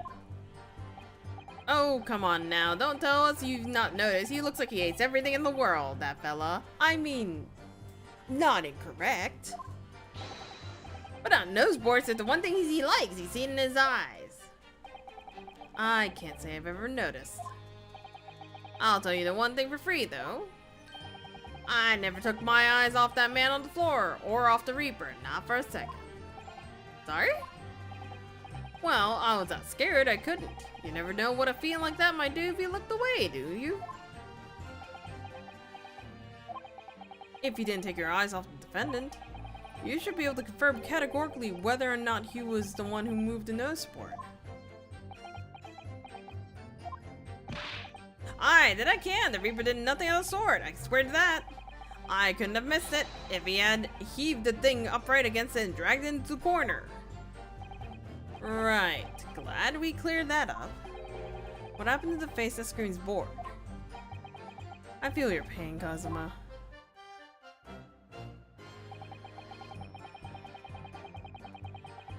Hold it! It was 5 o'clock in the afternoon that you all heard the loud bang, wasn't it? Maybe the nose board fell off, or maybe it didn't. Maybe I fell over, or maybe I didn't. But the Reaper's fate is sealed either way because that gunshot we all heard. So your fate's sealed too. My fate? That's right. The defense is fated to lose. And the prosecution to win. In other words, it's all hinges on this single gunshot. So if I could just find some problem with that part of the story, it may be possible to change all our fates. Of course, none of that changes the fact that I heard what I heard, does it? What's going on? As you probably pointed out, Mr. Naruhodo, there's no question that the nose board must move, so somebody must have done it. It did happen after the event, so maybe Cosmo is right, and it's not relevant to the case. It seems to have been deliberately positioned so as to hide the body from view. So I feel sure that there's some deeper significance to all this. Yes, I know what you mean. No doubt there are more clues to be uncovered. You're on the right track, I can feel it. So follow your instincts. Alright then. Hold it! Oh, oops.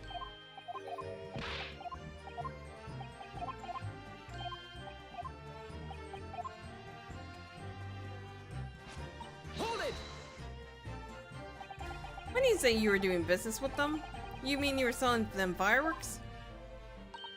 Yeah, what else? There's a priority school just around the corner, see? Those cheeky little so-and-sos have got a plan to blow their school into Kingdom Come.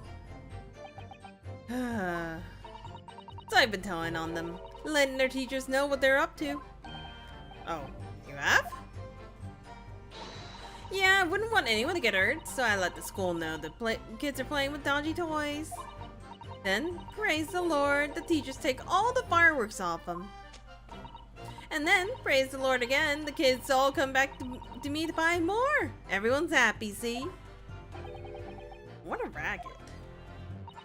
Of course, and sometimes the teachers give me a little bonus to thank them for letting them know. It's a busy old life selling explosives. Venus is a guileful goddess indeed. Well, telling barefaced lies like that is kind of my theme. Oh. Excuse me. Something wrong, Mr. Sandwich? If I said it was, could we just leave it at that? Would it be the end of that? No. Did Miss Venus's statement just now bring something to mind, perhaps? Philosophical thoughts. Deep philosophical thoughts. Let's say there was a great liar.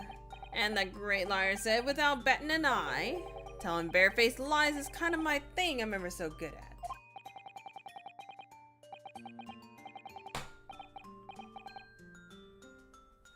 Hang on, did I just kill the fly? I really hope I killed that fly. That fly was annoying me.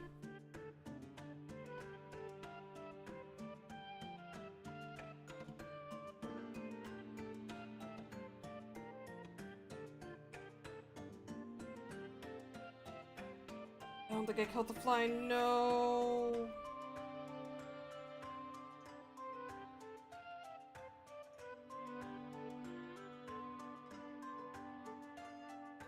No, I don't think I killed the fly. Oh, that's a sad time indeed. Whatever.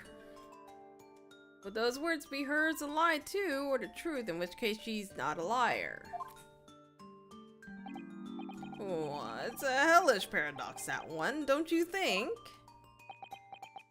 What? I'm not entirely sure, to be honest. But it seems to me you're suggesting Miss Venus has been lying, are you?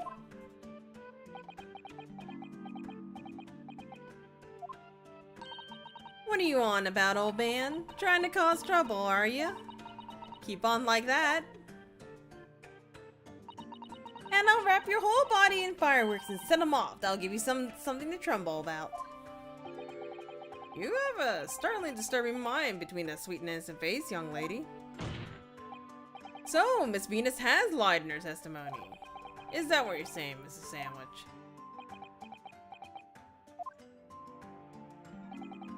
Well, if it means I'll be burning in a hellfire for the rest of my days, so be it.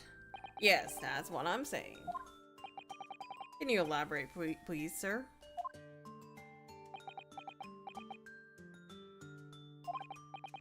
Old Blabbermouth here headed for the room where the gunshots seemed to come from. But there was someone else who crept up the stairs behind them, too.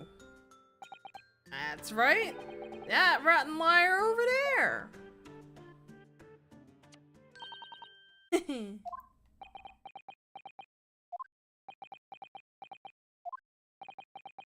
mean to say you did in fact betake yourself to the scene of the crime after all? What did I tell you, huh?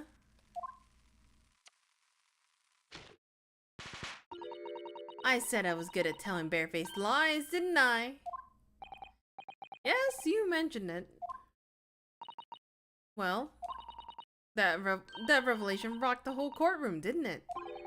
Who knew firecrackers packed such a punch? You didn't indeed visit the scene of the crime, did you, young lady? Good grief! Well, now that you mention it, I suppose perhaps. I do clearly remember climbing the stairs to the room, yeah? Either you clearly remember or you don't. Well, I shall consider it a fitting punishment for this perjurious act later.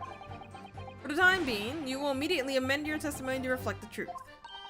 Oh yes, my lord, of course.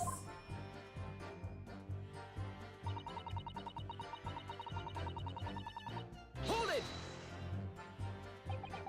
You don't make a habit of lying, do you, Miss Venus? Well, I suppose so. I don't really know, to be fair.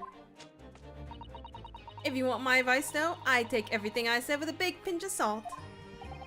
Alright, but did you in fact go into the room where the victim was killed on the day in question, didn't you? Oh, please, as if I would! I can't think of anything more terrifying. The truth, please. Well, alright, just a bit then. I mean, a girl at my age is curious about stuff, you know? Did you touch anything at the scene? Oh, please, as if I would. I mean, there's a dead body on the floor. The truth, please.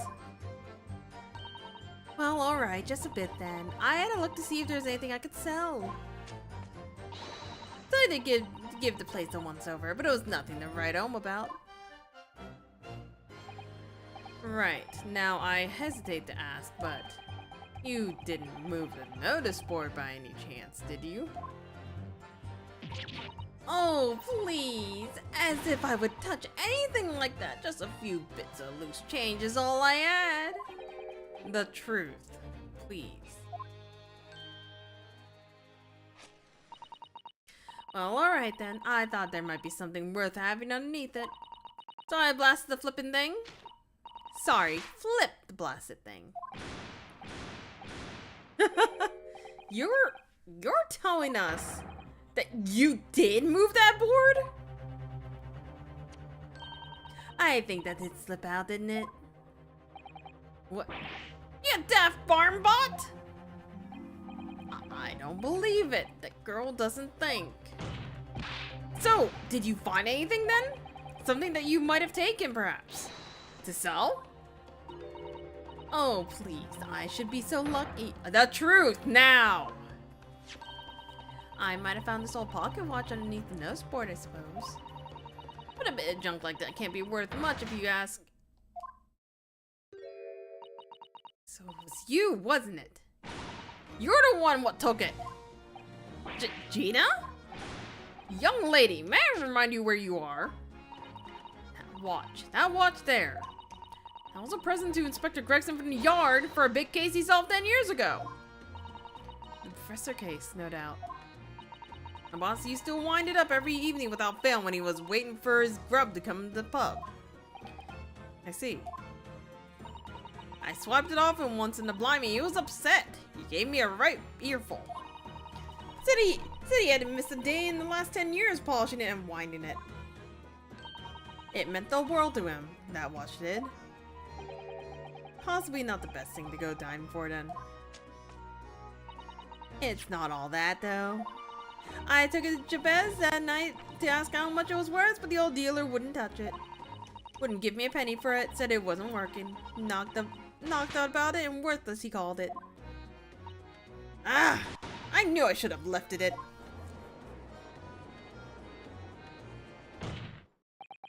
That watch must be submitted as evidence at once. Oh, please. Just so long as you promise to give it back when you're done. Not a chance. I'll swipe it from you if you try to get your grubby mitts on it again. That's enough. Hand the watch over to the bailiff forthwith. Now, children. Watch your manners. Good lord! The glass appears to be broken. More than likely, it shattered when the inspector was shot. It doesn't tick anymore either. Which is why Jabez didn't want anything. What a waste, eh? Yes, indeed. It appears to have stopped at the error of 5. Even when the gunshot was heard then. Which supports the prosecutor's claim, of course. No. Shut up. Shut up. Shut up. Shut up.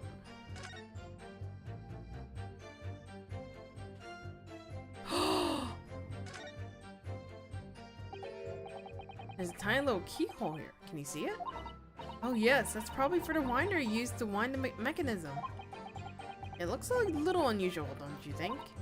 Yes, you'd need just the right key to wind it, I imagine. Why do I feel as though I've seen something? Something a bit like a key that's about the right size to fit in this hole. It would be wonderful if we had the key. Let's check carefully over what we have already. But I have the key. But I have the key. I have the key. The key is right here.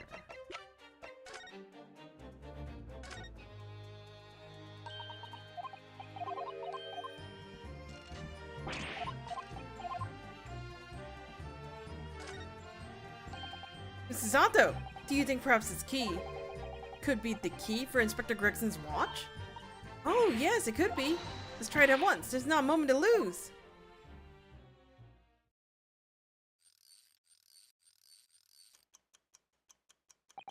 I knew it. Perfect fit. And look, The inspector's watch has started going again. Ah, so it's obviously just not been winded up, that's all. What is it, Mrs. Zato? Well, if the watch isn't actually broken after all, I have a feeling it could have profound implications. He's deep in thought now. Perhaps I better start thinking deeply too.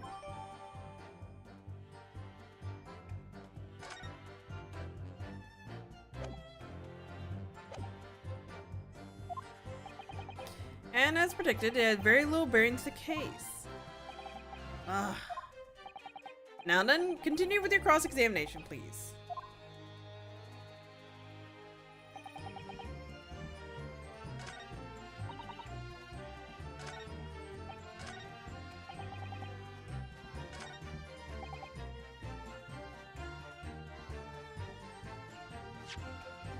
Gonna save.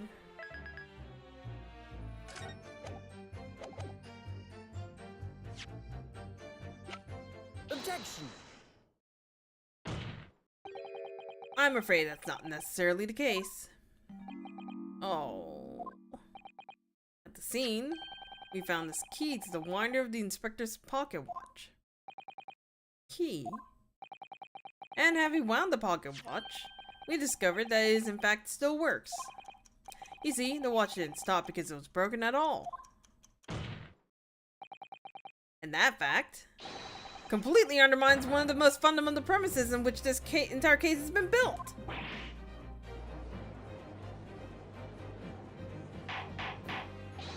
Order, order, order! But counsel, the watch was stopped at almost exactly 5 o'clock. Yeah, which is just what we heard the gunshot. It is exactly the hour. The time that was shown on the watch tells us nothing other than when it was wound down. It's merely a coincidence that it happens to be at 5 o'clock. Objection!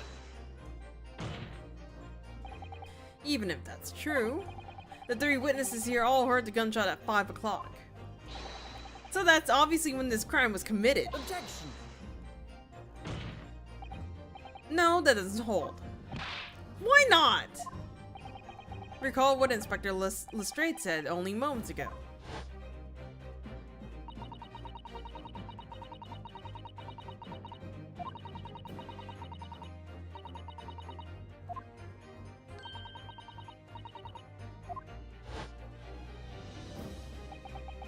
The victim was in the habit of winding his watch once a day, in the evening.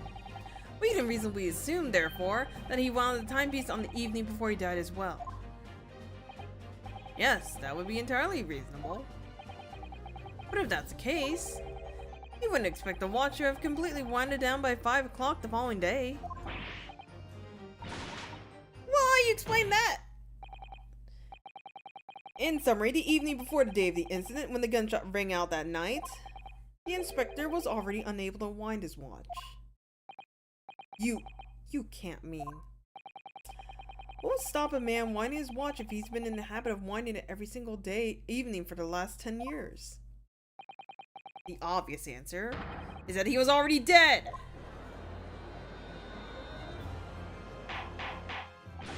Order, order! Counsel, this is a most extraordinary claim! Objection! Extraordinary isn't the word, it's absurd! You claim he was already dead the night before. Do you really think that the Scotland Yard's coroner would have overlooked something like that? On that subject, there is something rather surprising. There's actually an omission in the coroner's report. The time of death is not noted. That's right! Wait a minute, you're forgetting that my legs were under me when I kicked the door in. What do you mean? Like I said, I planted my hand on a dirty great bottle of blood. Yes. So the victim's blood hadn't dried up. It was fresh. He catches on fast, doesn't he? Objection! But that blood could be explained in any number of ways. It could have been put there afterwards. Some fresh blood could have been poured over the victim's body after he... Does my learned friend think that fresh blood is available on every street corner? Well, it needn't necessarily have been human blood, of course. We've been told previously that Scotland Yard has no way to identify blood as human. The problem is currently being researched. At present, you are correct. It is beyond our abilities. So then, a chicken's blood could have been used, for example. It's certainly a possibility that that wasn't the inspector's blood at all. Objection! The gunshot was heard at 5 o'clock that afternoon. That is beyond question. Is it, though? What? Given that the time of death of the victim has already been called into question, it isn't beyond the realms of possibility that what the witnesses heard wasn't a gunshot at all. Oh, please, what are you trying to say? Us lots know what we heard. It was a loud bang that came from that room. Now you listen here. A street seller's ears are his livelihood. I don't doubt your ears, sir, but all you state with certainty is I heard a noise. Eh? Explain yourselves, counsel. A noise that sounds like a gunshot could have been made with... Ba-da-da-da. Take that! Well, the culprit could have used something like this, for example. Oh, really? A demonstration is in order then, I feel. What? Yes, please, show the court how you could use that to create a noise like a gunshot. Waiting, counsel. I may have been mistaken. Wait, really? It looks like you've been making a lot of noise yourself, Mr. Naruhodo. Damn. Cosmo's got a devastating way with words in English, too. I realize it may be difficult to retract what you said and present some different evidence to, but perhaps... Yes, I was thinking the same thing myself. Just because I'm convinced there's some evidence that could produce similar noise.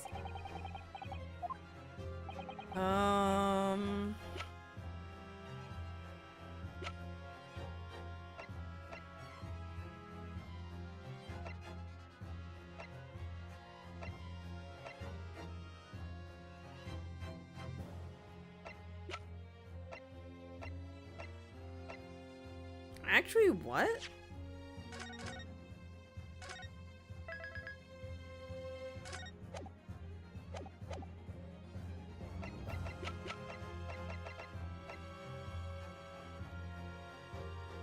Take that!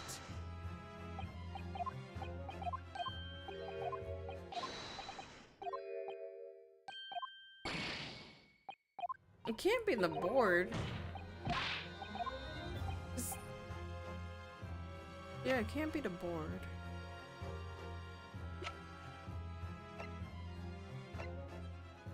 Take that!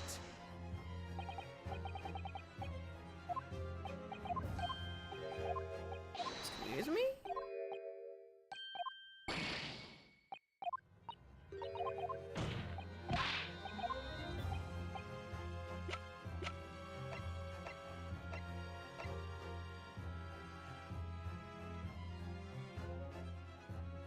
Examine the fireworks, but I already did! I already did! There wasn't a single bit of thing on here. Oh my fucking god, it wouldn't light up the... I hate this game.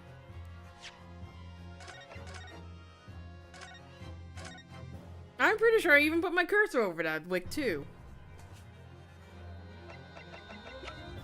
Alright, you. Touch the wick. It is such a small fucking hitbox. Have you have an idea, Mr. Naruhodo? You're staring at the end of the string of fireworks. Sorry, it's just that it's the Venus special. I was wondering what 600 pence worth of fireworks would sound like. Shall we find out? What? But she said it could blow up the courtroom. Alright. That was a fairly sizable bang. My ears is still ringing, Mr. Naruhodo. It sounds almost exactly like...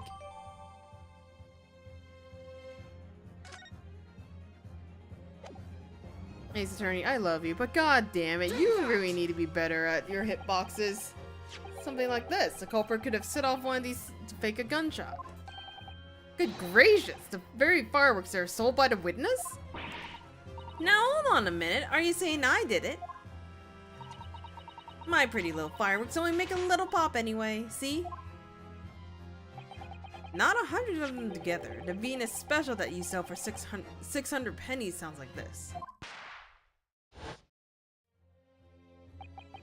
As the court can now attest, it sounds very much like a gunshot, in fact. You're trying to suggest that somebody set one of those fireworks off at the scene. I'm suggesting that somebody knew the defendant was in the room at 5 that day and sought to implicate him by creating a sound like a gunshot for these peddlers on Fresno Street to hear. Objection! Oh my god, we're in court already? We are in court, and I am desperately seeing if I can last any longer. I am tired. But even the accused himself has testified he saw no one else in the room at the time.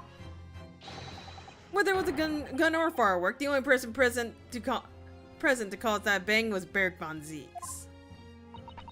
One whiff of a match and my firecrackers go pop. See? It's why people like them. I fear for your fingers, young lady. Objection!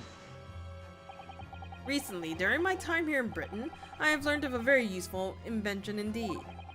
Something called a time bomb. Good heavens, a bomb? Yes, a device that allows you to blow up whatever you like, whatever you want, whenever you like. Mr. Naruhodo, I worry that your unfortunate phrasing there may lead to yet another international incident. No, wait. It's the whenever you like part that's what's important. Time device? Yes, exactly. A time device. Something of that nature could have been planted at the scene. The device that was able to produce the sound of gunshot long after the culprit had left. Your extravagant claim will have to be substantiated with evidence, counsel. What proof do you have to suggest the way that a time device was employed to create the gunshot? Oh! Candle. Take that!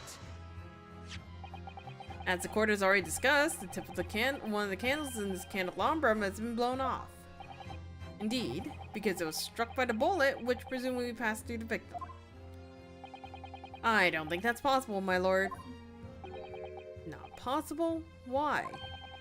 Because of the scorching. There are gunpowder scorch marks clearly visible in the broken candle. There are? Goodness, yes! But is it not the case? There were also scorching on the victim around the bullet entry wound. That's right, there was. But as we heard earlier, scorching like that only occurs when the target is at a very close range, a matter of centimeters from the gun. Which means that the scorching on the candle can't possibly be the result of a gunshot. You're suggesting it came from the fireworks? How could that be, eh? The fact that there's such visible scorching on the candles suggests that the fireworks must have been right next to it when they exploded. Or to put it another way, the candle and the firecrackers were joined together. The culprit somehow attached the fireworks at a point partway down the candle. After the killer had left the scene, the candle slowly burned down along with the other two. Until eventually it ignited the fuse of the firecrackers, generating a noise. A loud noise.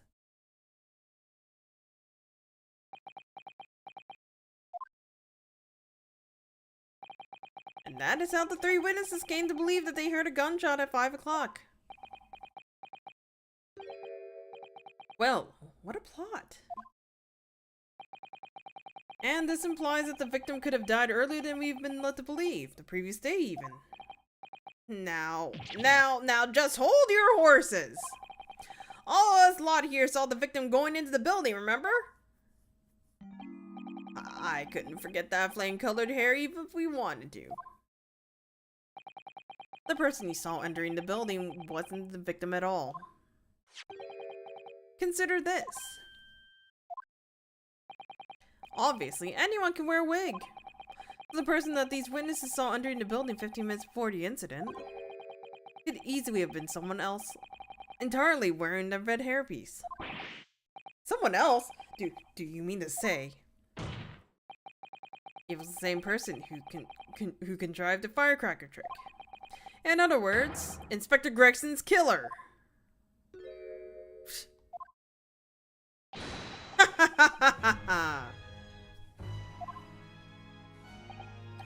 Oh, very impressive, Ryunosuke. Ryunosuke Naruhodo. Kazuma? I'm really quite amazed you come this far. But after all, wasn't I the one who told you that you had all the makings of a great defense lawyer? I also note the lack of a time of death in this report, a stark omission. But as far as I'm concerned, this whole country's justice system leaves a lot to be desired. Order! Order! Order! Prosecutor Asogi, what on earth do you mean by that statement? I hear that many of the leading members of Britain's judiciary are present to observe this trial today. So we cannot allow even the slightest doubt to be overlooked. The defense's assertion about the time of death based on the victim's stopwatch is just conjecture. But, while the possibility exists that my learned friend may be correct, we have a duty to explore it. Well, certainly, I would agree with you. And what immediately comes to mind is, of course, what was Inspector Gregson doing and where did he go on the day before the incident? Do you know? The inspector always carries out his investigative work alone. His movements are treated as confidential within Scotland Yard. Even within the Yard? However, considering the evidence we've been presented with so far, I'd say it's very apparent what the case this man was pursuing, wouldn't you, my learned friend? I do have a feeling about what case he might have been investigating. Yes, I agree, surely. My lord, the defense believes it can explain the court the case that was being investigated by Inspector Gregson at the time of his death. Very well, counsel. Present your argument to the court. What evidence is suggestive of the case being investigated by the inspector on the day prior to the incident? On the board?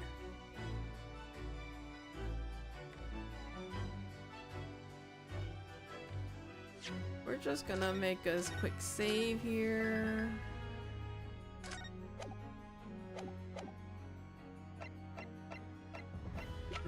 Quick glance at everything. Take that! I can't say. Oh yeah, that's my fucking thought.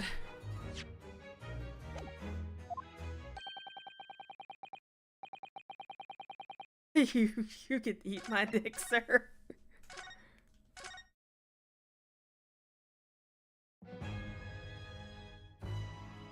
Let me just double check. Yeah, it already recorded. Take that! Oh, you didn't like that answer either?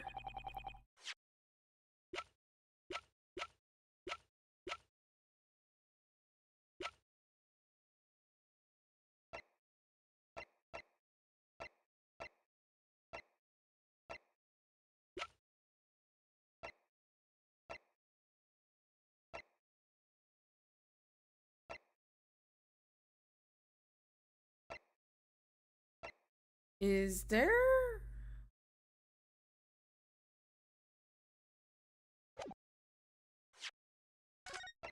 Nothing?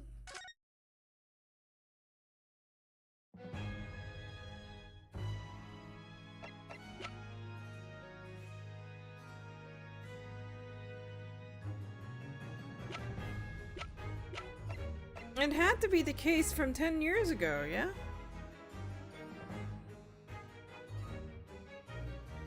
Take that! Oh, wait, no, fuck, that's right. The whole point of him having a freaking I'm stupid. I believe this red hairpiece points to the answer. You might assume it was part of a disguise used to carry out an undercover investigation. Surely not. Such a brightly colored hairpiece would only serve to make the inspector more noticeable. Yes, that's quite true. It would definitely have made him stand out in the crowd. Except, that is, in a crowd of gentlemen from the red-headed league. The red-headed league? So, you've already worked it out. What on earth is all this about? Is there such an extraordinary league of gentlemen? The Red-Headed League is currently under investigation for a grand deception. A deception of what nature, Council? They've been targeting red-headed men across all across London and tricking them out of a small sums of money. 2 men were arrested for the misdemeanor only yesterday, in fact.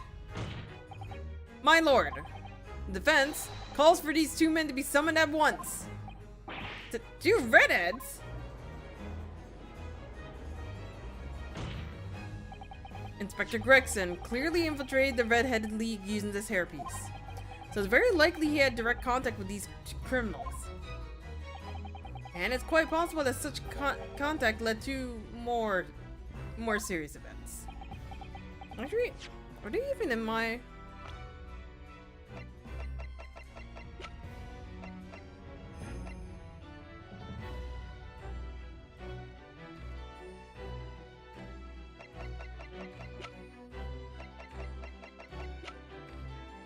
No, they're not. Cool.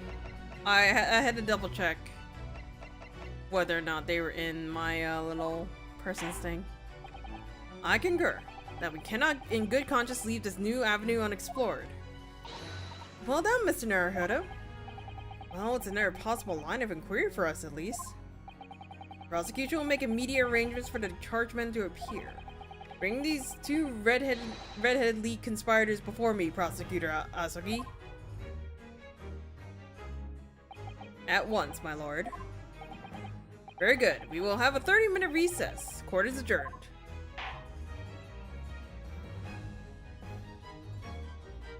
Alright, this might be a good stopping point. Yeah, it's a good stopping point. It is very late, and I hunger.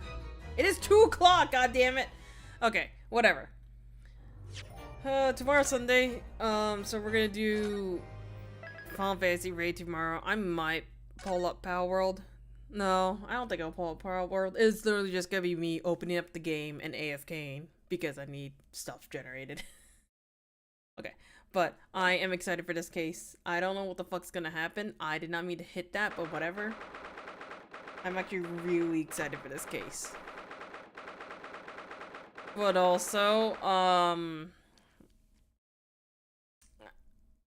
there's something else I wanted to say specifically about Gregson. But I'm gonna have to wait until the end of the case because I don't know if that's another spoiler. It's something it's something that I read about on his death, and I don't know if I misread. I'm misremembering. I don't know if I'm misremembering it. Holy shit. Whatever. Anyways, yeah, tomorrow we'll do Final Fantasy Raid, and then I'm gonna see if we can pick this back up on Tuesday. Because I'm really stoked for this. Whatever. Anyways, it is late. People need to sleep. I need to sleep. I need to eat and sleep. I'm gonna go reheat my sesame chicken real quick. Anyways, y'all have a good night. Take care. I will see you guys later. Bye.